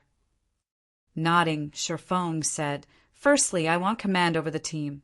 Secondly, I want the privilege of choosing any 1 item from the ruins harvest." Is he crazy? Thousand Scars nearly jumped when she heard Shifeng's words. The fact that Unrestrained Lionheart was taking the initiative to extend an invitation to Shifeng was already plenty mind-blowing. After all, if given the opportunity, many luminous glory experts would probably offer to join their team for no remuneration. Yet, even after receiving a sky-high offer from Unrestrained Lionheart, not only was Shifeng not satisfied, but he was even asking to become the team's leader and the privilege to choose any 1 item obtained from the ruins. Death Omen similarly looked at Shifeng in confusion. The current Zero Wing was entirely reliant on Black Flame for its fame. Although it was proven that Zero Wing had some connections with Chung Xian, the dragon tongue conglomerate's little princess, such a connection was far from enough to put Zero Wing on equal footing with Unrestrained Lionheart. So, the fact that Unrestrained Lionheart was taking the initiative to invite Shifeng could be regarded as a good opportunity for Zero Wing to form a connection with Unrestrained Lionheart. Yet, by the looks of things, Shifeng had decided to let go of this opportunity. Meanwhile, after listening to Shifeng's conditions, Unrestrained Lionheart silently pondered for a moment before saying, "I do not have the authority to agree to your 2 conditions, Mr. Blackflame. I will need to seek the commander's opinion before I can give you a response." "No problem. You can contact me any time after you have thought about it," Shifeng said, sending a friend request to Unrestrained Lionheart. Then, he promptly made his way out of the Flame Heart Canyon.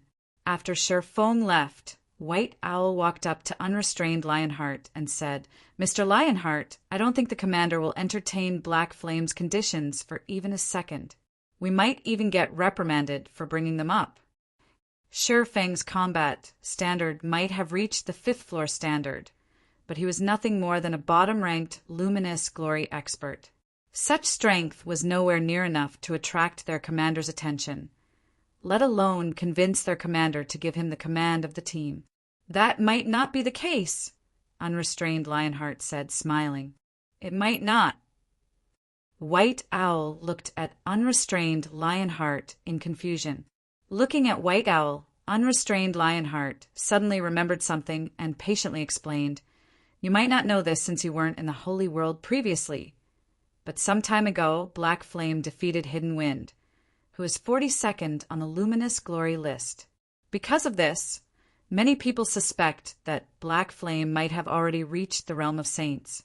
If we can have a saint join our team, our chances of securing the first clear will increase significantly." He defeated the 42nd ranked Hidden Wind, a saint, whether it was White Owl, Death Omen, or Thousand Scars. All of them were dumbfounded by unrestrained Lionheart's words. "Pharos Town Adventurers Association, I would like to purchase 300 compounding potions," Sherfong said as he presented his adventure medallion at a VIP counter on the 2nd floor. The biggest function the adventure medallion had during the Eternal Realms exploration stage was to let players purchase the compounding potion. The compounding potion not only had the Holy Power Bottle's effects, but could also strengthen players' mana.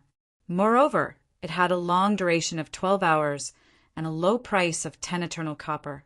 It could be regarded as the best tool for players to survive in the Eternal Realms wilderness. However, every town's Adventurers Association would only sell 300 compounding potions each day.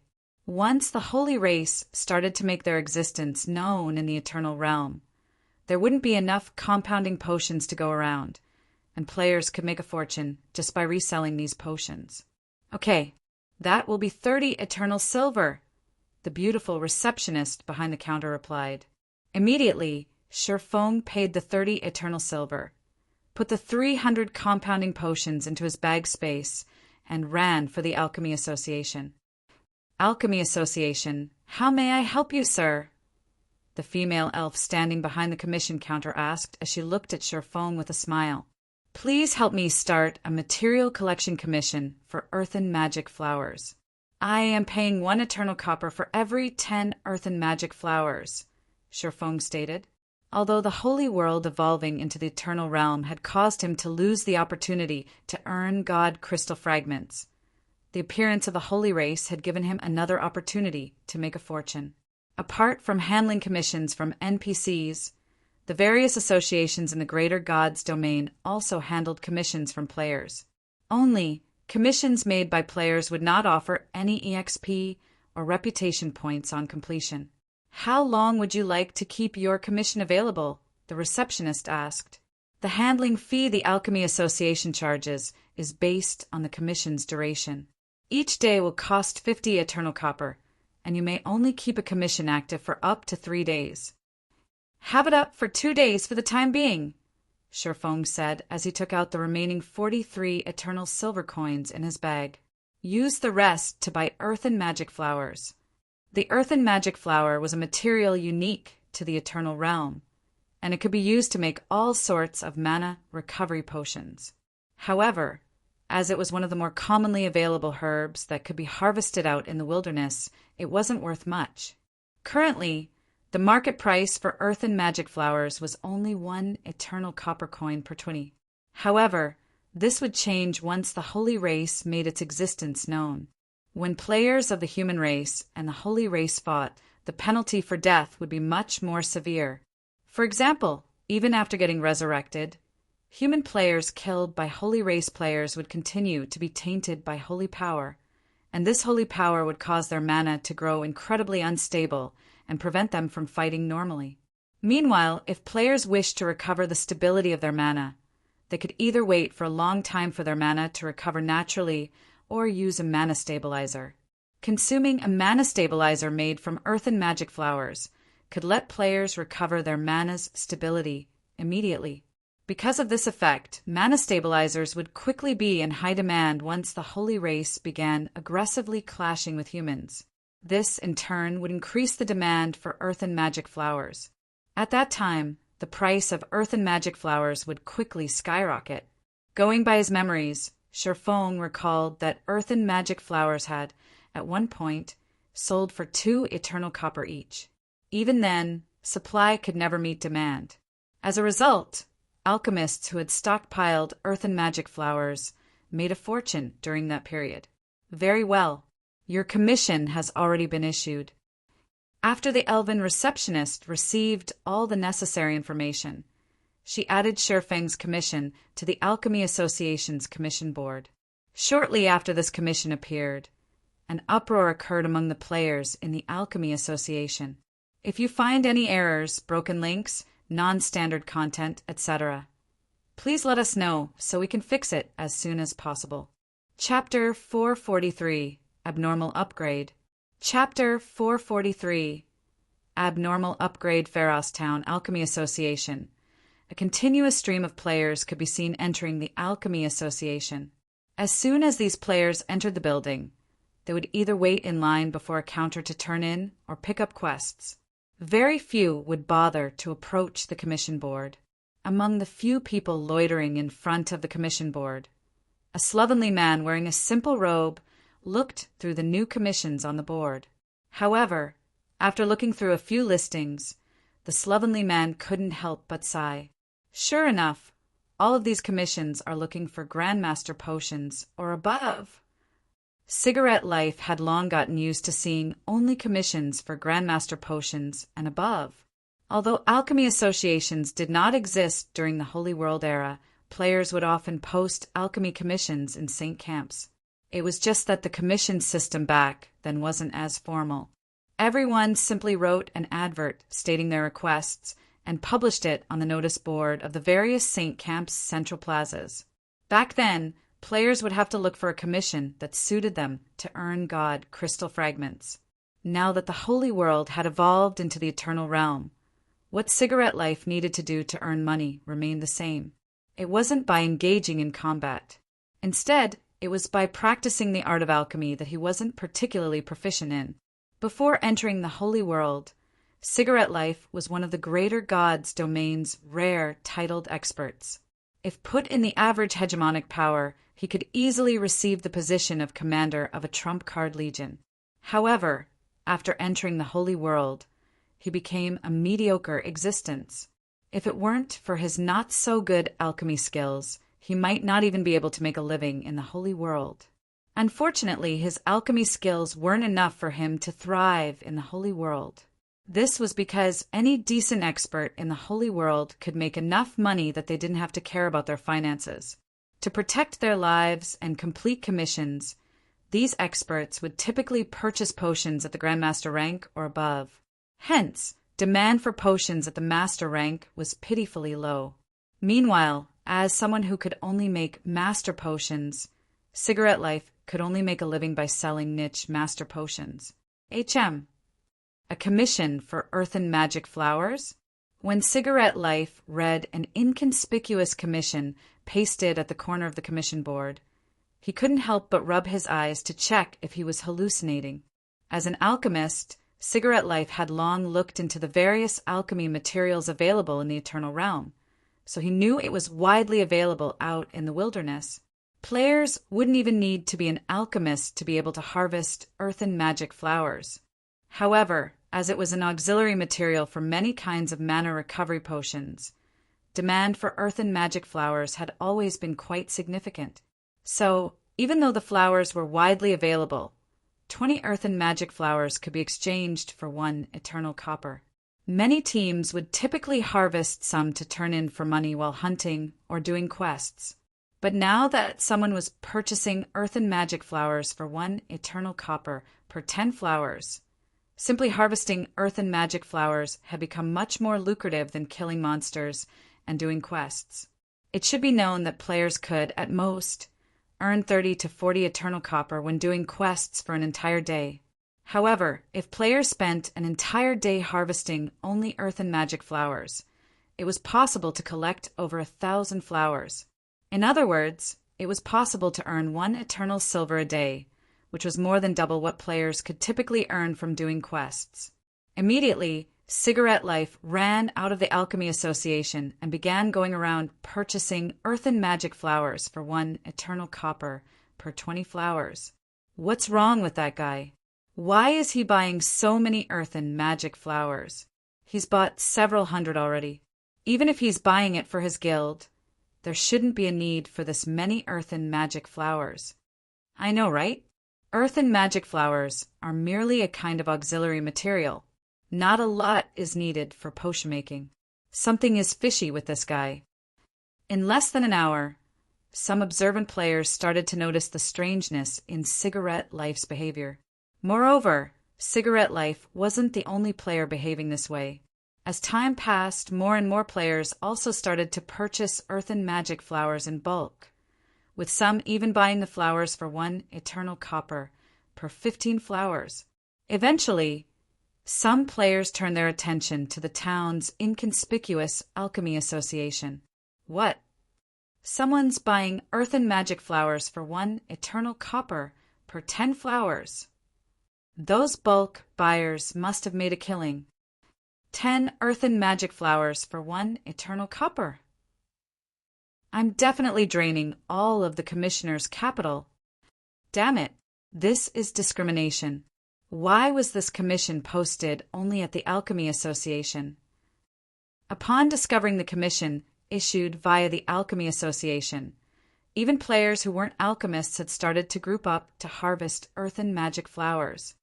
While Pharos Town had fallen into a craze of harvesting earth and magic flowers, Sherfong rented a room in a hotel to recover his stamina and concentration. Who is this Northlight person? Sherfong muttered in shock as he looked at the petrified tree branch in his hand. The holy tree's main branch. The holy tree's existence to the holy race was akin to the tree of life's existence to the human race. It could only grow by gathering the power of a world. Meanwhile, the main branch of the holy tree was a bona fide inferior divine artifact-ranked material. For holy race players, its value was no less than that of a legendary weapon. Even if a holy race player simply carried the tree branch on them, they could greatly benefit from it, as the tree branch would continuously gather holy power around them, which would, in turn, strengthen their holy power. Previously, Sherfong hadn't paid close attention to the petrified tree branch and only assumed it was some kind of rare material. He never thought he would get his hands on such valuable material. Meanwhile, after Sherfong appraised the petrified tree branch, the winter of eternal night hanging on his waist suddenly trembled. System: the winter of eternal night has detected a world source. Do you wish to let it devour this world source to evolve? Sherfong was stunned by the system notification. Honestly, the part where the winter of eternal night needed to devour world sources to evolve had given him a considerable headache. After all, world sources were the foundations of a world. They weren't things that could be obtained on a whim. The fact that the holy tree's main branch could be treated and absorbed like a world source was completely outside of his expectations. However, despite his surprise, Sherfong didn't hesitate to let the winter of eternal night devour the holy tree's main branch. Immediately, the winter of eternal night spontaneously transformed into an illusory wolf and devoured the arm-sized tree branch in one bite. Then, space in the room seemingly froze. Whether it was Sherfong or the dust falling in the room, everything stagnated. The only things that did not stop moving completely were Sherfeng's thoughts. Once the space in the room came to a standstill, boundless mana began pouring out from the void and into the winter of eternal night. After this phenomenon continued for over 10 seconds, Sherfong suddenly felt a resplendent energy coming out from the void, the mere presence of this energy causing his heart to palpitate. This energy was different from mana, and it had the power to strengthen all creatures. Holy power! A type of energy that weapons originally shouldn't be able to absorb was now being devoured by the illusory wolf that the winter of eternal night had transformed into. Moreover, as the illusory wolf devoured this resplendent energy, glowing white sacred patterns started to appear all over its body. After this situation continued for around 10 minutes, the illusory wolf reverted into the shape of a sword and hovered in front of Sherfong. At the same time, the space in the room started to unfreeze. Novel notes: I will be changing all instances of ancient gods up to the Shadow Incinerator / World Passage Arc into primordial gods. One example would be as follows: Ancient Gods Blood - Primordial Gods Blood Ancient Abyssal God - Primordial Abyssal God. It would seem that I have misinterpreted the Ross. There are 3 categories of gods instead of just 2:1. Gods 2, ancient gods, presumably gods that have existed since era of myriad gods. 3, primordial gods, presumably gods that have existed since the era of primordial gods. I will try to fix these errors in the side stories, but I might not catch everything. However, basically everything ancient god-related you've seen up until the Shadow Incinerator / World Passage Arc should be primordial god-related instead. FYI, the ancient god that fought against Sherfong in the World Passage is an ancient god, not a primordial god. If you find any errors, broken links, non-standard content, etc., please let us know so we can fix it as soon as possible. Chapter 3370, Chapter 444, New Eternal Night. Chapter 3370, Chapter 444, New Eternal Night. Chapter 444, New Eternal Night. Pharostown Cullet Hotel. As space in the room started to become unfrozen, Sherfeng's mind also started to become active again. Then, it took a few more minutes before he regained the ability to move his body normally. Is this the evolved Eternal Night? When Sherfong saw the dark blue long sword with silver engravings floating in front of him, he couldn't help but be amazed. Weapons and equipment that could evolve weren't particularly rare in God's domain. A typical example would be magic weapons, which could be continuously improved by absorbing other weapons. It was even possible to nurture a magic weapon up to the legendary rank. However, magic weapons came with massive disadvantages. Not only would each subsequent upgrade cost more and more resources, but each upgrade would also increase the strength of the backlash users would suffer. Meanwhile, once players failed to cope with the backlash of a magic weapon, the magic weapon would devour them, and they would have to start a new account. Meanwhile, magic weapons would usually cause a huge commotion when getting upgraded. However, those commotions were nothing compared to the commotion the Winter of Eternal Night's evolution caused. It should be known that even when a magic weapon was being upgraded to the legendary rank, it could, at most, cause Tier 4 players to shudder or become incapable of movement.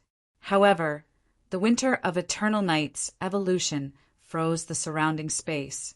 Moreover, even with his concentration at the Tier 6 basic standard, Sherfeng's thoughts had become sluggish under this freezing effect. After seeing the brand new Winter of Eternal Night, Sherfeng quickly clicked on the longsword to check its stats. Winter of Eternal Night, one-handed sword, fragmented legendary rank, equipment requirement, strength 5000, tier 3 attack power, 370% of strength, attack speed for percent of agility. All attributes increases according to the user's level. When equipped, attacks gain the extreme frost effect, inflicting the freezing effect within a 10 by 50 yard area of the attack. Attacks have a 40% chance to deal 500% damage and weaken the effectiveness of all mana and holy defenses by 40%. Strength increased by 100%. Agility increased by 90%, intelligence increased by 60%, endurance increased by 90%, attack speed increased by 60%, ignore levels plus 60, effect of all sword type skills improved by 100%. All sword type skills will be strengthened by holy power. Effective mana increased by 100%. Additional passive skill 1. Winter's Body. Winter of Eternal Night will absorb its user's mana to strengthen its user's physique. The higher the mana's quality, the greater the improvements. Improvement limited at 150%. Additional passive skill 2. Holy power destruction. Achieve a destructive effect against all forms of holy power. Additional active skill 1. Radiant Knight Tier 5. Adds the power of erosion to all of the user's attacks and forcibly increases the user's attack by 1 tier, up to Tier 6 peak. Duration: 30 seconds cooldown. 20 minutes additional active skill 2. World of Frost Tier 5. Casts the shadow of a world around the user, enveloping an area of a 1,000-yard radius. The user may summon up to 21 frost swords within the enveloped area. Each frost sword will carry 150% of the user's strength. Duration: 5 minutes cooldown. 1 hour additional active skill 3. Holy Mana's Shadow. Use a combination of holy power and mana to reconstruct the user's body. Duration: 10 minutes cooldown. 1 natural day additional profound inheritance 1. Formless Sword.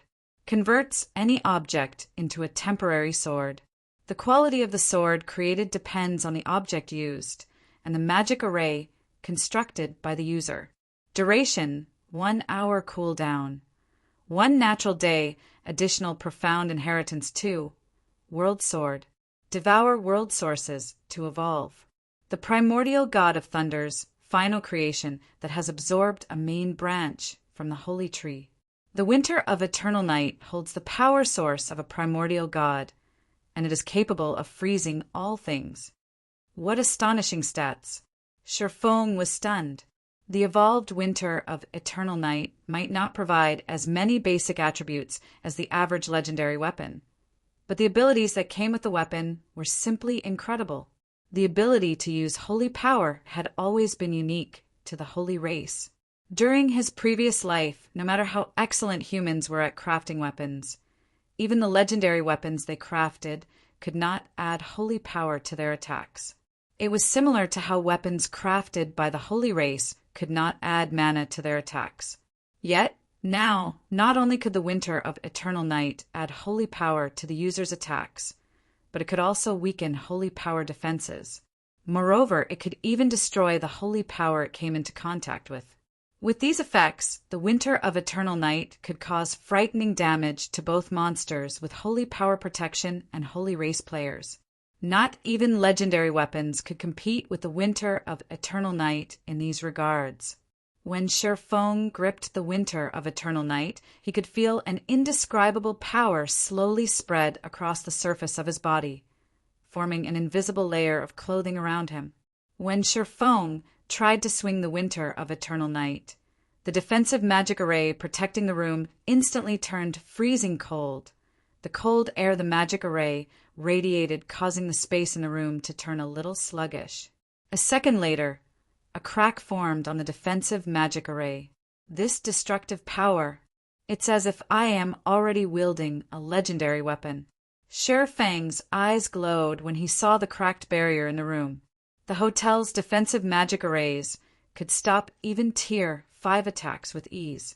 If a Tier 5 expert wielding a fragmented legendary weapon did not use an absolute technique or a Tier 5 curse or taboo skill, they wouldn't be able to cause any visible damage to the hotel's defensive magic arrays. Yet now, with just a simple swing of the Winter of Eternal Night, he had managed to cause visible damage to the room's defensive magic array.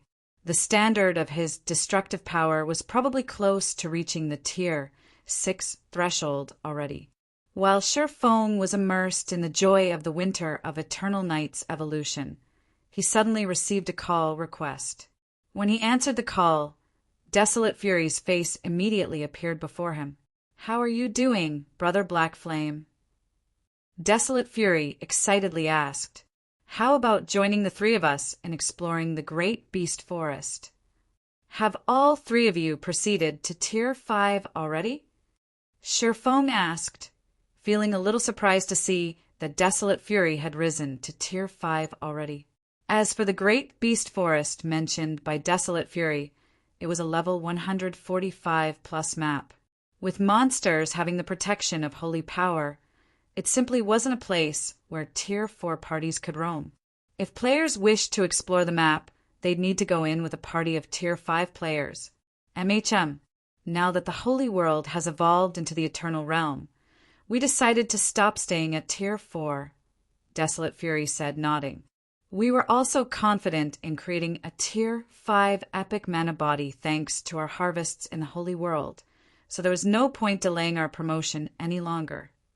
Shifeng agreed with the decision of Desolate Fury and the others. The current Eternal Realm had already become the focus of the entire Greater Gods domain. It would even become an existence akin to the 12 sanctuaries in the future. So, unless Desolate Fury and the others didn't wish to benefit from the Eternal Realm, it wouldn't be a wise decision for them to continue staying at Tier 4. It was especially so when they could already create a Tier 5 epic mana body. How about it? Do you want to go with us? Desolate Fury eagerly asked. I still have many things to do here, so I can't go exploring with you right now, Shifeng said, shaking his head. Once the holy race made their existence known, earthen magic flowers weren't the only items that would see their value skyrocket. Magic barriers that could block holy power would also become very popular as they could achieve miraculous effects against holy race players. Meanwhile, the scrolls for this magic barrier didn't require any exotic materials to create. Instead, their production mainly needed mana stones, and even Grandmaster magicians could easily produce them. The only troublesome part was securing the design. The design for the magic barrier in question wasn't obtained from killing monsters or clearing dungeons. During Shifeng's previous life, the magic barrier was created through the joint effort of multiple great Grandmaster magicians. Fortunately, Shifeng had learned the design for this magic barrier during his previous life. Now that he was a great Grandmaster magician, it shouldn't be too difficult to reproduce the magic barrier without the design. If Shifeng wanted a place in the future Eternal Realm, he would need a lot of funds. Meanwhile, the best opportunity to make money would be immediately after the Holy Race's invasion began. If he missed this opportunity, it was unlikely he would get another one. By the way, if you are going to the Great Beast Forest, it's best if you buy some holy power bottles from a grocery store. They'll be of great help to you, Shifeng reminded. Okay, make sure to contact us if you change your mind, Desolate Fury said, sighing in mild disappointment. Afterward, Shifeng began trying to replicate the magic barrier from his previous life in the Kullet Hotel. Time also quickly passed while he was trying to do so, and it was already bright outside before he realized it. Beep, beep, beep. This is looking at the call request before him. Shifeng saw a somewhat unfamiliar name, Unrestrained Lionheart. If you find any errors, broken links, non-standard content, etc., please let us know so we can fix it as soon as possible. Chapter 3371. Chapter 445. Another way to use mana. Chapter 3371. Chapter 445. Another way to use mana. Chapter 445.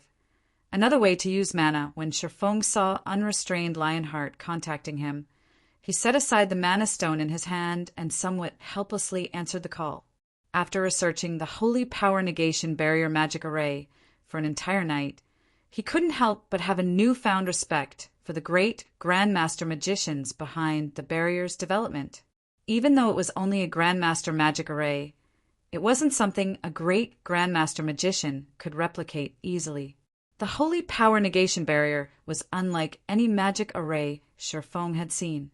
Traditional magic arrays didn't place much emphasis on mana volume. Or, more specifically, they didn't need fixed amounts of mana to activate. However, the Holy Power Negation Barrier did. Moreover, it had different volume requirements for gaseous, liquid, and solid mana.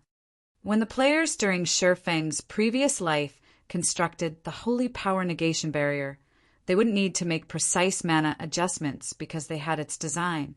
The system would automatically make all the necessary adjustments based on the design. So, even Grandmaster magicians could easily construct the Holy Power Negation Barrier. However, Shifeng currently did not have the design to guide him. He only had memories of the design. As a result, finding the right amount of mana to inject into the Holy Power Negation Barrier's mana nodes became a huge challenge. The magic array would stop functioning normally and possibly even crumble if the volume of mana it received was off by even a small margin. Meanwhile, after numerous attempts at replicating the Holy Power Negation Barrier, Shifeng realized just how astounding of an understanding the barrier's creators had toward mana. Just by relying on mana, they managed to find a way to block out holy power completely. It should be known that mana and holy power were two different types of energy capable of permeating one another. Meanwhile, it was normally impossible for these two types of energy to isolate each other. Yet, the great Grandmaster Magicians in his previous life had found a way to manipulate mana so that it would reject holy power. This was simply unbelievable. "It looks like your side has reached a conclusion, Mr. Lionheart," Shifeng calmly said as he looked at unrestrained Lionheart. "Yes, we have," unrestrained Lionheart said, nodding. "The commander has agreed to your two conditions. However, the commander also has one condition for you." "What is it?" Shifeng asked, a little surprised by unrestrained Lionheart's answer. He didn't think unrestrained Lionheart's commander would actually agree to both of his conditions. It should be known that unrestrained Lionheart was a veteran fifth-floor expert belonging to the Red Dragon Nation, so whoever could serve as his commander would naturally have extraordinary strength and influence. Logically, there should be no way such an individual would tolerate handing over command of their team to an outsider, much less the privilege of choosing any one item from the team's harvest. After all, Shifeng was only one individual. It wouldn't make a significant difference for a 100-man team to have an extra one or two experts, or be missing one or two experts. At the end of the day, the raid's success would still depend on the team's overall strength.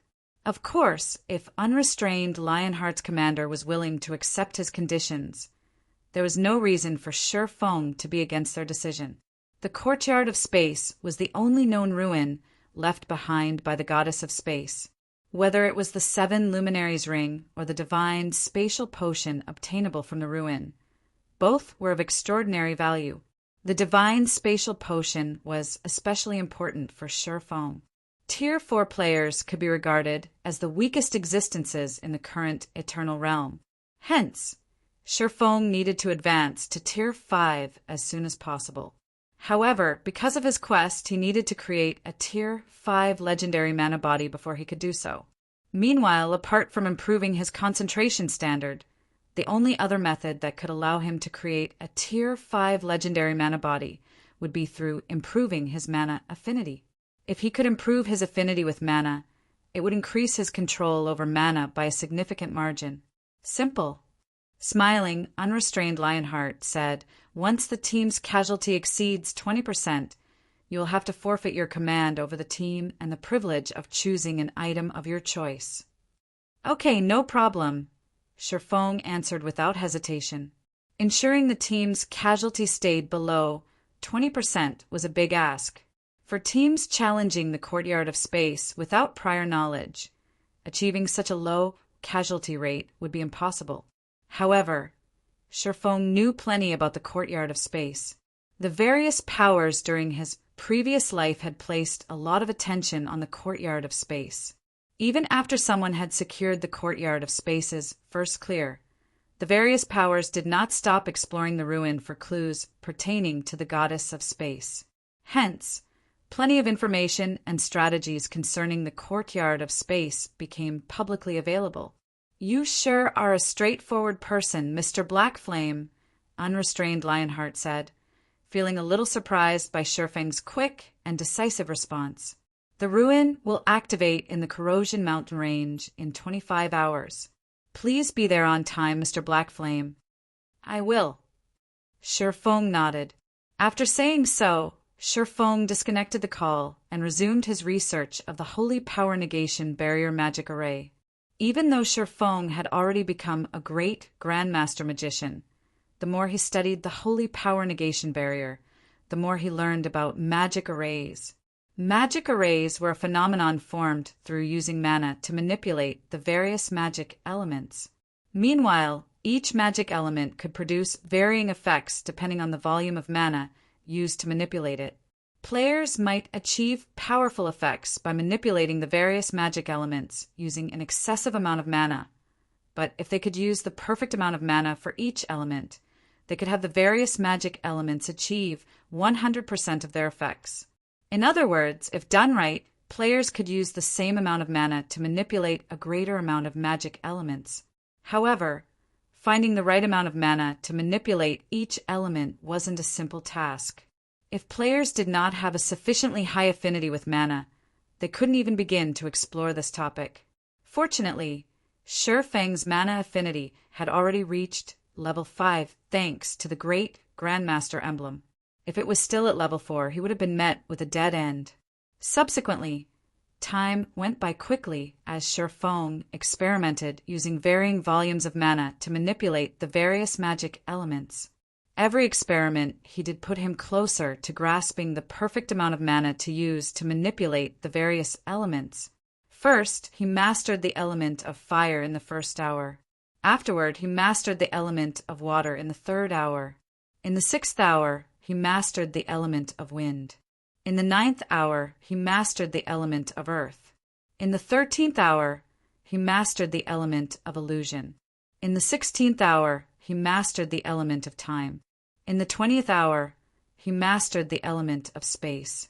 Once Shifeng found the appropriate amount of mana to use to manipulate the 7 magic elements, he felt as if he had reached a new level in the manipulation of magic arrays. I should be able to complete the holy power negation barrier now. After taking a deep breath, Shifeng looked at the tattered magic scrolls on the ground and wryly smiled. Sure enough, learning anything in this game costs a significant amount of money and resources. Magic scrolls that could be used to create Grandmaster magic arrays were typically sold for 5 magic crystals each. In addition, each attempt at creating the holy power negation barrier cost 30 mana stones. Now that he had made over 500 failed attempts, he had spent over 2,500 magic crystals at 15,000 mana stones. There was no way the average expert could afford such an expenditure. Fortunately, Shifeng had brought 30,000 mana stones with him when he left the miniature ancient world. Even after all those failed attempts, he still had enough mana stones to explore the various magic elements and continue producing magic scrolls for the holy power negation barrier. Following this, Shifeng started trying to produce the holy power negation barrier magic scrolls for real. Unfold the magic scroll. Structure the mana nodes. Shape the mana circuits. Form the magic arrays. Finally, inject the mana. As soon as Shifeng injected mana into the scroll covered with complex magic arrays, powerful ripples of mana began spreading from the scroll, these ripples causing the surrounding mana to become denser. System, congratulations! You have developed a new Grandmaster magic array, rewarding 2 levels. System, please name your magic array. TL notes. It would seem that I have misunderstood the concept of mana the author was trying to convey all this time. Apparently, mana and the various magic elements are separate things, and mana is used to manipulate the various magic elements. I was always under the assumption that mana was a general term used to refer to different types of mana, but it seems that's not the case. But in chapter 375, the author mentioned elemental affinity, yet mentioned mana affinity in this chapter. So, I guess they are somewhat the same thing to a certain extent? I haven't a clue. Anyway, I will be using the correct interpretation going forward. But I don't think I will ever go back to correct my misinterpretation. There are just too many chapters to go through. XX. FYI, 3 supreme elements equals space, time, illusion. 4 major elements equals fire, water, earth. Wind if you find any errors, broken links, non-standard content, etc. Please let us know so we can fix it as soon as possible.